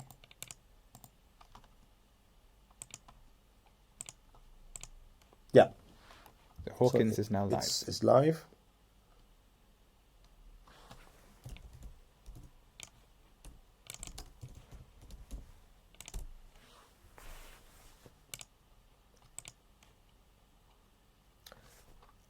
We have a request from Svan Majunda to check out the Story Ward game after the next one. So we'll go through Hawkins from the beginning because you haven't seen it yet, and then we'll go straight to the game between Story and Ward. Okay, so we've got a King's Indian. No great surprise from Stephen Jones. Handled aggressively by Jonathan Hawkins. Hawkins will be looking to avoid a repeat of... Was it the previous round? Or maybe the first round, where he drew with German international master? That was the first round. First round. A bishop ending. Yes. No, sorry, that was the second round. So he'll be looking for something... Yesterday. Okay. So he's had a double white then? It would seem so. Did he play white the first round? I thought you said Kolbus was yesterday. Against the German player, it was yesterday. Yes. Yesterday was and white. He was white in that game. And he's white. Oh, so he's white against... Okay, yeah. so he... Okay. Maybe he promoted up in to play against Jones with 2 points. Yeah. Well, if he was upfloated, then... Because Stephen Jones played a good game yesterday against Alan Merry. He was another... So he was on 2 points. Another player that caused an upset. That means that Hawkins floated up to get Jones, and then Jones would choose his colour because he has more points than Hawkins. Yes. That goes in front of the rating. Yeah. Okay. So we have a fairly main line from Hawkins, who's just looking for the H4, H5 attack in quite a straightforward fashion. Was it the... Petrosian variation? Is that what there was some game yesterday that went something like this, and white castled queenside, and black played A3, and white pushed past with B3. Exactly, and queen B8, A7, which was a bad idea for black. Yeah. Can't remember who played that game, but I remember... I feel like it was Chris Ward as white. Yes, and then he crashed through with the queen on H5. He mated him very quickly. Yes. Correct. So almost the same variation, in fact, except after C6, Chris Ward might have gone queen D2 Probably. At the analogous moment. Probably. It's a very similar position. It's possibly even the same. But in this case, Hawkins chooses D takes C6. I don't think the knight was on F2 in that game. I think then... Yeah, it was on maybe F1 or something. It was a bit different. Because there was a knight G3 that backed up the H4 push. I think the knight was on F3, went to D2 earlier, and then jumped back to F1 and then went to G3. And then, after G4 it went knight G3. Okay. Anyway. So, but this is different because white has captured on C6 to try and attack the pawn on D6. Yeah, so the point is that after B takes C6, white has queen takes D6. Exactly. This is good for white, in principle. This may not have been such a terrible option, to give up the pawn this way and then play knight E6. Okay. Fight for the dark square. With the idea of knight E8 and knight D4. Yeah. Okay. But it's always a pawn. It is a pawn, but it might have been an idea. But if you can capture with the bishop and then play knight E6, D4... If you capture with the bishop, you give white the D5 square. If this can be made to work tactically, it could be interesting. Let's say if white long castles, you play knight D4, bishop D4, knight E8. Nice. Okay. I'm not sure it holds together, but if it does, it's good. Queen A3, for instance, and then E takes D4. Queen A3, E takes D4, this will be full comp. This is good. This is very good. The knight on F2 is especially badly placed in these positions, yes. The knight on F2 is dreadful, because otherwise white would have this. But now it's on pre. Yep. So tactically it doesn't work either. Yeah, this looks good. Very nice. So, yeah. Interesting strategic idea. I'm not surprised he didn't play it. Obviously, queen takes E5 would also run into knight takes G4 or any other bad things will happen here. Maybe knight D5, maybe knight G4. There will be a discovery. You could consider sacrificing the queen here for 2 pieces and 2 pawns, but that would be a last resource, no? Yeah, he wouldn't want to do that, especially in a game against such a lower rated player. But in any case, he got bishop takes C6. Okay, queen D2, knight E6. So he went for the same idea. He went for the same idea, but he now obviously has the D5 square to worry about as well. There you go. H4. H4, knight D4, H5. H4. I have the feeling that I'm remembering that. Yeah, I played this exact idea a few years ago against another international master, but it came from a Samish variation. But the idea was the same. I played E5, D5, knight D4. I sacked the pawn there, and I got a huge compensation. Yes. And I think that when a knight lands on D4 and you can't capture it, you have to be very careful with white. Very careful. I don't think it's so easy to attack on the king side with a knight on D4. Okay, I think white's attack is actually a lot easier to play. You think so? Yeah. But that knight is very near your king, and that must bring about some tactical ideas. Even if you exchange the bishop, I can defend the second rank with my queen or my rook. Well, let's see what happens. Okay, so A4 makes sense. That's good. I am a tiny bit surprised by bishop D1. That was not necessary, really. Unless he's afraid of knight C2 and can't play bishop H6 yet. That could have been a thing, but he has a choice. He could long castle. Well, let's see what happens if he long castles. I'm thinking that knight B3 is too premature, no? Knight B3 is a good idea. But it doesn't seem to work right now. You know? And A3, B3, and knight takes B3. That's still too premature as well, no? If you can't even play A2 because I snap it off. Exactly. Yeah. No, nothing working then. So black should play here. What should he play? The move that springs to mind is knight D7, but also queen A5 makes sense. I like queen A5. Yeah, let's go queen A5.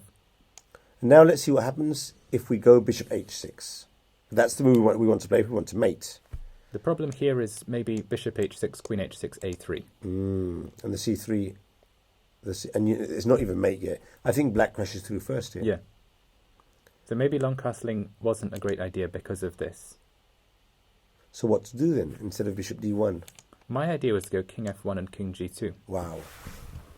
The king doesn't need to go queenside. Slow but safe. Doesn't need to go queenside in order to connect the rooks. You can go king G2 and attack just as well with your king behind the pawns. As long as you don't sacrifice all of them. Okay, so let's say black plays queen D7, for instance, because it doesn't seem... Queen D7, now bishop H6 is now bishop legal. H6. You may not want to play it because of bishop takes, queen takes, and then knight E6, yeah? Going for the F4 square. Although even here, I like white's attack. Yeah. No, I don't think I want your queen to come into H6, so... But white could also play... I'm going to play king G2. Yeah. White could also Now, I was thinking of sacking in G4, but I can't because the knight on F2 is defending, so... But that knight is still on D4. And it's so difficult to organise serious stack on the king's side with that knight on D4. I think white's playing bishop H6 pretty much next. And then afterwards, regardless. Exchanging, check on H6, maybe G5 at some point. If the queen gets to H6, then white can play G5 and the attack will work. And sack on H5 if necessary. Yes. No? The rooks are now connected, so it's just... I have a couple of tempos there, no? So let's go A3. A3, I go B3. B3. Maybe, or B4. Well, in principle, B3. Let's say B3. And now I need to do something fast. And it has to be something with the bishop on C6 against the king on G2. But what? An F5 idea. How? How to organise that? It sounds like you want to play knight E8. I'm thinking that maybe queen D7 was not the best move. And maybe I should have played knight D7 and F5 straight away. Okay. Or A3, B3, and then knight D7. Let's get the knight to C5. But I'm a bit worried because I'm putting my pieces on the queen side. But let's say king G2. Yeah. And now, let's go with F5. And now you want to play F5. Yeah. Okay. This is probably take the on best. G6. Take on G6. Wait a You're moment. not taking on G6. No, because I have other options now. Okay. Because what are you threatening? If you take with the pawn, I use it as a blocker. If you take with the rook, well, it's not mate yet. So I've got F4 here. I've got F takes E4. I've got F takes G4. Many moves. I have knight takes E2 and then F4. I have to consider my options here. Okay. So if I take on F4, you have to take bishop takes knight, and that's something I want. So let's go with that. Okay. So F4. Bishop takes knight. Yeah. And now decide if you want to take on H7 first. I don't really. Okay, so Is the knight simple D5 answer. then? Knight D5. Or knight B5, whatever you prefer. Knight B5 is interesting as well. But let's say knight D5 in principle. Let's say knight B5 actually, Okay. because I want this diagonal. No, to be I know. I was trying to tempt you into playing knight D5, but it's not working. Okay, so knight. No, take on B5. Take on B5. If you're not killing me, I'm going to do that. Okay. Well, I think I might kill you. Bishop C4 check. Unless you But play... I was going to play knight E5 now. Okay. And now rook takes H7. And I'm dead now. I'm dead.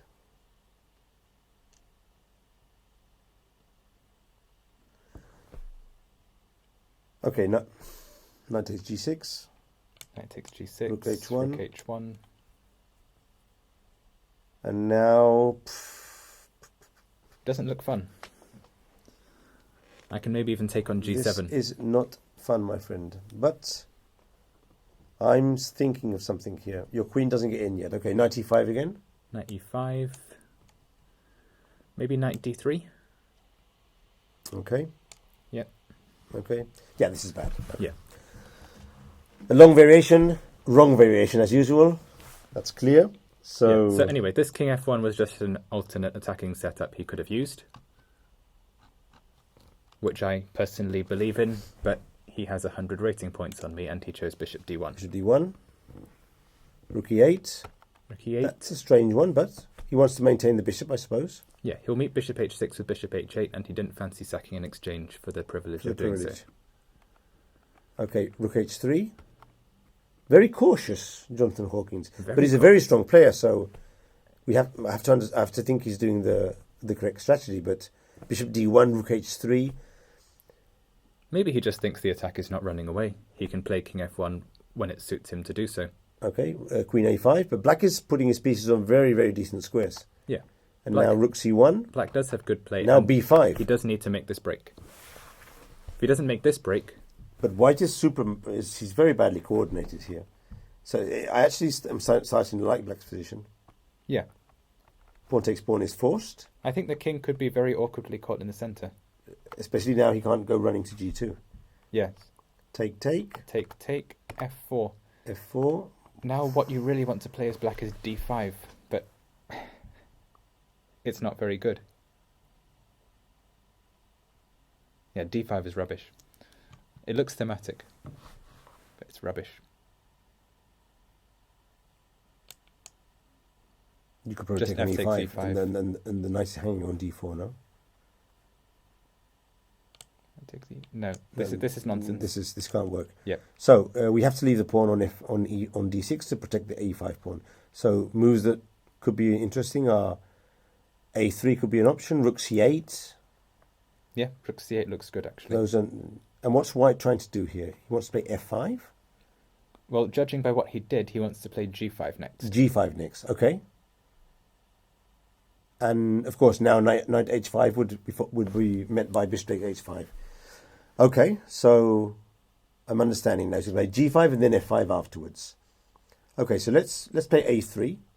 Yeah, that softens the square of c3. Softens the c3 square, and after b3 you want to play play rook c8. Yeah, let's play this. So the point is after g5 you're playing knight h5 anyway. Is that it? Sorry? The point is after g5 you want to play knight h5. Trying to bring. Well, there's been some moves here, okay. But we'll get back. We'll get back to the main position quickly. Yeah, knight d7. Oh, knight d7. Okay. And now f5 was what I think was going to happen now. And now you want to play. The thing is, there's not very good move for me now. Maybe bishop h5 then, knight h5, or knight h7. That was my blitz thinking. Knight h5. Bishop takes. Pawn takes. Bishop takes. And now is there knight e6, or am I completely losing the plot? Oh no, but pawn takes is okay because knight e6. I was thinking with the idea of e takes f4. But you can take on h5 because rook takes h5 is not okay because knight f3. White's playing f5.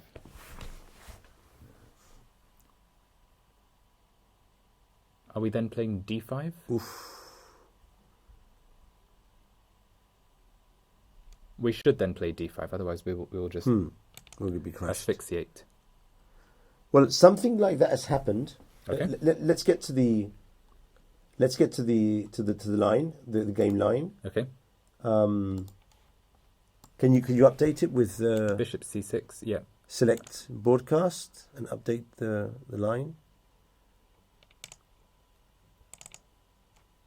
Okay, so go back to bishop c6, bishop g5. c6 was chosen, g5, knight d7. And now he took on e5. Okay. Okay, so he didn't trust his attack enough to try anything with f5. Maybe he was afraid of pawn takes pawn, and then something with the bishop and the knight on d4 and the open diagonal. Yeah, anyway, I don't blame him at all. Take, and now knight d5. And he's gone into the ending. Okay.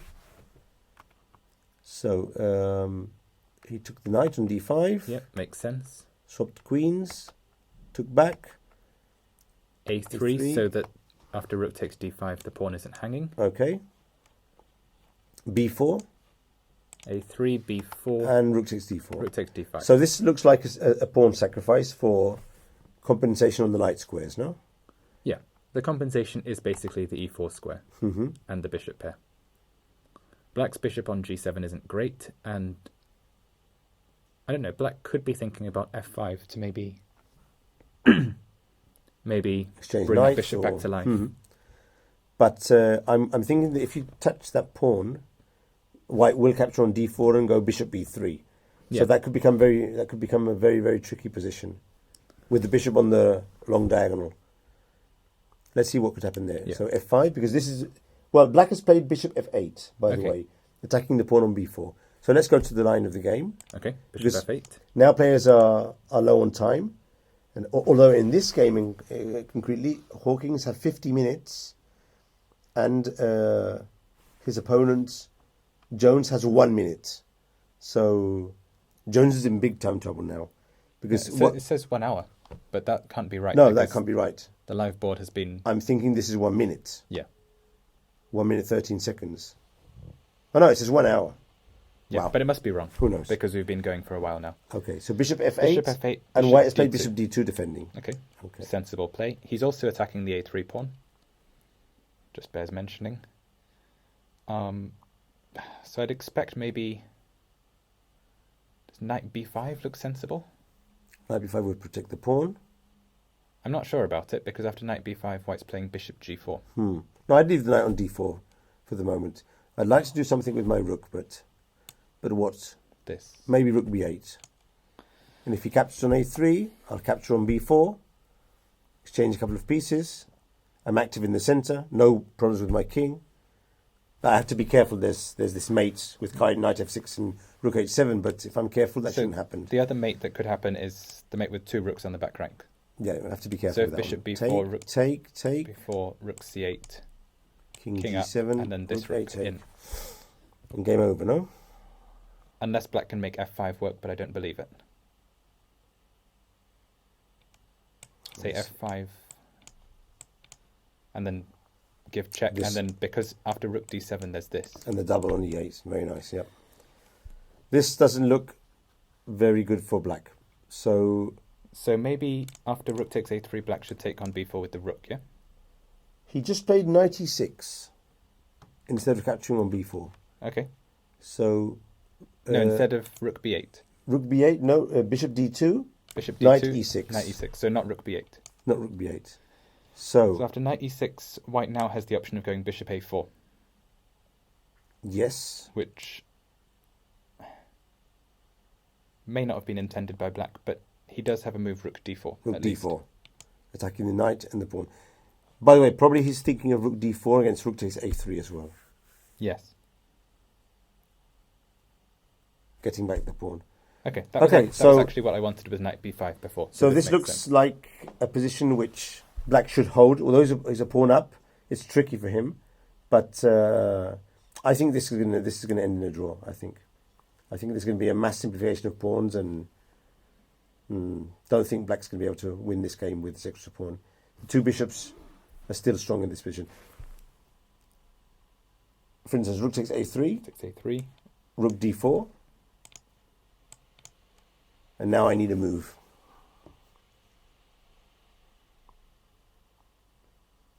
What to do here? Bishop f3. Bishop f3. Even rook takes b4. If we want to nice. If we want to put the knight back on d4, we can do that. Nice. But okay, since we're sane people, we take with the bishop. Take. Rook a7 maybe. Rook a7. White is very active, but he is a pawn down.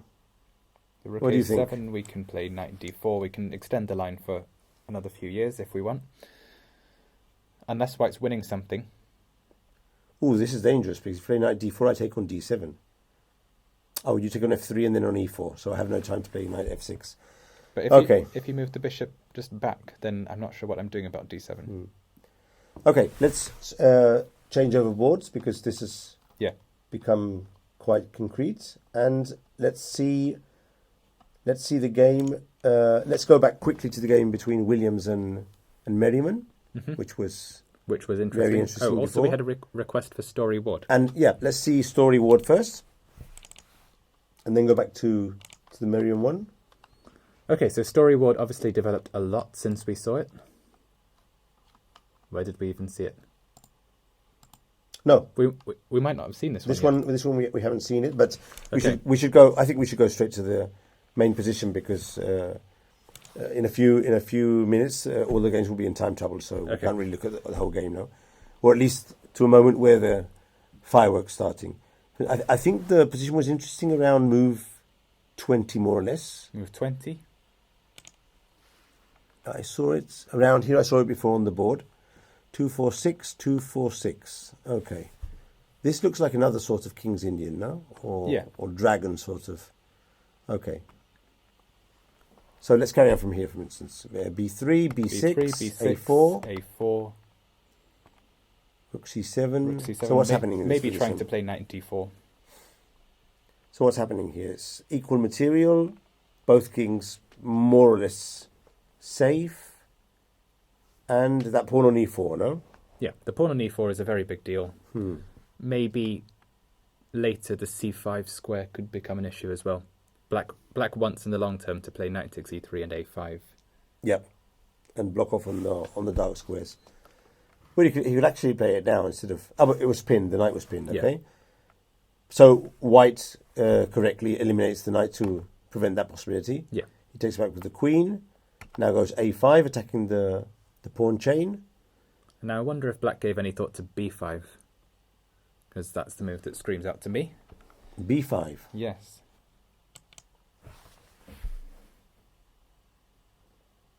Just on structural grounds. If you can play it, you probably should. So the idea is pawn takes pawn, rook takes rook, and queen takes D5, no? Maybe queen takes D5. Maybe rook C8 as well. Ah, okay. I'm not sure about rook C8 because after queen D1, it's not clear what the move is. No, yeah. Probably queen takes D5. Queen takes D5. And now white can take the queens off with queen C6. Yeah. If he wants. But can he hold on the pawn to the pawn? No, but it'll capture on A7 then. So we have a forced line, queen C6, queen takes, pawn takes. Rook C8. Say rook C8, and now if bishop A7, then is there bishop C3 check? Is that good? A check on C3, king E2, bishop takes A5, but then rook C1. Aha, yes. That would be dangerous. We'd probably have to eliminate the pawn on C6 first. Yeah, that makes sense. And then... where to put the king? Maybe D2? But then bishop C3 check straight away. Oh, yes. And if we put it on E2, then rook C2 check. So by elimination, king D1. D1. Or rook somewhere, rook H3 or rook H4. The problem is, against most of these moves, black will be winning the A5 pawn, say like so. Yeah. So it looks as if black is okay in these variations. Yeah. So it black looks as if B5 was a choice. He might not even think about it because he took 3 minutes to play queen G4. Yeah. Maybe he did, but at least briefly. Queen G4. Queen G4, king F1. You have to remember this. Charles Story is the player who defeated Lawrence Trent yesterday. It was a double-edged position in the opening because Lawrence sacrificed a pawn for the attack, but Story defended extremely well, finding a lot of very good defensive moves, and ended up winning a difficult game against an international master. So he's definitely on form in this tournament. Yeah. Okay, rook F7. Very much on form, and in this position, he looks as if he may be better. He might be better. Just because the B6 and D6 pawns are on the wrong colour square for an ending. So if the queens were magically vacuumed off the board, I think white would be maybe even close to winning. His king is slightly weak, though. That's the only thing I'm a bit worried about. Yeah. Very slightly weak. Mm-hmm. No, so right now the rooks don't connect. Exactly. That could be a problem tactically, but there's not many small pieces, minor pieces to attack. So, yeah. I mean, if there was a knight around E5 or F5, this would be very dangerous, but this is not the case. So rook F7, rook king F7. G1, very sensible. Get the king out of the way. I'm not sure what the threat was. I'm also not sure why you can't take on B6. Well, for sure there's going to be an E3 when you finally capture on B6. You can capture first, but I don't think you can play bishop takes. Okay. Intuitively. Okay, E3. I agree it looks wrong. E3, bishop takes E3. And now let me find a crusher, which I might not find, but let me think about it. And when I finally find out there's nothing, can I play here?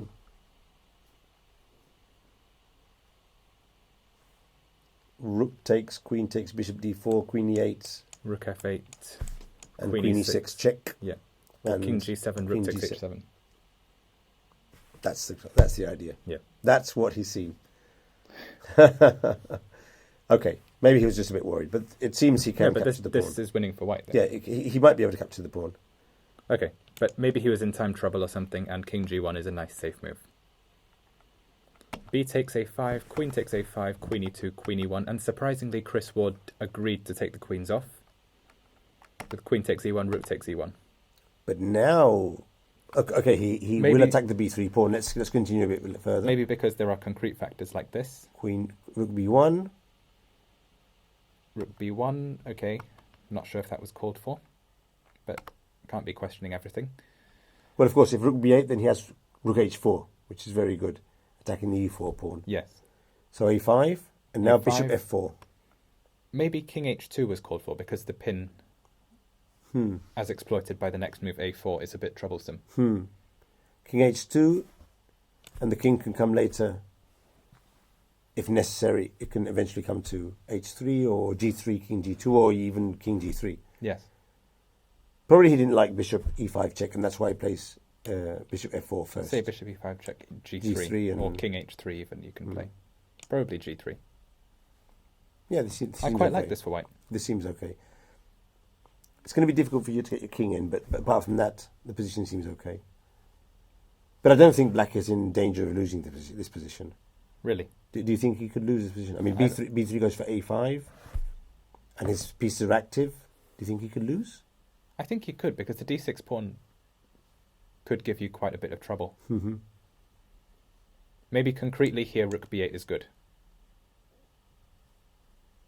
And then if white has to take the pawn with the bishop instead, that's not so nice. Okay. But okay, he chose bishop f4, and now black exploited the pin a4 in correct fashion. Maybe Charlie Story thought he could play b4, but then realized a3 is very dangerous. This is tremendously dangerous. That the queening square is in fact controlled by the bishop on g7. That would be a big problem. So he went for... So he went for bishop takes d6 after a4. Rook takes b3, king h2. And now Chris Ward played rook a8, so he's looking to take on b1 next. The idea will be rook takes b1, a3. And that pawn will cost the bishop. Okay, he has two passed centre pawns, but that pawn is very, very fast. So I think he's blundered. He's blundered, but he's blundered with bishop f4. He seems to have missed something, unless he can make this work. Yeah? Unless he can somehow take on b3. But then b2. And b2, and if he can... c6, rook a1. c5 only. c5, c5 rook a1. And then... Rook takes b2, bishop takes b2, c6. Rook c1, c7. No, it's not believable. Work. I could even play king f7. That's not going to work. Yeah. Sack the bishop on d6 if necessary. So it does look like he's missed something. Bishop f4. I think he probably missed that he couldn't play b4. Or he thought that taking on d6 was better than... I mean, his two passed pawns would be stronger than the pawn on b3. Yeah, but I agree. But maybe he's low on time. Well, the thing is, if the times are correct, it does seem he's 10 minutes against 2 minutes. So maybe he was playing a bit faster because of his opponent's time trouble. But we know that's risky when you have a decent position. Yes. I normally do that when I'm really dead in the position. Then I just play fast and see if I'm lucky. But if I like my position, or I'm at least equal, I try to think and make the best moves. Yeah, I've lost lots of games in my opponent's time pressure. But that is easier said than done again, because we know what we have to do, but at the moment and in that moment, you sometimes make bad decisions. Yeah. Or you think, I have to do this one, he's going to lose, no? And then he finds the best You have to confuse him, but sometimes they're not confused. But the thing is, someone explained to me that the thing is, when you play fast, trying to confuse him or make moves that have only... he only has one move to make, but he has to find it. The thing is, he normally finds it because when he's in time trouble, he's 100% concentrated. He's not distracted. He's not moving around. He's not standing up. He's really on top of the position. Yeah. So if there's an only move to find, he'll find it. So the best way to play is to play a move that threatens many things, but nothing concretely, and give him several opportunities. And in those moments, he might easily make a mistake. Yes. Because he doesn't know what to do. He doesn't know what you're threatening. And he hasn't got time to to consider the plans. No, Yeah. that's what I was told when I was good young. But I don't use it normally. I still play fast. No, it's very human to try and confuse people in their time pressure. So we think black is better here, possibly going to win. Possibly going to win. Okay, so we have a few other suggestions. So as for time scrambles, David Howell is always interesting. Okay, so let's check his position. Let's just take a quick look at Gawain Jones first because he has 1. Ah, the game finished. Okay, excellent. What was happening here the last time we came to this board? So last we saw of this was in the opening. In fact, we haven't seen this for ages. We were talking quite a while about this. These ideas of closing the position or keeping it open. Yeah. It seems that White decided to keep it open. Decided he was going to do bishop to e3, but after provoking f6. Ah, your caveman structure, you remember? Reasons best known to himself. Now black plays knight h6. The caveman structure. He's not playing g5. But he still gets his knight to h7. Okay. But this structure, Smishilov used to play this structure, world champion. And with the knight on f7 and the pawns here, and he always got good position. So I think this is quite solid, unless White can profit immediately with bishop d3. So queen e7. Queen e7 blocks makes that. sense. Looking for long castling. And queen e6 if bishop c5 or queen f7. Yep. And okay, knight a3 is which, by the way, might not have been a bad option for Paisa here, taking into account he's playing against a player with 250 points rating, getting the queens off the board. just to try and get some pieces off. And then this is a very equal position. This, for instance, yes. I mean, you have to play rather badly to lose this position, although obviously black is okay, but it seems quite equal. But when the game goes on for a long time, you don't actually have to play badly. This is what Gawain Jones did against me as well. We had that 4-knight Scotch. He was perfectly fine with equality. That's fine. He's black. The game goes on for 50 moves. He can hope to outplay me. Yeah. On that this day, is a symmetrical position. On that day, he didn't, but this is another IM. He can try again. Yeah. But it's more difficult in symmetrical positions. I don't know. Say knight d8. There's quite a lot going on still. Well, I'm going to swap on e6 and go bishop e3. Go bishop e3. Knight f7. Knight f7. Black's looking for knight d6. So you play this, and then black plays bishop f8 or rook d8.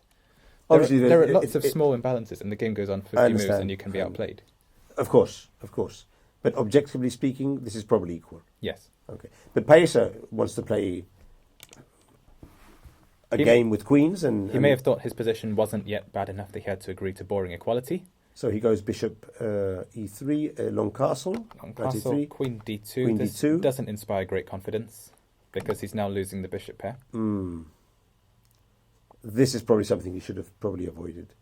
So maybe bishop c5 wasn't such a bad idea after all. And it turns out here that there are some tricks. So, for instance, if knight c2, which you might want to play, then black, I think, knight can b4. play this. Yeah. He wins a tempo attacking the queen, yep. Oh, he might win a piece, in fact. No. But he'll definitely be taking the a4 bishop as well. Well, bishop takes d7 check, rook takes, queen e2, queen e2, take on c2, and then take on e3. And an even better version. Yep. So queen e2, let's carry on. Queen e2, he had to sidestep, knight e3, queen e3, f5, now black must be clearly better. Okay. Pawn takes. Now he's a very good, those pawns are very nice. And the knight on a3 is misplaced totally. Rook a d1. Now king b8, King b8 just solid. in case queen a7 is ever an issue. Very good. Rook d5. d5. That's the second piece he puts on d5.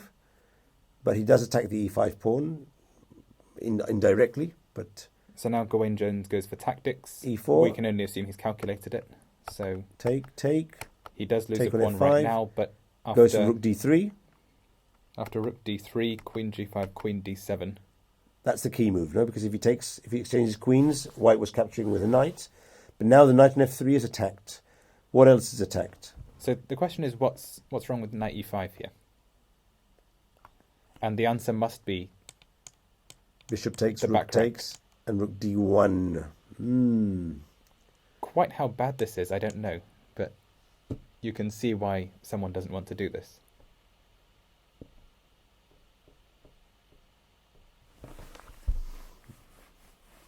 As it was, he played a move that just gave the pawn back. But this would have been a critical option. What are we going to do here? Rook takes and queen d1.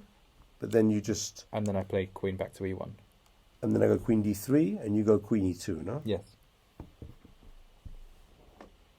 So let's put a rook into play, like rook g8, something like that. Because Just thinking about rook takes g2 at various moments. It's there. Yeah. With my e3 at some point, like the other game we were watching before. Now the thing is, can you get in the knight to c4 or c2 and block on e3 somehow? That's the thing, no? Knight c2, for instance. Knight c2? Yeah. That makes sense, trying to play knight e1 against queen d1 check. Okay. And now what to do? Rook d2? Unfortunately, now there's bishop b5. Bishop b5. Which wins. Now, this is a very, very good position. Even knight c4 can be met by bishop b5 as well. No, this must just win. This is winning now. Say rook e1 and then queen g7. Queen g7, it's winning. double attack. Yeah. Actually, you can play queen g7 also. Queen g3. Maybe it's not. Ah. Not completely over. But it's hanging on a thread, so I'm sure there must be something good here. Rook d2 first. Let's attack the knight. Ah, you've got knight d4. Knight d4. But then I take on b2. And you take on e4. Who knows? We're going very far along as well. Okay, so knight e5 might have been critical. As it was, he gives back the pawn. Give back the pawn. And just agrees to be worse. Yes, because the bishop on c6 seems to be much better than the knight, and we have the file as well. Yeah. Better coordination. Everything is good here. The question is maybe whether he could have played knight c2 to try and win the minor piece battle. Get the knight to e3 And then quickly. if this, then maybe queen f6, yeah? Giving up another pawn. But no, the double attack on the rooks. Okay. So, yeah, if knight c2 sacrificed a pawn, it wouldn't be good, but as it is, it might make sense. The thing is, we don't exactly know how much time he had in this position, although I'm thinking that he must have been more or less okay on time here. Okay, so rook c5. Rook c5, e3. e3. And now this must have been calculated. g3, rook d1. Okay, again we're threatening rook f1, king f1, queen d1, queen e1. And also queen bishop h3. g2. Queen h3 is a threat as well. Ah, right here. So there's a huge amount of threats now. Yeah. f3. f3 deals with both of those for now. Yep. So, for instance, if white played this to deal with the queen d1 threats, there is queen h3 as well. Attacking f1, yep. f3, rook e8, just bringing all the boys in. White could have played maybe queen takes e8, but he loses a rook there too. So queen e3 check. Queen e3 check. Yeah. So rook e5, and now the white queen is just overloaded. And king h3, bishop d7. And mate Richard on Palliser d5. allows mate on the board because his opponent did play very well. Oh, so this is becoming a trend in England then. Short used to do that as well, no? Oh, he did it not long ago, actually, against Jobava in Denmark. So it's a sign of respect to the opponent if you allow mate on the board. This is okay, because I'm seeing it happen more often than before. Yeah. So you think that Palliser saw that he was being mated and allowed that to happen on the board? So. Well, okay. So everyone could see what was going to happen. I think most people would realise after bishop d7 that it's mate exactly on the next one of the next two moves. I would have resigned here normally. Yeah. Do you resign here, or you won? It depends if I was impressed by my opponent's play. If I would allow mate on the board. Okay. As I did against maybe Alan Merry. Okay. Mate on the board, very good. So yeah, that was a good game by Gawain Jones, the first to finish, and a good pick for Andrew Martin's game of the day if he's doing that. Yeah. What else do we have? Oh, we have more results. Hawkins has won that complicated game, so shall we just quickly go back to that before we move on? Okay.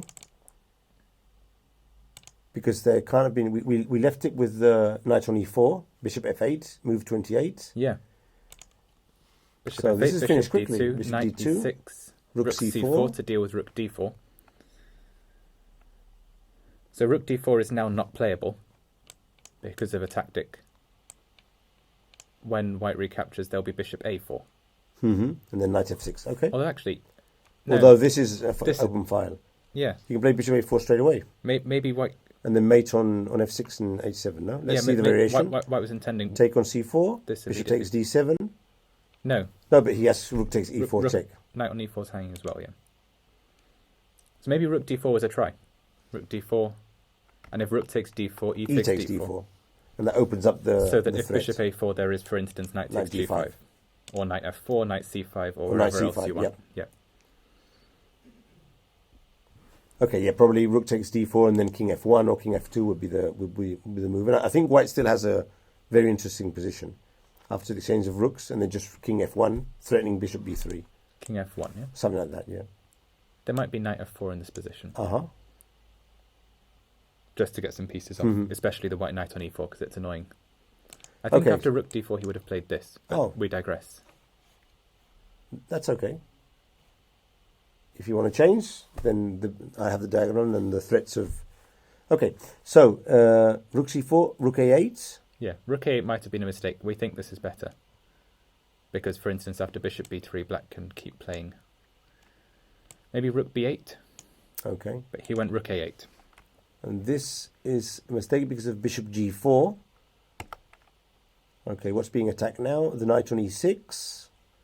And white's pieces are starting to coordinate a bit better. So he should have played rook d4 anyway. The white now has basically full coordination. He's playing bishop c3 next. Maybe bishop takes e6. Rook c7 is in the pipeline. After bishop e7, he did precisely that. Take. Rook now, c7. Okay. So there may not be a threat yet. But things are looking bad now. The knight on e4 is very strong. And bishop c3 is coming. Could he play rook d4 here? Yeah, that's the move I want to play as well. So rook d4. Or rook h4 maybe? Yeah, it would just have been a slow build-up, wouldn't it? Rook h4, then king somewhere. King somewhere. Bishop c3 would have come next. Yeah. The problem is black can't exchange good pieces, and he's more or less blocked with the double e pawn, so this is a bad position for him. g5 can't fall either. What can he do? He can't do anything. He can try bishop d8. Bishop d8. That's a good try. Just to get that bishop away. Or if rook b7, then he tries to swap it. Yeah, that was probably the best try, yes. Would have been a better defense. White's probably still winning after, say, rook c6. Attacking the e6 pawn, yeah. And if king f7, then there's knight d6 check and all kinds of other things. But he played rook a4. Rook a4 just and allows now his pieces knight to be c3 is a fork. Yeah. So, okay, he blundered in a difficult position. He just blundered that, but his position may have been Well, I'm quite lost impressed anyway. because I thought that Jones was playing quite well in the middle game, but when Hawking was able to coordinate his pieces after the exchange of queens, he demonstrated that the pawn on g5 and the knight on e4 was very powerful. So these two pieces, the pawn and the knight together, were working very well to constrain black's position. They worked extremely well. The knight on e4 basically dominated the rook on d5, and maybe the only try to get out of that was rook d4 on move 30. It seems that Lawrence Trent lost again, although we can't see the game. But it seems on the results page they're saying that he lost. But let's see. Let's have a look. We have another result, don't we? We have... we should check on the game Simon between Williams. Howell and Wells at some point. Okay. But if Simon has finished, we can Simon look has at that. finished. He has lost. He has lost. He has wow, lost. That is a major upset. Let's look at the game because we've been following this game quite a lot. Yep. So where do we leave this one? We left it on Queen c2, Rook ae1, Queen g4. So we saw b6 and Exactly, white played b6, rook e1, e1. not d1. We were thinking d1. Okay, but maybe black goes to g4 in any case. Yeah. Because by contrast to bishop d7, b6 did protect the bishop on c5. So, And there's no bishop b5 trick. so all those tactical lines will work. Okay, so white should have captured the pawn on h7 now instead of playing rook e1. But then we have what we were talking about before. Yeah. Many exchanges and black with the two bishops and the extra pawn and the pawn center. Yeah. Okay. So white didn't see a choice now, and he went for essentially that. Rook takes f6, g takes f6. He had this tactic, which is nice. So if ed5, then the queen is lost. Nice, very nice tactic. In fact, not only the queen is lost, but it's also mate It's also on mate. g6. Very good. So black played queen Queen h4, h4. which he might have seen before because two pieces attacked. yeah, He probably seen he before. probably saw it actually. But Ginger came up with rook e4, Rook e4, yep, losing the bishop. keeping lots of stuff up in the air, but unfortunately after Queen H7, Knight F6, Queen F5, but now threatens Queen F5, mate. That is the key move, and the Queen is defended by the pawn, so Rook H4 is not working. Yeah. So Merriman, do you know John Merriman? Nope.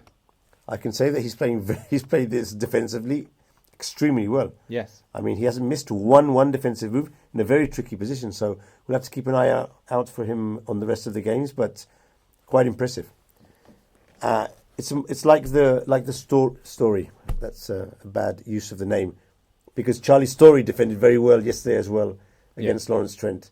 So it seems that these English players of 2200, if you sacrifice and it's not good, they're going to defend, and then you're going to be in big trouble. So pay attention when you sacrifice against English 2200 players.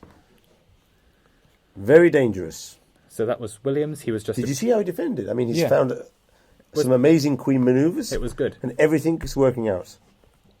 Very good. So Williams was just then down a piece and lost.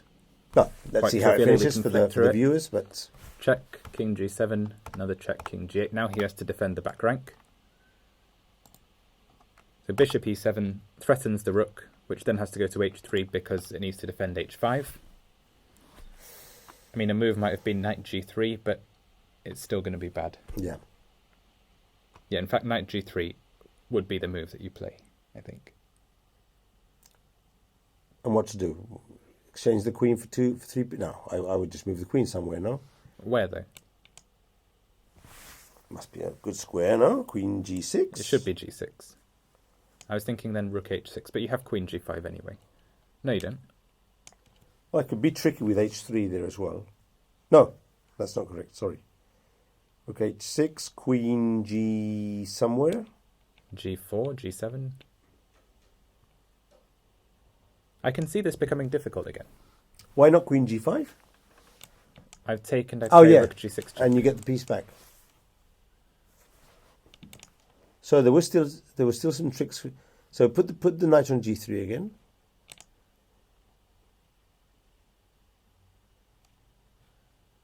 I'm going to put the queen on E5. On E5, but now I play a check. I always feel better when I play a check. But it's not dangerous enough. Let's go to F7. F7.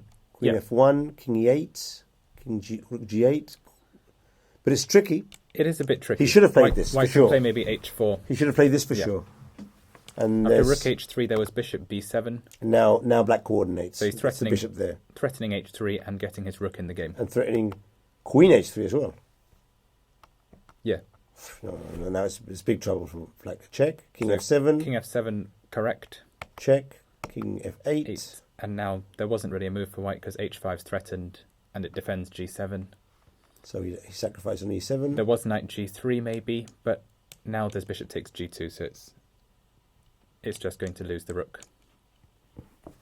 Check and check. White played Rook takes E7. Rook C8 intermediate. C8, wow. Quite a nice intermediate move. Of course, if not Queen C7, but... Yeah. But he could have played that because there's mate on F1 afterwards. But this is good as well. No, there isn't mate. Oh, you mean King F8? And he can't take the bishop, though? Of course, King F8. There might be a perpetual. No, actually. Queen G7 and Knight F6 check. Ooh. This was the last stand of C8, Simon Williams. Rook C8. Rook C8. Yeah. Maybe the only move. Well, he found it. He found it. Yeah. And fair play to John Merriman. Very good. Rook E8 check, hoping for king takes, but even so, black would have been winning. King takes, Knight G7 check, King F7, somewhere, and yeah, it's still winning. And it's still winning. Yeah. But he took with the rook. Took with the rook, which is good enough, and White resigned. John Merriman, a very good game. Yes. Very well defended and precise tactics when needed, no? Okay. Very good. So another major upset. We recap the time scramble from Howell Wells.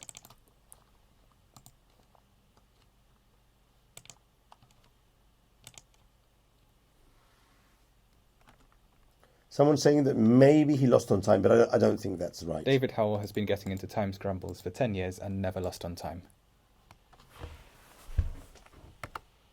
So, but I think we should go more or less to the end of the game because... So he chose to play without c4. This h5 idea. We were talking about this yesterday in the broadcast, or the first day.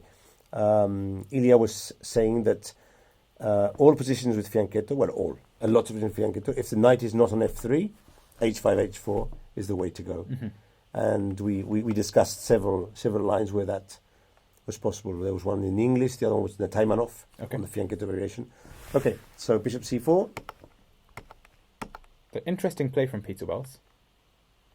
He's going to be very strategically oriented, exchanging off his bad bishop and then playing maybe king e7, rook d8 type things. Rook a d1. I am a bit surprised he didn't play king e7 actually, or rook d8, or long castling. But he chose bishop takes b3. But not short castling. Not short castling. Pawn on d6 is threatened right now. And because the rook has just moved 2 times. But that's... That's a very good point. Thank you for trapping me.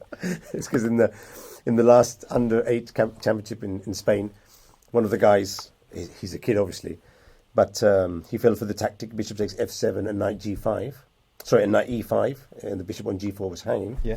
But he calmly went back to e8, and then long castled, and he was okay. Okay. And the other kid didn't realise that this was illegal. In the move afterwards. Well, not 10 moves afterwards, but...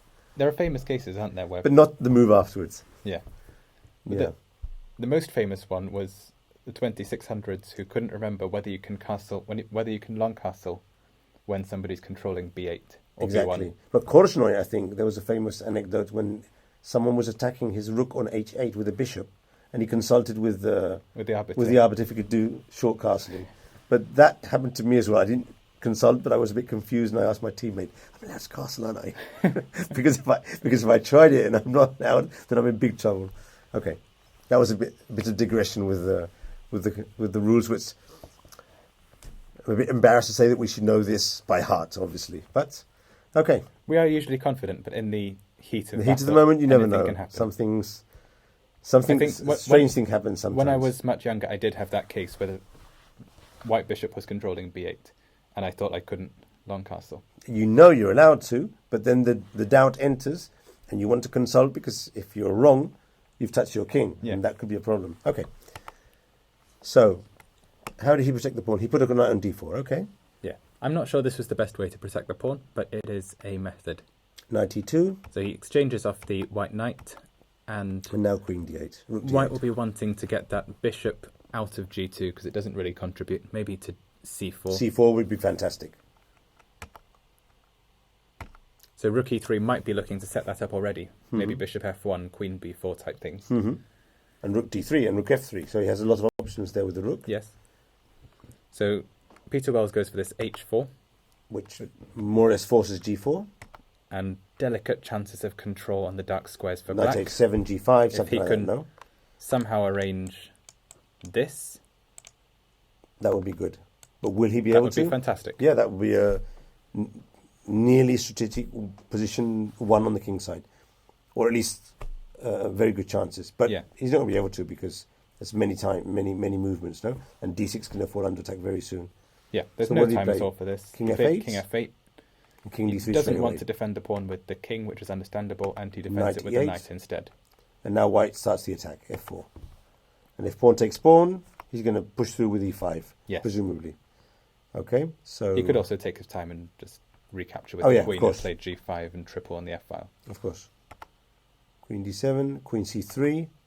Queen c3 putting pressure on the probably e5 pawn. Forces f6. I mean, there are other moves, but... Well, the threat is pawn takes pawn. Rook b8 comes to mind. But eventually you will have to play f6. Through that, but yeah. Yeah. F6. Eventually you have to play f6 because white will make pressure on the f-file. That's an interesting decision. f5 now. He's gambling, presumably, that his bishop will come to d5 or e6. And he doesn't want to bring the queen back to defend f4, because now the pawn was threatened. Yes. But he could have played rook f1, for instance, which would have been a more or less okay move. Oh, but then pawn takes pawn, and then queen e5 or something like that, no? No, but that would lose. Let's see, pawn takes pawn. So rook f1, pawn takes pawn. Yeah, queen e5 not good yet. If rook takes f4, then queen e5 is not really but legal. First, but king g7. And then queen e5 maybe afterwards. Or maybe queen... No, yeah, king g7 makes sense. So now queen e5 is the idea. White would have to play rook d5. Rook d5. But now black takes control of the game. With the black squares, yes. To some extent. So, well played f5. f5. As long as you can get the bishop to a c4, which he'll probably do very soon. Yeah. King g7. King g7. b4. b4, just gaining space. And now queen b3. I like that move a lot. He's playing on the light squares very well now. So queen b3, I'm not sure what this plays for, actually. Do you? Well, you get the diagonal, open up the idea to bring the bishop later on to that square. You want the bishop on the diagonal, not the queen. But maybe he can't do it yet. Okay. And that does control the e6 square, so the black queen can't, activate via d8 or... Maybe he does just want the game continuation. Maybe he does just want c4. Or c4. But then that... Now he's going for c5. But that contradicts the idea of activating the bishop in the near future. So, he played some strange moves, unless he has a breakthrough in mind. Well, a7 is weak. True. Maybe that's enough to win. So b6. he attacks that next, and king h7. King Obviously, king White's not going to be taking on a7 because of knight takes b5. And the positional compensation would just be huge. Mm-hmm. Say here. So he puts his king on h1. So king h1, queen f8. So this is why black didn't block the king side himself. He wants to try and get his queen at some point into the action, like so. Or even his king at some point. Yes, in an ending. Later on. Yeah. But it's funny, no? He blocks the queen side with c4 and b5, and then plays king h1. What explanation does that suggest? Why does he play king h1? He doesn't have a useful move, or he just wants to gain some time towards the clock, or he's waiting for his opponent to make a mistake, maybe. Maybe he anticipated what Peter Wells was about to do and didn't want queen f4 to be check. Aha. Okay. That would be my educated guess. Okay. The other thing I'm noticing is that although he's put all his pawns on the squares of his bishop, which in principle is not correct from a strategic point of view, black's knight has no way of getting to the c5 square. There's no space to maneuver behind the pawns. Yeah. So it's completely passive. In principle, the knight on c7 is just as bad as the bishop. Exactly. There's no way of getting... You can't get it better. And I'm sure that Rahal has visualized this structure before putting the pawns on those squares. Mm-hmm. So it's very interesting. But unless he can win a pawn... But he does have b4, c5 at the end, just in case. He has a c5 break and a g5 break. And the g5 break. Yes. And more space to maneuver. So very interesting. This I'm gonna use this position sometimes when I'm dealing with bishop and knight scenarios, because this is not the normal way to play this position. At least I wouldn't have played it this way. I would have tried more to get my bishop on actively. Yeah. But the idea to put the pawns on the squares of the bishop, which is bad, but leaving my opponent with no squares for his knight, this is interesting for me. Yes. I'm not sure. Maybe it was a good time for this. Ah. And then knight e8, d6, and block off everything. So we swap the queens off, like this, for instance, and then block on the black squares. Yeah. It's a pity you can't, at the end, prevent b4 and c5, because if the pawn was on a2 now, for instance, this might even be a positional draw, or near that. Or better for black. Or even better for black, but okay. Yeah, because the king can come through f4 now later on. This could be an idea, because you can kind of see, say rook a1, knight d6, that white's going to be tied down with something to the c4 point. The thing is, he might have to play b3. Well, pawn takes pawn check intermediate, and now b3. But how do you defend a7 now? Or you don't? You just play king d5. I think we have to. Oh, you defend it. Okay. But we can also think about e4 maybe on a good day. Well, we can defend first, but then... Yeah, we defend first. e4 is not running away as a break. And if white stops it, then we play king g5 and we have some nice compensation. Uh-huh. And if rook a6, is that possible? No, before. With the rook on a1. And rook b7, no? Or something like that. It's worrying that c5 and b6 is going to come through now. I'm threatening rook takes b6 as well. Yeah. Black's near making the blockade, but I don't think he can get it 100%. No. There's too many tactics. If rook b7, then just c5. Then c5 breaks through.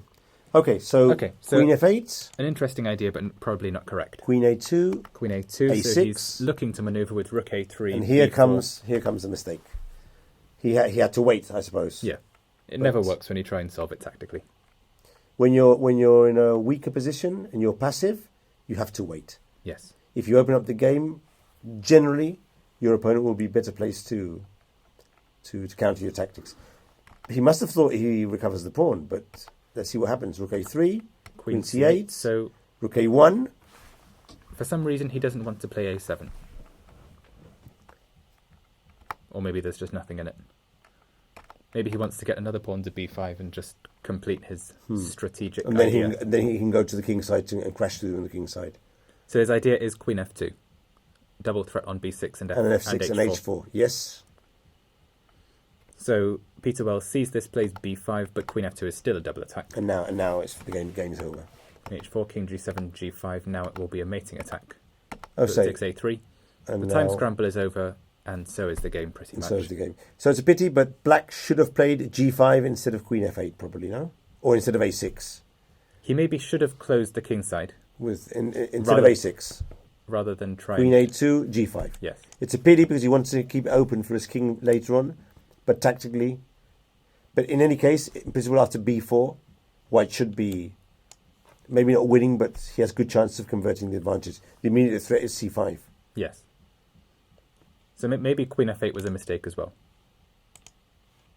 Just g5 straight away, Just g5 straight away, and after b4, we play some move to just hold King it. g7, no? And if c5, it's all defended. Now it's not a big deal because I played d takes. Okay, so we have to play queen somewhere first. Queen a2 and queen d2. Maybe we defend it with the king even. Queen d2 now. King e8.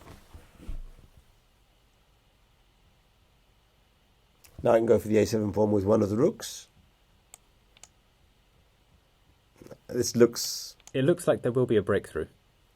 Maybe now... But now I go with the other rook, and you can't protect. This. No, I do it with the other rook. Ah. You have no squares for the knight. So this would... Yeah, that would be terrible. That would lose a pawn. Yeah. No, you have to play knight a8 instead of rook. When I play rook a1, you have to play knight a8. So king e8, rook a1, knight a8. And look how you have to defend here. Now's the moment to get the bishop out. Bring the bishop to d5. Or maybe this is time for rook a3, queen d5. Ah, this is working. So a very, very good game. Yeah. I liked how I played this game. Very well played. It was surprising for me, but it's definitely a strategic very tour interesting. de force. But of course, if you put the pawn, the b2 pawn on a2, for instance, or on c3, or any place where it can't help with a breakthrough, then this is not the correct strategy. Yeah, because black can make a fortress. It's just a small nuance that makes this strategy work. But that's what grandmasters do. They know all the general ideas, and then they apply the correct one in every position. So these guys are too good. So if Peter Wells had seen this coming, he might even have played a6 in this position. But of course, he thinks he's going to hold. Yeah. And then the reality is that when it's too late to realise that you're no longer holding that position. Okay, a very good game by David Howell. Okay, so the next one we've not been to for a while, McShane McPhillips. Although we've never looked at Amit Ghazi, have we? Or did we? We did briefly. Briefly, yes. Yeah. So choose anyone you want. Okay, so we're back to McShane McPhillips. Let me check here just for a moment. Okay, so Howell's winning, but there are many games that are, in principle, quite equal. And Ward seems to be already winning against Story. We saw that before. And Pert seems to be having trouble against Jackson. I think we should go to see that game quickly. Okay. Because he might be in big trouble, and that would be another surprise. Okay, so he was just playing a standard minority attack. And James Jackson went for rook e8 rather than b6, just holding the position together. Oh yes, we discussed this in the opening. Yeah. Okay. He put his knight on c4, which is very correct. And he went for a5 against the minority attack. Okay. b5, but he then took on b5. So he wasn't using the idea. Wasn't using my idea. But of course, this is a valid way of playing against the minority. With the knight on c4, it's very interesting to care. This idea I knew. Yeah. Getting the a pawn. Okay, bishop d7 attacks the b5 pawn. Concretely, white now has a problem with the b pawn. So he protects, then bishop g4 threatens. And with his knight. Exactly, threatens to take on f3. Knight e5. Yeah, so that's normal play. This was the concrete problem. White forces. Sorry, get this straight. Black forces a rook to b1, Correct. so that after bishop g4 now there are d2 forking well. ideas. Yeah. Oh. So he's in trouble now. Only move knight d e5. So if knight fe5, maybe the idea is bishop f5. Yeah? Ah, okay. Because he can't. Can he go knight? No, he can't go knight d2.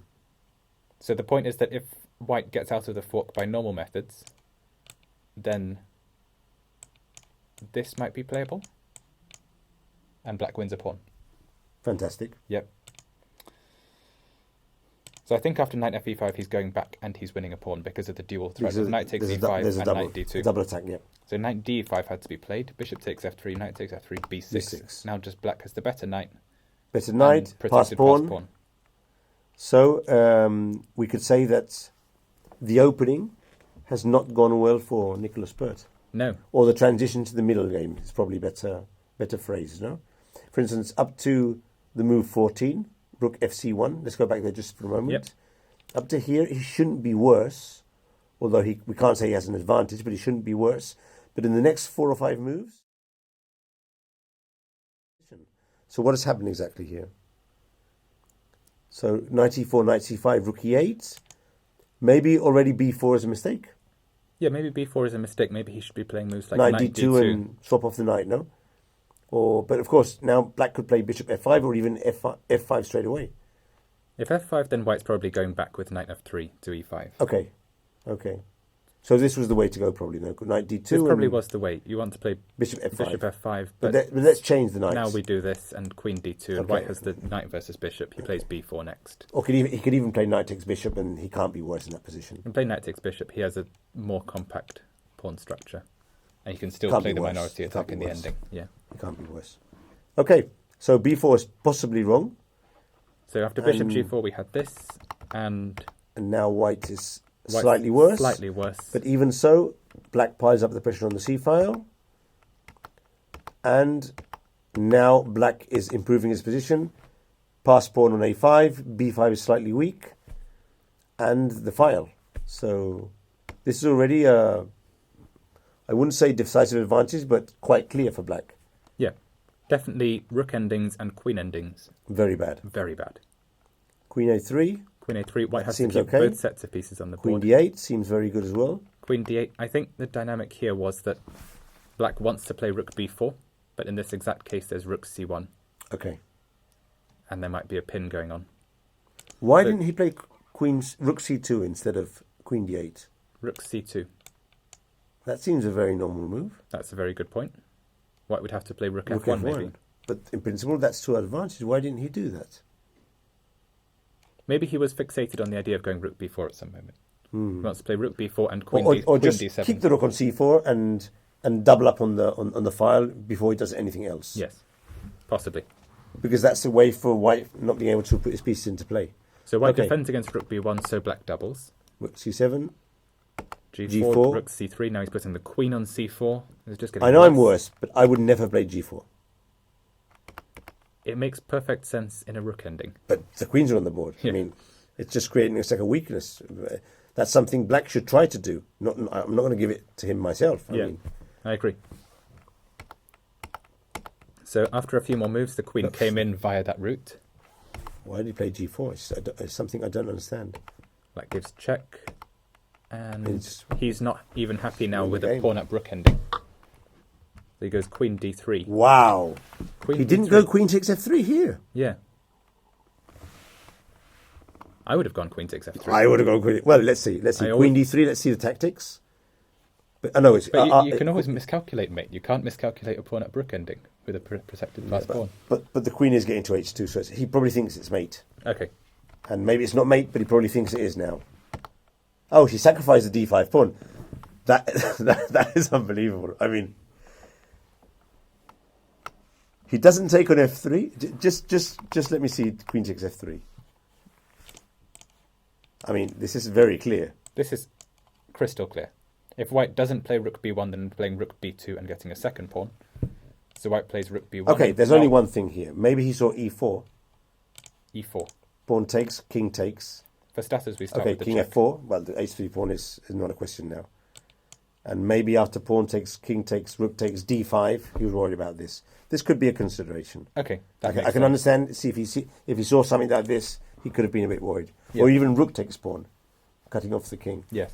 But even so, giving the pawn on d5, you have to be quite sure there's a mate there. Okay, Mr. Jackson. Well, he's playing very well. I like this a lot because now queen d2 threatens mate. Well, not mate, but the rook and nearly mate. Nearly mate. Nearly mate. Nearly doesn't pay bills. Nearly doesn't pay bills. That's a new one. Nearly doesn't pay bills. So where can the rook go? Well, he gave a check first. He gave a check first and he went to f1. Okay. But there he loses the rook. So, yeah, he didn't have a good place to put the rook then. But what if he puts it far away?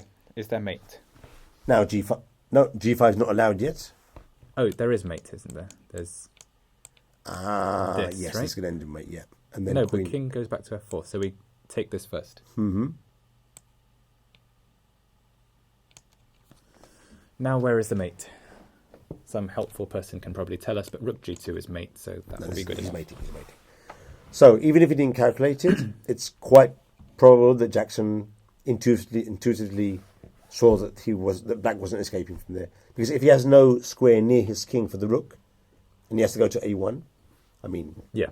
If he more or less saw that the king was going to h4, he probably didn't have to calculate much more. No, it does make sense as an intuitive decision. Very good, very well played, Mr. Jackson. And Queen G2, and taking down a grandmaster. So now we assume he's taken on f1 or found some way to deliver mate. Okay, he's let won. me check here. The game hasn't finished yet. So he's gone queen takes f1. He sacrificed the rook. So update the moves with select broadcast. White has sacrificed his rook to prevent the mate, and is trying to bail out with 4 pawns for the rook. But no, not even 4 pawns, 2 pawns for the rook. But he's going to lose, obviously. Yeah, this is over. Rook f2 takes f3 with check or something. Or rook b2 so as to take on b5.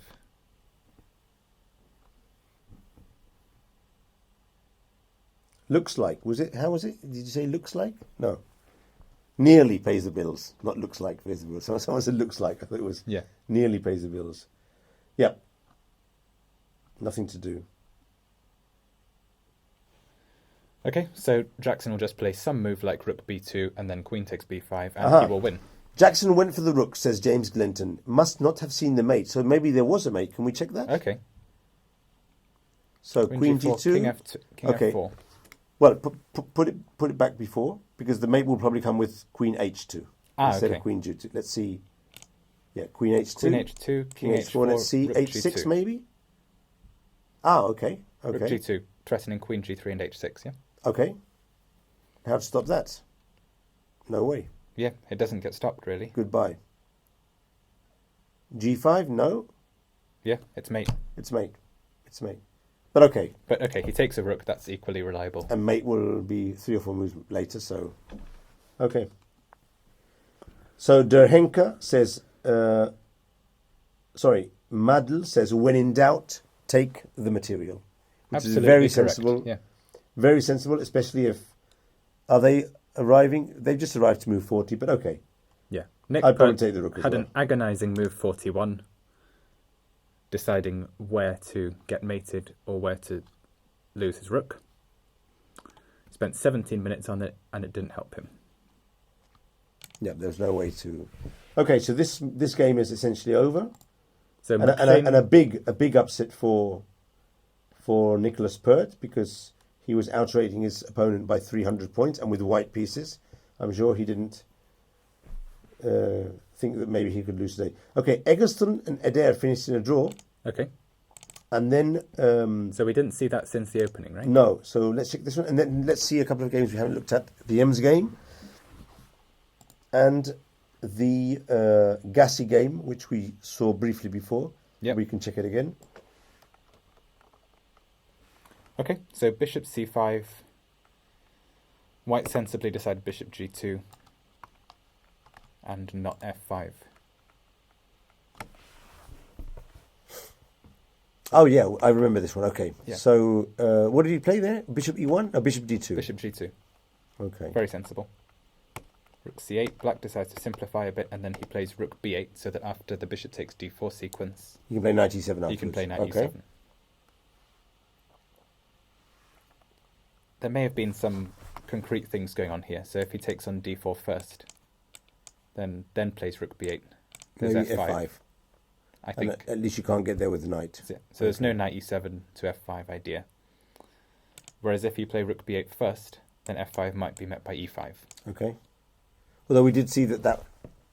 Although here there are Rook wrinkles. e2, Rook that e2, stuff. maybe king f8. Yeah? Is there something like this going on? Okay, but again, this is wrong. So what was the point? What was wrong with f5? Because that was with the rook on a8, and then e5 rook e2 was good for white, because the bishop was on f1. We saw that quite a while ago. So maybe the point here is rook h2 or something. There will be a few moves that are good for black. No, rook h2 seems very dangerous. Rook h2 threatening rook takes g2. Maybe that's even why James Adair decided he wanted the opponent's king on b1, so that discovery would be check. Yeah. Yeah, okay. So rook e2. Rook e2, and take. black didn't see anything better than taking. And knight e7. And maybe rook h2 here as well would have been worth thinking about.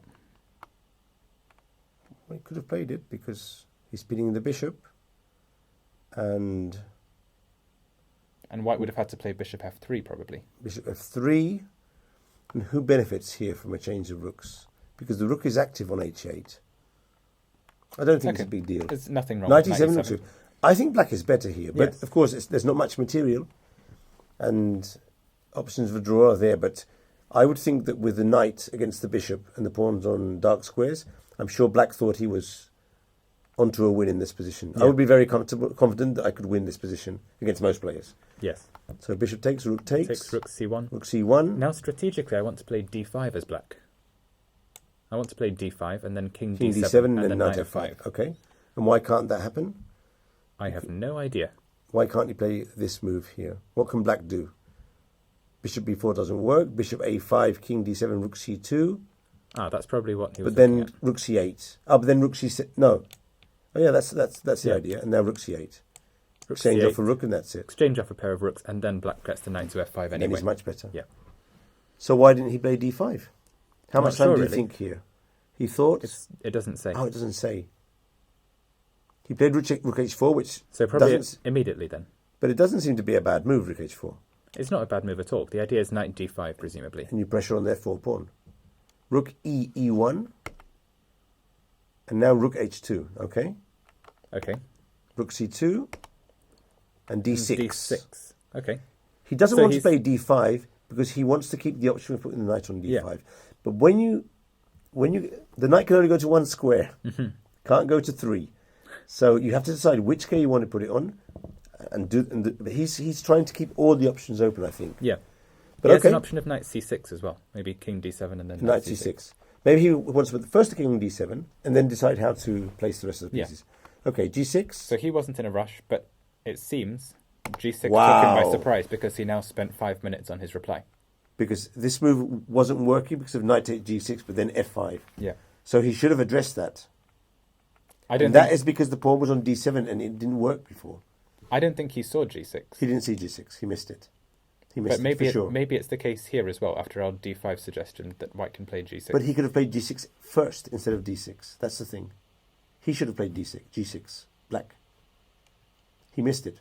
Instead of rook h2, g6. Mhm. This was a good moment to play it. Or here, the g6. Now was excellent. What can white do? No d5, no f5, and now you play d6 and king d7. Yeah. So here, everything suggests that Adair had a moment of distraction or of attention and missed g6 because that's the sort of move that if you see, you don't let the other player do it. Yeah. When you're controlling strategically, you never let them get in a move like g6. You just clamp down on both g6 and f5 with that move. That's a No accidents. That's a mistake. And look what happened afterwards. How many minutes does he spend afterwards? 4 minutes, 4 40 minutes seconds. to find a solution. So now White's definitely getting out of the woods. Bishop b4, attacking d6. Attack on the rook as well. Rook c2, king c2. Now you could even say that White is pressing. But I wouldn't go that far. Nothing serious happening, but Black has lost quite a bit of his advantage. The king takes f7. Black still has the 2 squares for his knight, but the reduced number of pawns means it's not so important. Exactly. He's probably still better, though, Black here. I would still think the Black's a bit better. The rook h1, every king pawn f6. that exchanged. There are still 3 results, though, this time. Rook g1, yep. Rook g1, knight f5, king d3. White's going to play bishop c3, b4 next. And start pushing You can pawns. see things going badly for Black as well. He needs to get his king to d5. So at this moment, he decides that he's going to clamp down on that. But maybe White could still have played b4. He could have played b4, yes. Yeah, why not? So b4, I'm assuming the idea was something like knight d6, sack can go for knight e4 and rook b3 and things like that, no? There's just no way White can take this. Yeah, this is very dangerous. You take on a3 and then knight c4. This is a disaster. It could still be drawable with something like this. Well, now that you say it, if the rooks disappear, I quite like White's chances there if the rooks disappear. Yeah, maybe. So okay, it's not forced. So we say a takes b4, and if a takes b4, then certainly the b pawn is going absolutely nowhere. Just take with the bishop. So b4, a takes b4, bishop takes b4, and maybe. What do you think? Rook c6? I think he has to stop the pawn from advancing. So, or rook a6 or rook c6 and then rook b4. Okay. So rook a6. No, rook c6 is okay. Because rook a4 c6, we have rook c4. Bishop c5. Bishop c5. But things have improved a lot for White here. Definitely. Look at that bishop. It's active. It's still a bad bishop because it's on black squares, but it's very active. So it's an active bad bishop. If White gets to play a4 next, then you prefer White. Rook a1 and a4. And I'm going for a win here. So Black has to stop it exactly where it is now. And if king c3, then rook c4 check. And Black will be fine. And now this seems to be more equal. Okay, so a4. Where? Sorry, no, he didn't do this. This was... No. Because he didn't play. He played rook h1, and Black was allowed to play a4. And now White's pawns are going nowhere. I wondered why he didn't play b4. That's a very simple move, actually. Why didn't he play it? Yeah. Well, are we missing something here? For starters, it was move 39. Oh, okay. But also he might have thought, allow a4 and then go around the back to hit the a-pawn. That's possible. Or he just saw knight d6, pawn takes pawn, and rook b3 and thought it was very dangerous with little time on the clock. Maybe. Any of these two explanations is possible then. Okay. So rook a8. Black had to play rook a6. Now this isn't so fun. Bishop b4, knight e3. But the white queenside pawns are still going nowhere, unfortunately. Now White repeats, but Black changes the move. But now rook f7 attacks the rook f7 pawn. Forces the Black king back. And this time... And now they decide to redraw. Yeah. So, James Adair, hold to a draw by David Eggleston. I'm not sure who was doing the holding. Well, at the beginning it seemed that Adair was clearly better, but that in this small mistake... Ending. No, here's probably a draw.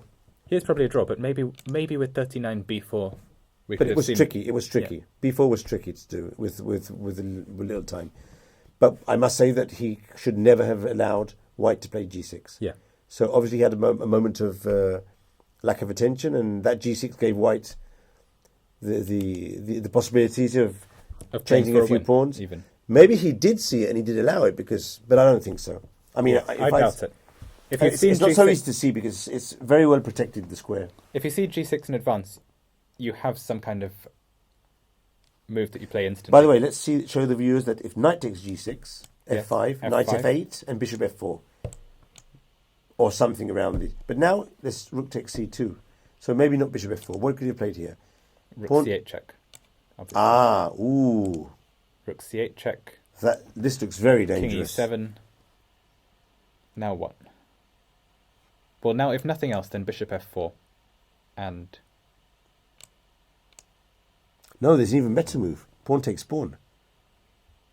At some point, and then you've got d5. You can't take back with the knight. Pawn takes pawn here. Yeah. No, the thing is, that makes sense. Yeah, I agree. Oh, and then check on f1. Okay. So but maybe it's not working. Because of b2. But if you do pawn takes pawn first, before playing the check with the rook, you'll see what happens. Okay. And then you've got bishop d5. Pawn takes pawn now. Pawn takes pawn here. Pawn takes pawn because if knight takes pawn d5. Yep. And now check on c8. Now check on c8. And now what do you do? And now black will lose a knight. He might get back the bishop, but... So he plays king f7, Okay, but then rook f1? Rook f1, king g6. King g6. Wow. He holds by the bell. But... it's okay, we find a tactic after knight f8.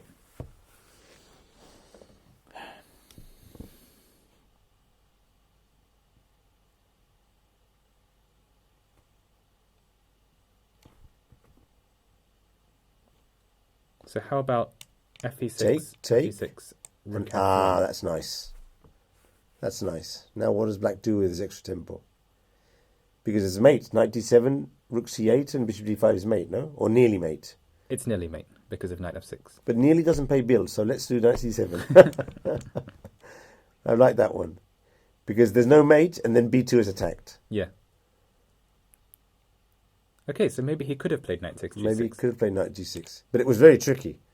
And with little time, I suppose he thought bishop f4 or something like that. But of course, with the rook on h2, that's defended. What other moves do you have here? Let's do check again, just in case, because that check looked good. Check, okay. Check king e7. And now, just a moment here.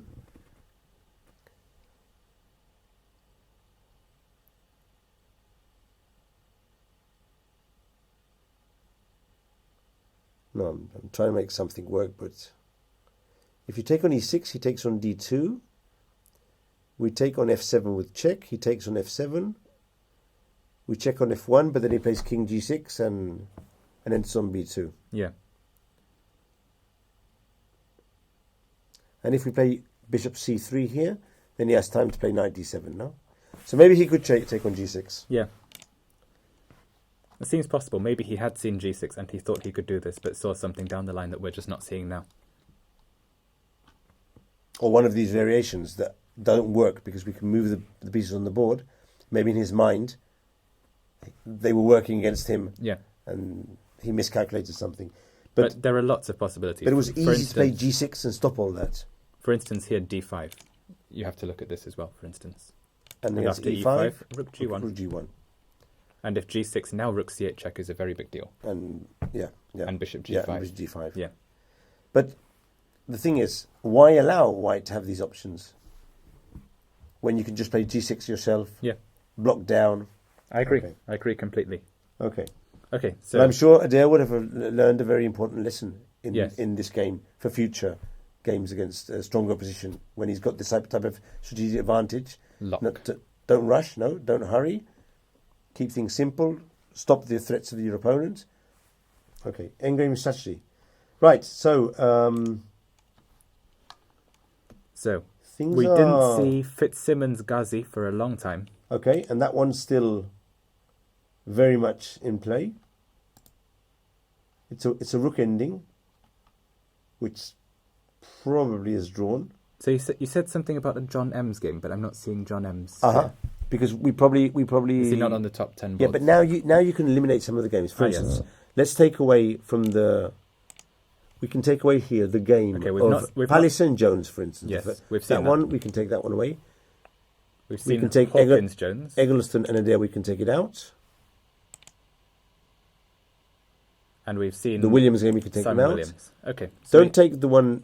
We've not seen this. We haven't seen this one yet. What else have we got here? Howard Wells is still working, but it will be obviously Howard will win.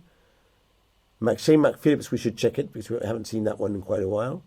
And Pert and Jackson, you can keep it there, but everything suggests that that's going to be a win. And now we can pick up some of the other games. For instance, the one by Ems. The one by Ems, okay. And I'm going to give you another one. Well, we can just take all the active games now, can't we? Yeah. Because at least 4 have finished. But a lot of games have finished. The Arkell game is still being played, if we don't have it on the board. Okay, that's basically it. 1, 2, 3, 4, 5, 6, 7. That's it. 7 games. Okay, so...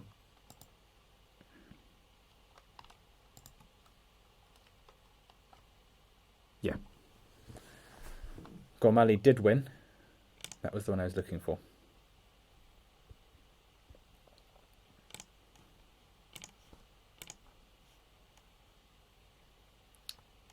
So what we're looking at now is Amit Ghazi. David Fitzsimmons against Amit Ghazi. Okay. So thanks to all the viewers on the YouTube channel, especially to Ian and Chris, who are quite enjoying our commentary today. So kudos to them. And let's carry on with the games. Fitzsimmons and Gassi. You told me you knew Gassi. Yes. Amit Gassi.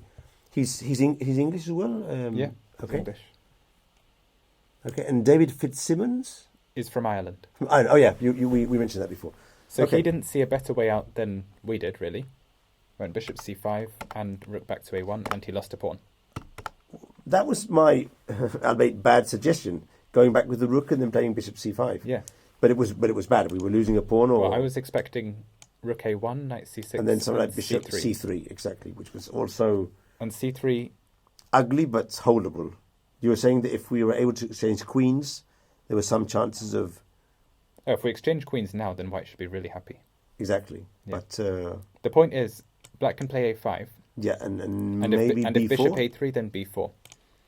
But white can now play this, and if knight takes e5, then black's pawn is on pre as well. A small detail. Maybe he missed that idea. Yeah. Also, there is the exchange on f3 and rook b8 takes b2. Oh no, but okay, but we're we going can back, get back to queen a2. Going back to e2. Or we can play queen a6 for what it's worth as well. Okay. Yes, so he thought for 20 minutes and he didn't notice this. Or found a problem with it. Or found a problem with it. So he played knight c6. Knight c6, rook a1, knight takes e5. But now he is just losing a pawn. So I'm not sure what could have been so bad about the other variation that he rejected. Because he probably didn't see that after a5, bishop after a5, he could go back and the pawn on b5 was hanging. Okay. That, yeah. I'm speculating here, but that could be the possibility. Yeah. Because you're looking at position with the pawn on a6. Sometimes calculations go badly. Or he just didn't see he was losing a pawn here. Or maybe he thought, this is going badly if black plays this move. But a pawn is a pawn. Maybe he thought he could capture on e7 in the variation, in the game line. After knight takes e5. Maybe he thought he could capture on e7 here. Yeah, maybe. Can he? I really doubt it. We're taking on f3, presumably. And on d4 with check. Yeah, and then on b2. And in fact, if white doesn't swap the queens, then it could go even worse. You might lose a whole piece. No. Something happened here and he missed it. Okay, knight takes, bishop takes. Bishop takes, c3. c3, and bishop now d6. black tries to make it as simple as possible. But I'm not sure take. about bishop d6, I would probably go back to well, I'm not sure. I'd like to play e5 later, but... Because you are messing up your structure a bit if you play bishop d6. But what to do? Go back to e7? If you go back to g7, I can capture the pawn on e7. At this moment, you don't have to go anywhere. You can leave I don't have to go anywhere, that is true. You can play e6 if you feel like it. Okay. e6, okay. E6. But what about queen f2?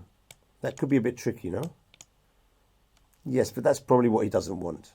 Now rook e1. I'm not sure, though. Everything's okay. Your bishops are better. Your bishop is better than white's. But I'm trying to put myself in the mind of the player. Yeah. And he's thinking, I've got bishop d6, change off the bishop's extra pawn. And I've got e6, and I have to play f5. No? We can see it easily I can here. see what you're coming from. We're seeing it on the board. Yeah. And it doesn't look so dangerous, but in my mind... plays tricks on you. That's technique, no? Yeah. If you're a better player, then you see it much more clearly and convincingly. But in any case, this is an extra pawn, a solid extra pawn. Yeah. And the queen is very well does now placed. have a bit of play. He does have a bit of counterplay now. How long did he take to make that decision? Nearly 7 6 minutes. minutes. So he probably was considering other alternatives. Yeah. Okay, rook f6, rook e8. So he's not ruined his advantage. He's just played a different move. Maybe white could have gone queen f3 here as well. Rook ending. Yeah. May not be terrible. May not be terrible because a6 and d6 are weak. Yeah. But he chose to go for kingside play. Tripled on the f-file. And now that pawn on d6 has proven to be a bit weak. I'm thinking that queen f3, if he changes queens, you take with the pawn. Yes. And it's not entirely clear that black is winning straightforwardly here. He's got rook e6. Yeah, he'd go rook e6, I think, and then we exchange off a pair of rooks, and then you fix the pawn. b4, but of course now there's the weakness of f3 and the weakness of c3, so black is probably winning here. The king can get to f5 quite fast, and then you could even consider capturing c3 for a6 or something like that. But this is still playable. Yeah, it's still not playable. It's not completely playable, lost. But looking at it, I prefer the way white played. Yeah. Yeah. So h3, a5, rook f1. And now he just makes play against the weaknesses, no? Against the black king tactical chances. And f7 and d6. Now, I'm sure if black had visualized this sort of situation, then he would have gone for the other line. Yeah. But we don't have perfect knowledge. Queen e4. Not even Carson has perfect knowledge. And he has quite perfect knowledge. But even he makes mistakes every now and then. So after h5... Yeah, I'm not seeing a simple fix for black anymore. He has to be careful. He has to be very careful. So with the idea he executed, actually... Rook e3.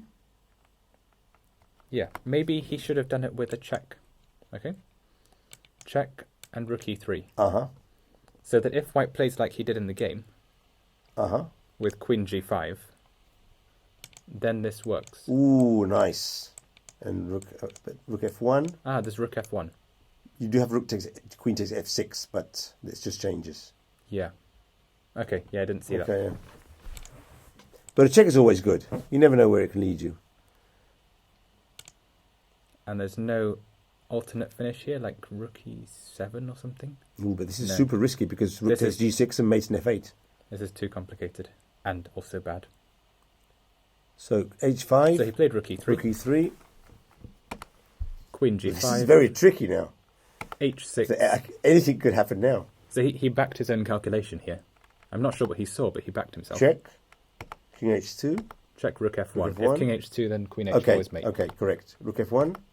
Rook f1. And now, obviously, he's misplayed this at some point because I'm sure he wasn't trying to get to this position. He's now given back the pawn, and white has so much play. Yeah. So b4, he must have been quite relieved to see white taking the queens off, because white is actually still fine with a draw. Yeah, white is happy. Actually, I think this position is still being played, but it's a filly draw with the pawn on g2, and that's a draw anyway. Yeah. Okay, but let's show the viewers how the actual position has been reached. Rook c6. White got a pawn in a rook ending, but it wasn't any good, really, because of the black king on e4. Mm-hmm. Yeah, these positions you always get the pawn back. Or you get more than enough play. So white decided he couldn't. That's very intelligent. Give the d4 pawn and get the g6. Because if not, the pawn's going to get to g3 and rook f2 will follow. Or something bad would happen. So black repeated moves and then decided he had to take on d4. Pawn. Check. Check and rook g4. So now white has the better rook as well. And black has to bail out and agree a draw. Okay. So they're still playing it, but this is a very easy draw. Anything other than a draw happens, I will eat my hat on commentary tomorrow. We tried that on Saturday, on the first day, you remember? And we went saying, this is a draw. And a few hours later, Howell won that game. So I wouldn't be so confident because this is a draw. We know it's a draw. But I've seen very strange things happen. But does the presence of the g2 pawn do anything? It confuses black, I suppose. No. Is there any variation where you need to play rook g1 or rook g2 when you're defending against Filidor? I don't think so. I don't think so. If he's intelligent, then after, say, rook e2 from black... Yes. He will throw away the g-pawn and just demonstrate that he knows how to draw the Filidor. That's probably the best thing. Play rook h3. Yeah. But if he hangs on to it... then he's in problem. Because... Okay. So this in principle is a draw. So let's change I have actually won the black side of this. But well, I can tell you there was a game between Shirov was the white player, that's for sure. I'm not sure it was a Chinese player. One of the good ones. I'm not sure which one. And it was a rook and bishop against rook and pawn. Okay? Mm-hmm. So, Shirov knew perfectly how to defend the rook against the rook and bishop using the second rank defense. Yes. But he didn't want to give up his pawn. And he was holding on to his pawn. And what happened was that in the end he lost because one of the Zugzwang's idea was stalemate. He couldn't execute it because he still had his pawn. Huh. And so he ended up losing that position. I'd have to look for the game, but I remember it vividly. Yeah.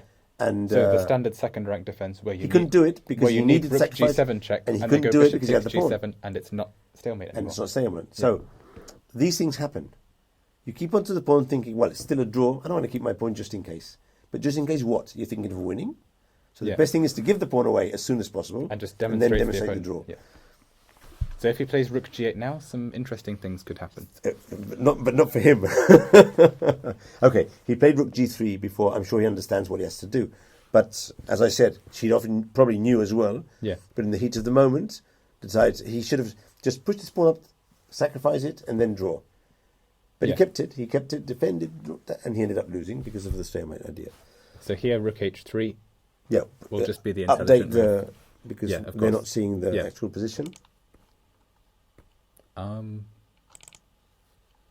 Okay, so he played king D1, also fine. Also fine. The most important thing is for him not to move the rook from there. And if he does decide to move it, he has to go to H3. He has to go sideways. He could probably even go to F3, and nothing bad would happen. So but he shouldn't go to A3, although it's probably still a draw. But fine it's, also. But in principle, you play the Philidor from the longer side. Exactly. Rook H3 is the best move and easy draw. The thing is, can black do anything if he doesn't voluntarily go to H3? He can't move the pawn. He can't push his king. He can give a couple of checks, but that's not leading him anywhere. Okay, let's say he plays rook F1, king D2, and rook A1. What do you do there with black, with white? I'm trying to confuse you, obviously. Yeah, so obviously we can still play rook H3. But he doesn't want to because he doesn't want to lose the pawn. So that is the thing. If he has to find a move... So if he plays king E2, now I there can could see be that tricks. going badly. That could go badly. Maybe king C2. Maybe seeing king 2. But again, it's tricky because nothing's happening. But now you have to calculate variations. It almost looks like D3 might be a thing, but it's not quite. But you have to calculate variations. The best thing is to go to H3. Let's show this to the spectators. I'm sure all of you know how to do the Philidor defense, but for any of you who don't know, let's demonstrate the best way to draw here. Okay. So we're going to give him the pawn. We play rook H3. We're going to give the pawn quickly. He will capture it, and then we'll wait somewhere else on the third file.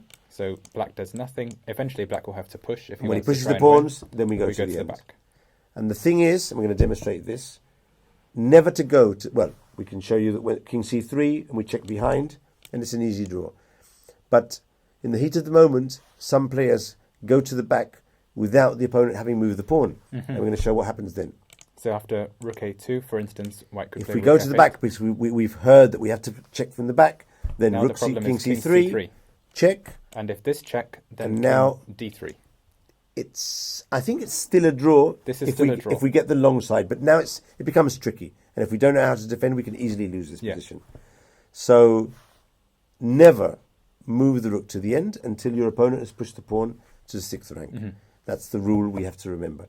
And the best thing is to get your pawn off the board, because that way there's no way that you can confuse it, apart from the fact that you have an extra square to move the rook. Yep. Because if you decided not to give the pawn, then you can't go to any of the other 2 squares.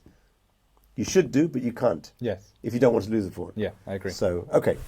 So, just for completeness, this would still be a draw after, for instance... Well, he's played D3, so things are... This. Yes.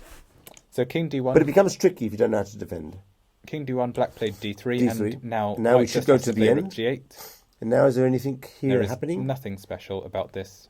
Well, white still hasn't played... Well, okay, a draw. So a draw was agreed. Okay. Black was kind enough to offer a draw with D3 and not demand this opponent find the incredibly difficult rook G8. Rook G8. But I would have... If I get to here, you can be sure that I'm playing D3 and waiting for my opponent to play rook G8. Okay. So, let's change over. What do you think about, for instance, the game? So you've not looked at in a while at McShane McPhillips. We were about to, but didn't.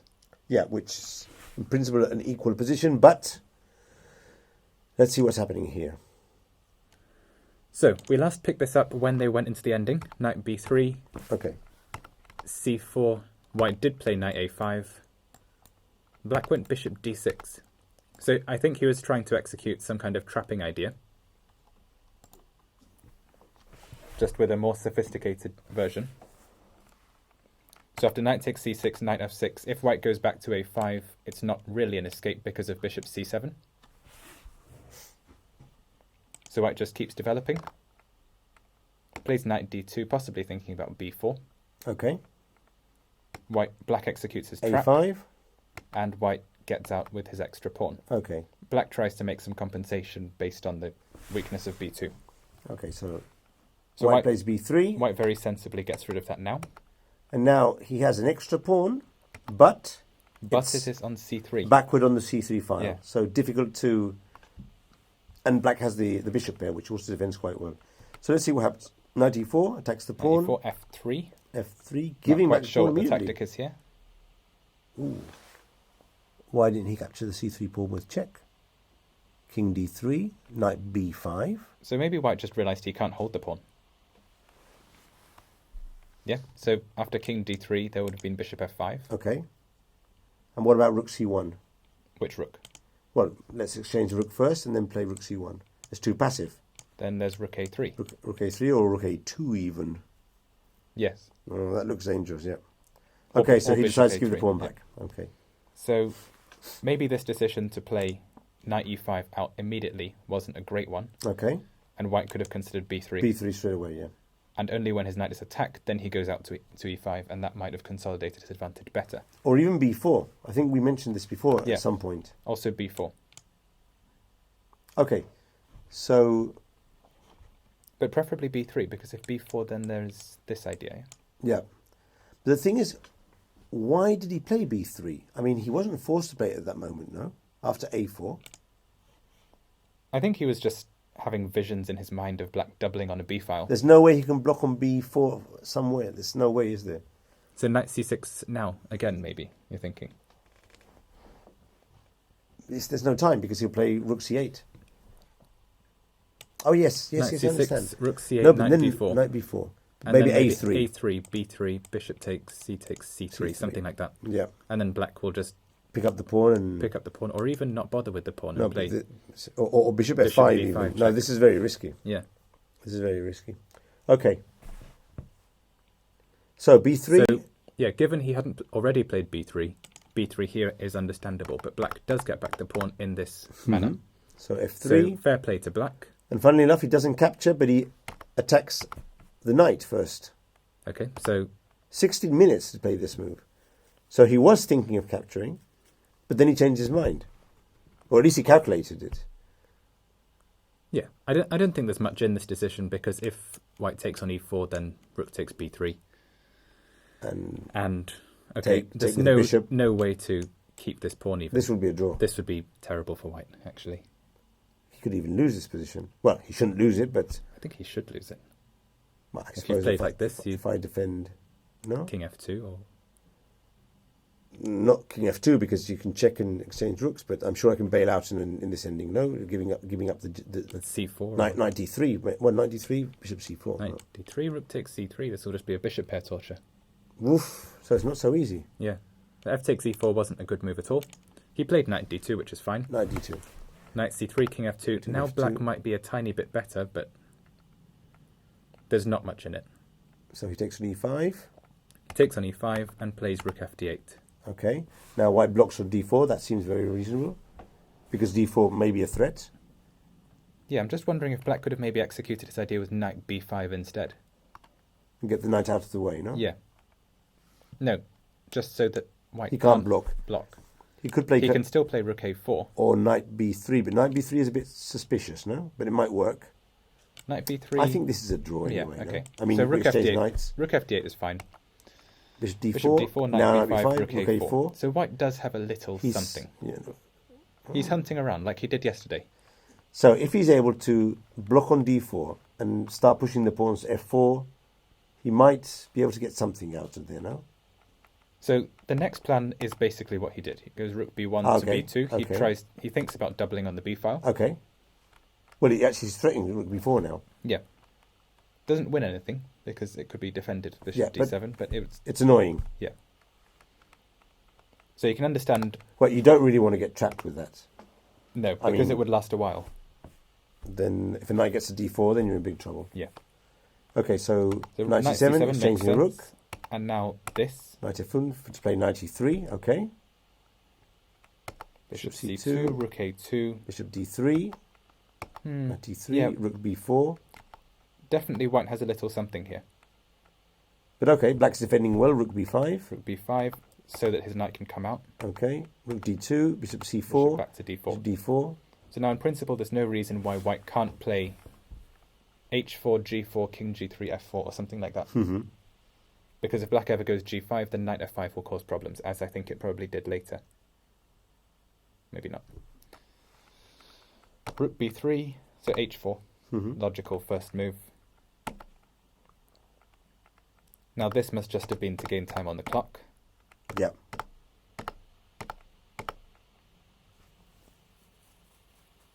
And now his first constructive move is to bring the knight to d6.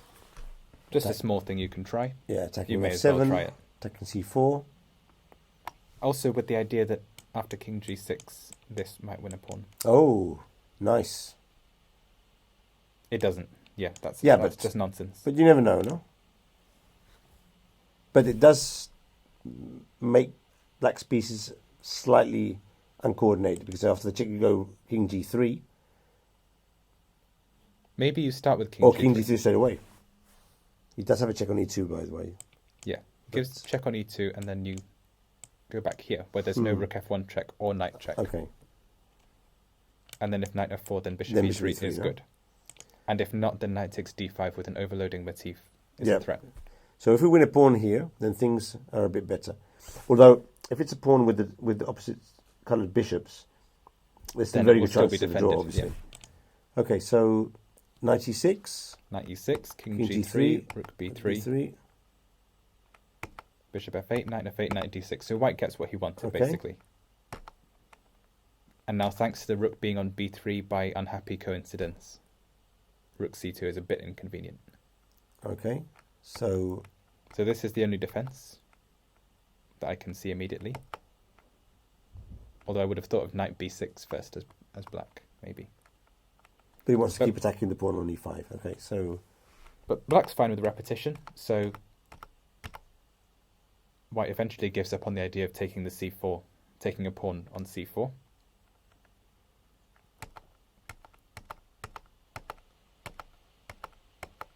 We have a repetition. And finally action. Action. McPhillips should be... Actually, he's your friend, no, yeah. Joseph?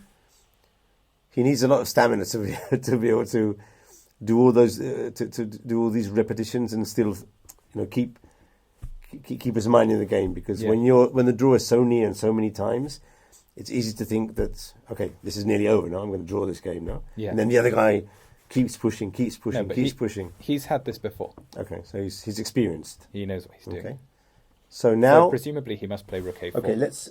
The game has ended in a draw. Actually, has it? Yeah. And it's very like this position. Rook a4. Rook a4. King f4, knight f8. And king e4 is a draw offer. Or draw agreed. Or the draw is agreed and someone put the king on e4, which is basically the same thing. But why didn't he try and... Well, king e6 is normal here. Knight e6. So I suppose what white realised when he offered the draw, because white will have offered the draw, is that knight e6 threatens c3. Okay. But after... So white's forced to play something like rook c3 and then rook a2, which could be unpleasant even. Yeah. So white quickly offered a draw and black quickly got out of there with it. He's not better. But who's better in this position? Computer says equality, but slightly better for black. Very slightly better for black. So the computer sees a tactic, c3. No, c3, but the move before. No, c3 now. Yeah. So yeah, that's a good thing to see actually. c3, rook takes c3, knight e6, and if white defends the bishop with Rook d3, then there's knight c5 with a nice fork. Ooh, so you're going to try c3 then. So c3, presumably king d3 would have happened then, and then something like this. It's easily drawn, with, but with the knight against the the knight bishop. against the bishop, black is no longer worse. And if you felt like you hated your opponent for all those repetitions and sadism, no, because now I can see a situation with my king on f5, and let's play a bit. Yeah. But of course. But of course, if you've done all that suffering, you want to get out of there with something. Yeah. So and also offers you a draw, you just take it. You take it unless you see something immediately. Very well played, Joseph. He held on very well. Yeah. Played very sensible, and it was a lot of moments where he could have made a mistake, and I've seen a lot of good moves in that position. So yeah. So well played. Very good. Well played. There might have been one moment maybe when White was better. There's only one game left, so let's check it out, and then we might have to wrap up the round. We're looking at Sagarian. David, let's look at the last position. Oh, sorry, you wanted to go over this again? No, not really. Okay, so I was just going to say that there was one moment where White could have kept the pawn nicely, but we'd already seen it. Okay, so let's pick up on Zakarian. So we've still not seen Hebden Bachelor, and that one looks like it's going nowhere anytime soon. This one Board's looks like frozen anyway. It must end up in a draw, this one, no? It could be tricky at some point, but it's probably a draw. Okay. Maybe it's not even tricky. So let's see the game of Hebden Bachelor. And I think we wrap up the commentary. So what happened here was White did choose to play it with e5. And in very typical Hebden style, some pieces came off. And he made it look like g5 was in fact a weakness. Starting at this moment. We looked at this at the opening. Yeah. Mm-hmm. So I'm a little bit surprised Black played bishop takes e5 here. I would have expected maybe... When you finally get your bishop pair... Maybe c5 even. And to heck with the consequences. c5, bishop b5, check, king f8. Okay, but we know that's okay, but... And then try and play bishop f6, king g7, but develop that way. Couldn't he play a6 and then c5, like in the Rubinstein? Yeah, he could play a6 here, I suppose. Because this is so... There's no reason why not. You can't lose a tempo, you know? Maybe he's worried about bishop e2, h5. Maybe. But even in this position, I can long castle. I can castle short. And you're not really going to kill me, no? With my bishop on g7. With bishop e2, as we said before, the queen is now blocked from going to h5, so Black can think about short castling. I'm not going to be dead here, no? I mean, even if you get the battery, I can defend against that. Yeah. And Black is playing c5 very quickly. Or even moving his queen and trying f6. Could be a thing. Or even moving... Unless knight g4 immediately is an issue. Yeah, that could be a problem. Yeah, so maybe we're not short castling. Maybe we are still playing c5. And only after bishop h5, then short castling. But in any case, Peter Bachelor is happy enough to play simple positions and hold them against grandmasters, so he tries to do that. D takes e5, queen c5, queen d4, queen d4, cd4, bishop d7. Okay. And Hebden has one of his standard small nibbles, I'd say. So he's got a small advantage here in the endgame. h6 is a bit weak. His next moves just play themselves, though. You play king d2, king goes to e3. Play f3 to develop the bishop. Rook h5, I'm not so certain about. Maybe bishop d3 instead, but there's not much in it. Okay, so f5 blocking. And he plays bishop d3 anyway. King f7. I might have considered g4 for White. Yeah, why not? That could be a bit committal. But he does lose the pawn on g2. Ah, okay. If you can do that a bit later, but not right away, I think. Okay, that makes sense. But a3, because he wants to swing the rook without losing a2. a5, rook c1. c6 and now bishop okay, white c4. is better, but it still seems the win is a long way away from here. Yeah. I wouldn't be confident that I'm going to win this position with white. What's the level of the other player against a 2300? Yeah. Okay, well, let's see how does it. I like this decision, actually, bishop c4. Because the bishop on d5 is very active now, so we get it off. Because what we either have a file or a pass pawn, one of the two things. What you want to do is you want to develop some kind of second front on the queen side. Okay. Because attacking h6 is not going to Not win the do game it. by itself. I'm surprised black took, actually, But a if little bit. Maybe king g6 and rook a c8 is called for. Okay. So that if bishop d5, cd5, and black doesn't even give a file. Okay. Yeah, that looks very reasonable. Yeah. And say, if white tries to double, then he may not be in time because of f4 check Okay. at an inconvenient moment. We've got some squares for the king side, yeah. So yeah, bishop takes c4, maybe a bit compliant. Rook takes. Go back. H5. a4. A4 to fix I kind the of B7 like that pawn. as well, because he wants to bring a rook to b3. Yeah, fix the B7 pawn, yeah, or rook And C5. the other rook to c5, yes. Okay. H4. So you can almost see what the winning plan is going to look like. It's going to be bum, bum, bum. like so, and then b4. And but he has to block the king side first. So let's see how he does that. Okay, H4. so h4, Pawn takes, rook takes. But here he changes rooks. Changes but, rook. But he gets square F4. Because like, he's seen that this works. Yeah. And D5. Okay, so that makes sense. Tactics. CD5, rook c7, b5. But this is an interesting positional sacrifice. Yeah. So if rook takes h4, then rook c8 and black must be fine. Okay. And if you took with the other pawn, then you would take on h4 and king f4 and maybe king d4, but yes. And penetrate with the king at some point. Yeah. Okay, so pawn takes pawn, king c7. Of course, he's going to go for the e7 pawn now. b5 is the only move. And rook c6. So that he can defend the pawn from a slightly better file. And now he's going to take on b5 and he can get b6, king d4 and king c5. Now he's winning, of course. So if he had to play this, then black could have got some play, maybe. No, but this king is g7 possibly a draw. Yeah. But if he takes on b5 and defends the pawn, then his king gets to c5 and the game is winning. Which is probably what happened in the game, no? Rook c6. So black didn't play king f7. Black. Because if king f7, pawn takes pawn. Yeah, rook that b8, would be b6 and goodbye. Pawn takes. Pawn takes, rook e6, takes. king f7. And rook d6. Rook d6, may as well go behind that pawn. King f4, because you don't have to take the pawn just yet. The rook might be useful giving check on d7. I like king f4 as well. It's a very good technique by Hebden. This is a very good rook ending. I like it a lot. Very well played. It's a specialty there. Yeah. Rook endings. He's good at rook endings. Very good at rook endings. He's known for that being one of his specialities. Against me, he went straight for a rook ending. Okay, so if you play against Mark Hebden, swap off the rooks quickly and go for a queen ending, maybe? Let me think about this. Or a knight ending. No, you want to prepare against him because he plays predictable openings. Okay. Anything but a rook ending. And now he gets his 2 pawns down, but he's winning. He's completely winning. Because the d pawn, in fact, helps white. Because he can't block and there's mates. Because now the king goes behind it and Very there's good. no check.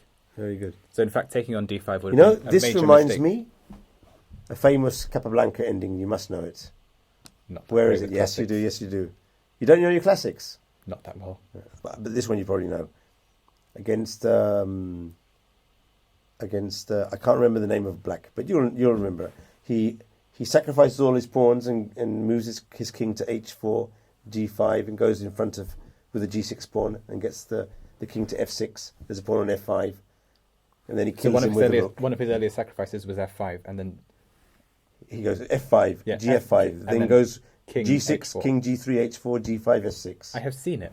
You must know it. It's a classic. It's a very good classic. I'm sure one of our viewers in the YouTube channel will put the... I mentioned the classic the other day, and 10 seconds later, the game was there. Yeah, I could have told you that one. Ilya wasn't sure. This is Capablanca. I think it's fine or floor, but I'm not completely sure. But I'm sure someone will say it. And this is practically the same. He's using the same techniques. Yeah, this is really good play because I would probably have taken on d5 earlier without thinking about it. So the rook f2, king e5. Look at that. He's being schooled in the ending. Of course, rook takes f3, loses. So rook takes f3, king d6. King d6 and goodbye. Yep. That's just over. Black has 4 pawns, but none of them help him. So rook a8. King f8, rook a8, check. King e7. So, in fact, black fails to run away as well. White sets this up, and I don't know why he chooses this particular method. He could have played f4 here. But okay, then h3 or a3. He can play so many things. Well, he has to be a bit careful because I mean he doesn't have time to put the 2 pawns on 6th rank, or does he? To play, I wouldn't F4. think so. I think it's too slow. But he could play f4, and then, but of course, then he can't play king f6. It's probably best to play rook f7 then. I don't know. King d6 comes to mind anyway. Okay. At least to me.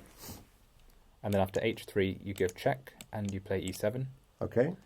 And no, if you both you'll queen, mate him. If you both queen, then e2? you deliver mate. So rook e2, e8. Okay. Take. And you must be in time to clean up everything. h2, rook e1, king f6. Maybe king d5, maybe because not. Of course, because the 3 pawns, even if they go quickly, the rook captures each one on the first square. There's no way of... Yes. So king d5, black has to keep pace because if, for instance, a3, then king e4, and white gets his king to the h2 pawn. But this is still tricky. You have to play this carefully. It is a bit How tricky. will we do this? Maybe rook f7 isn't such a bad decision. But okay, if black goes back to king e8... Now we play king d6. Then and we're mating him with rook h7. What's the difference? Well, we win some tempers with rook h7. You play the rook to h7 instead, and you take on h4 before it causes you any problems. There's still the other pawn, but this should be winning. Although... Yeah, I'm not so certain about this. This is still tricky.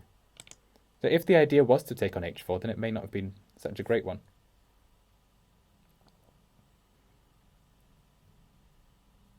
If I see. d7 check. Take and rook e4. Here's the trick. King g8. King rook takes g8, a4. h4. a3. a3. Rook e4. Rook e4. Yeah, that's good. That's a nice way to finish.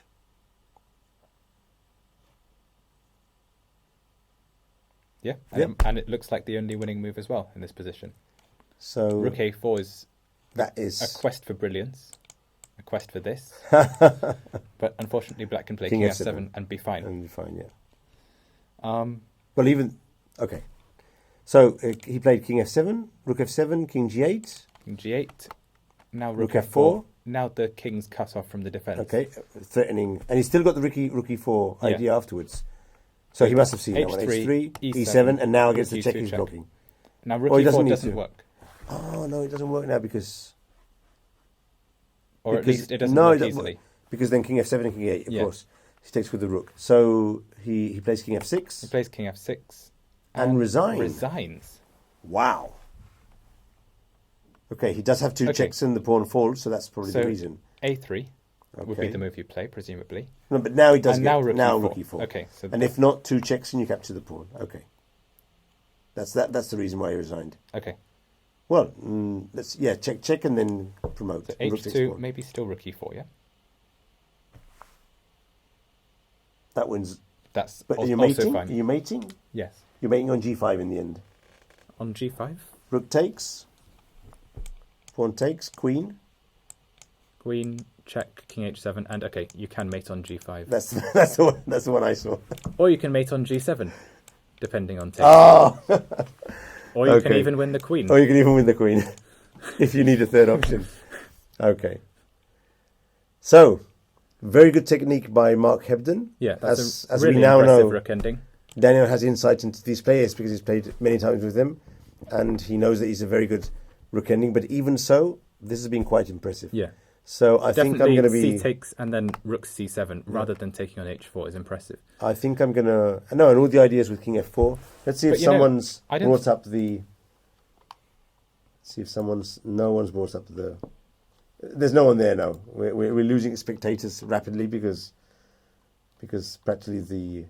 Because we're talking about rook endings, basically. We're getting a free endgame training, which is good for the rook endings. Okay. So while we're on the rook ending, actually, I am a bit surprised black chose b5. So there was a chance to play h3, maybe.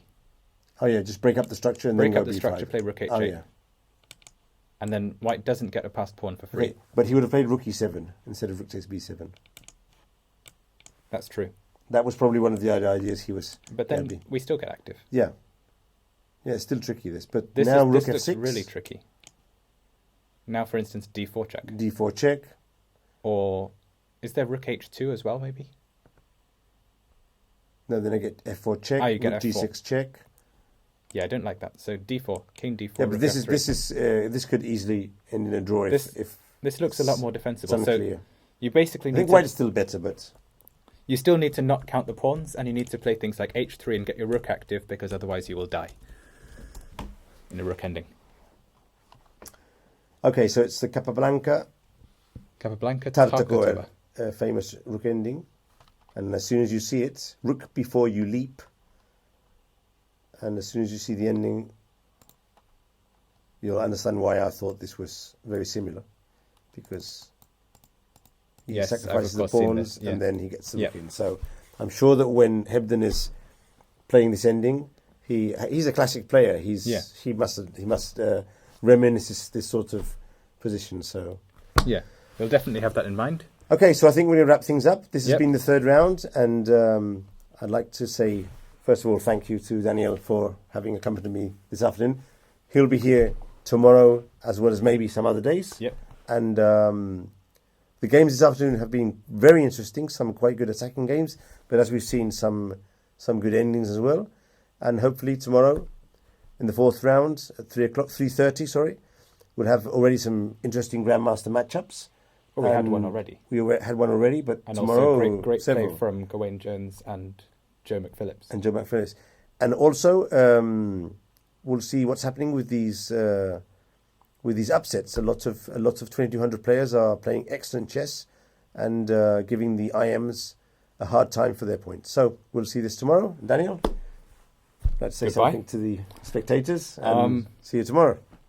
Oh yeah, basically that's it, isn't it? Not much more to say.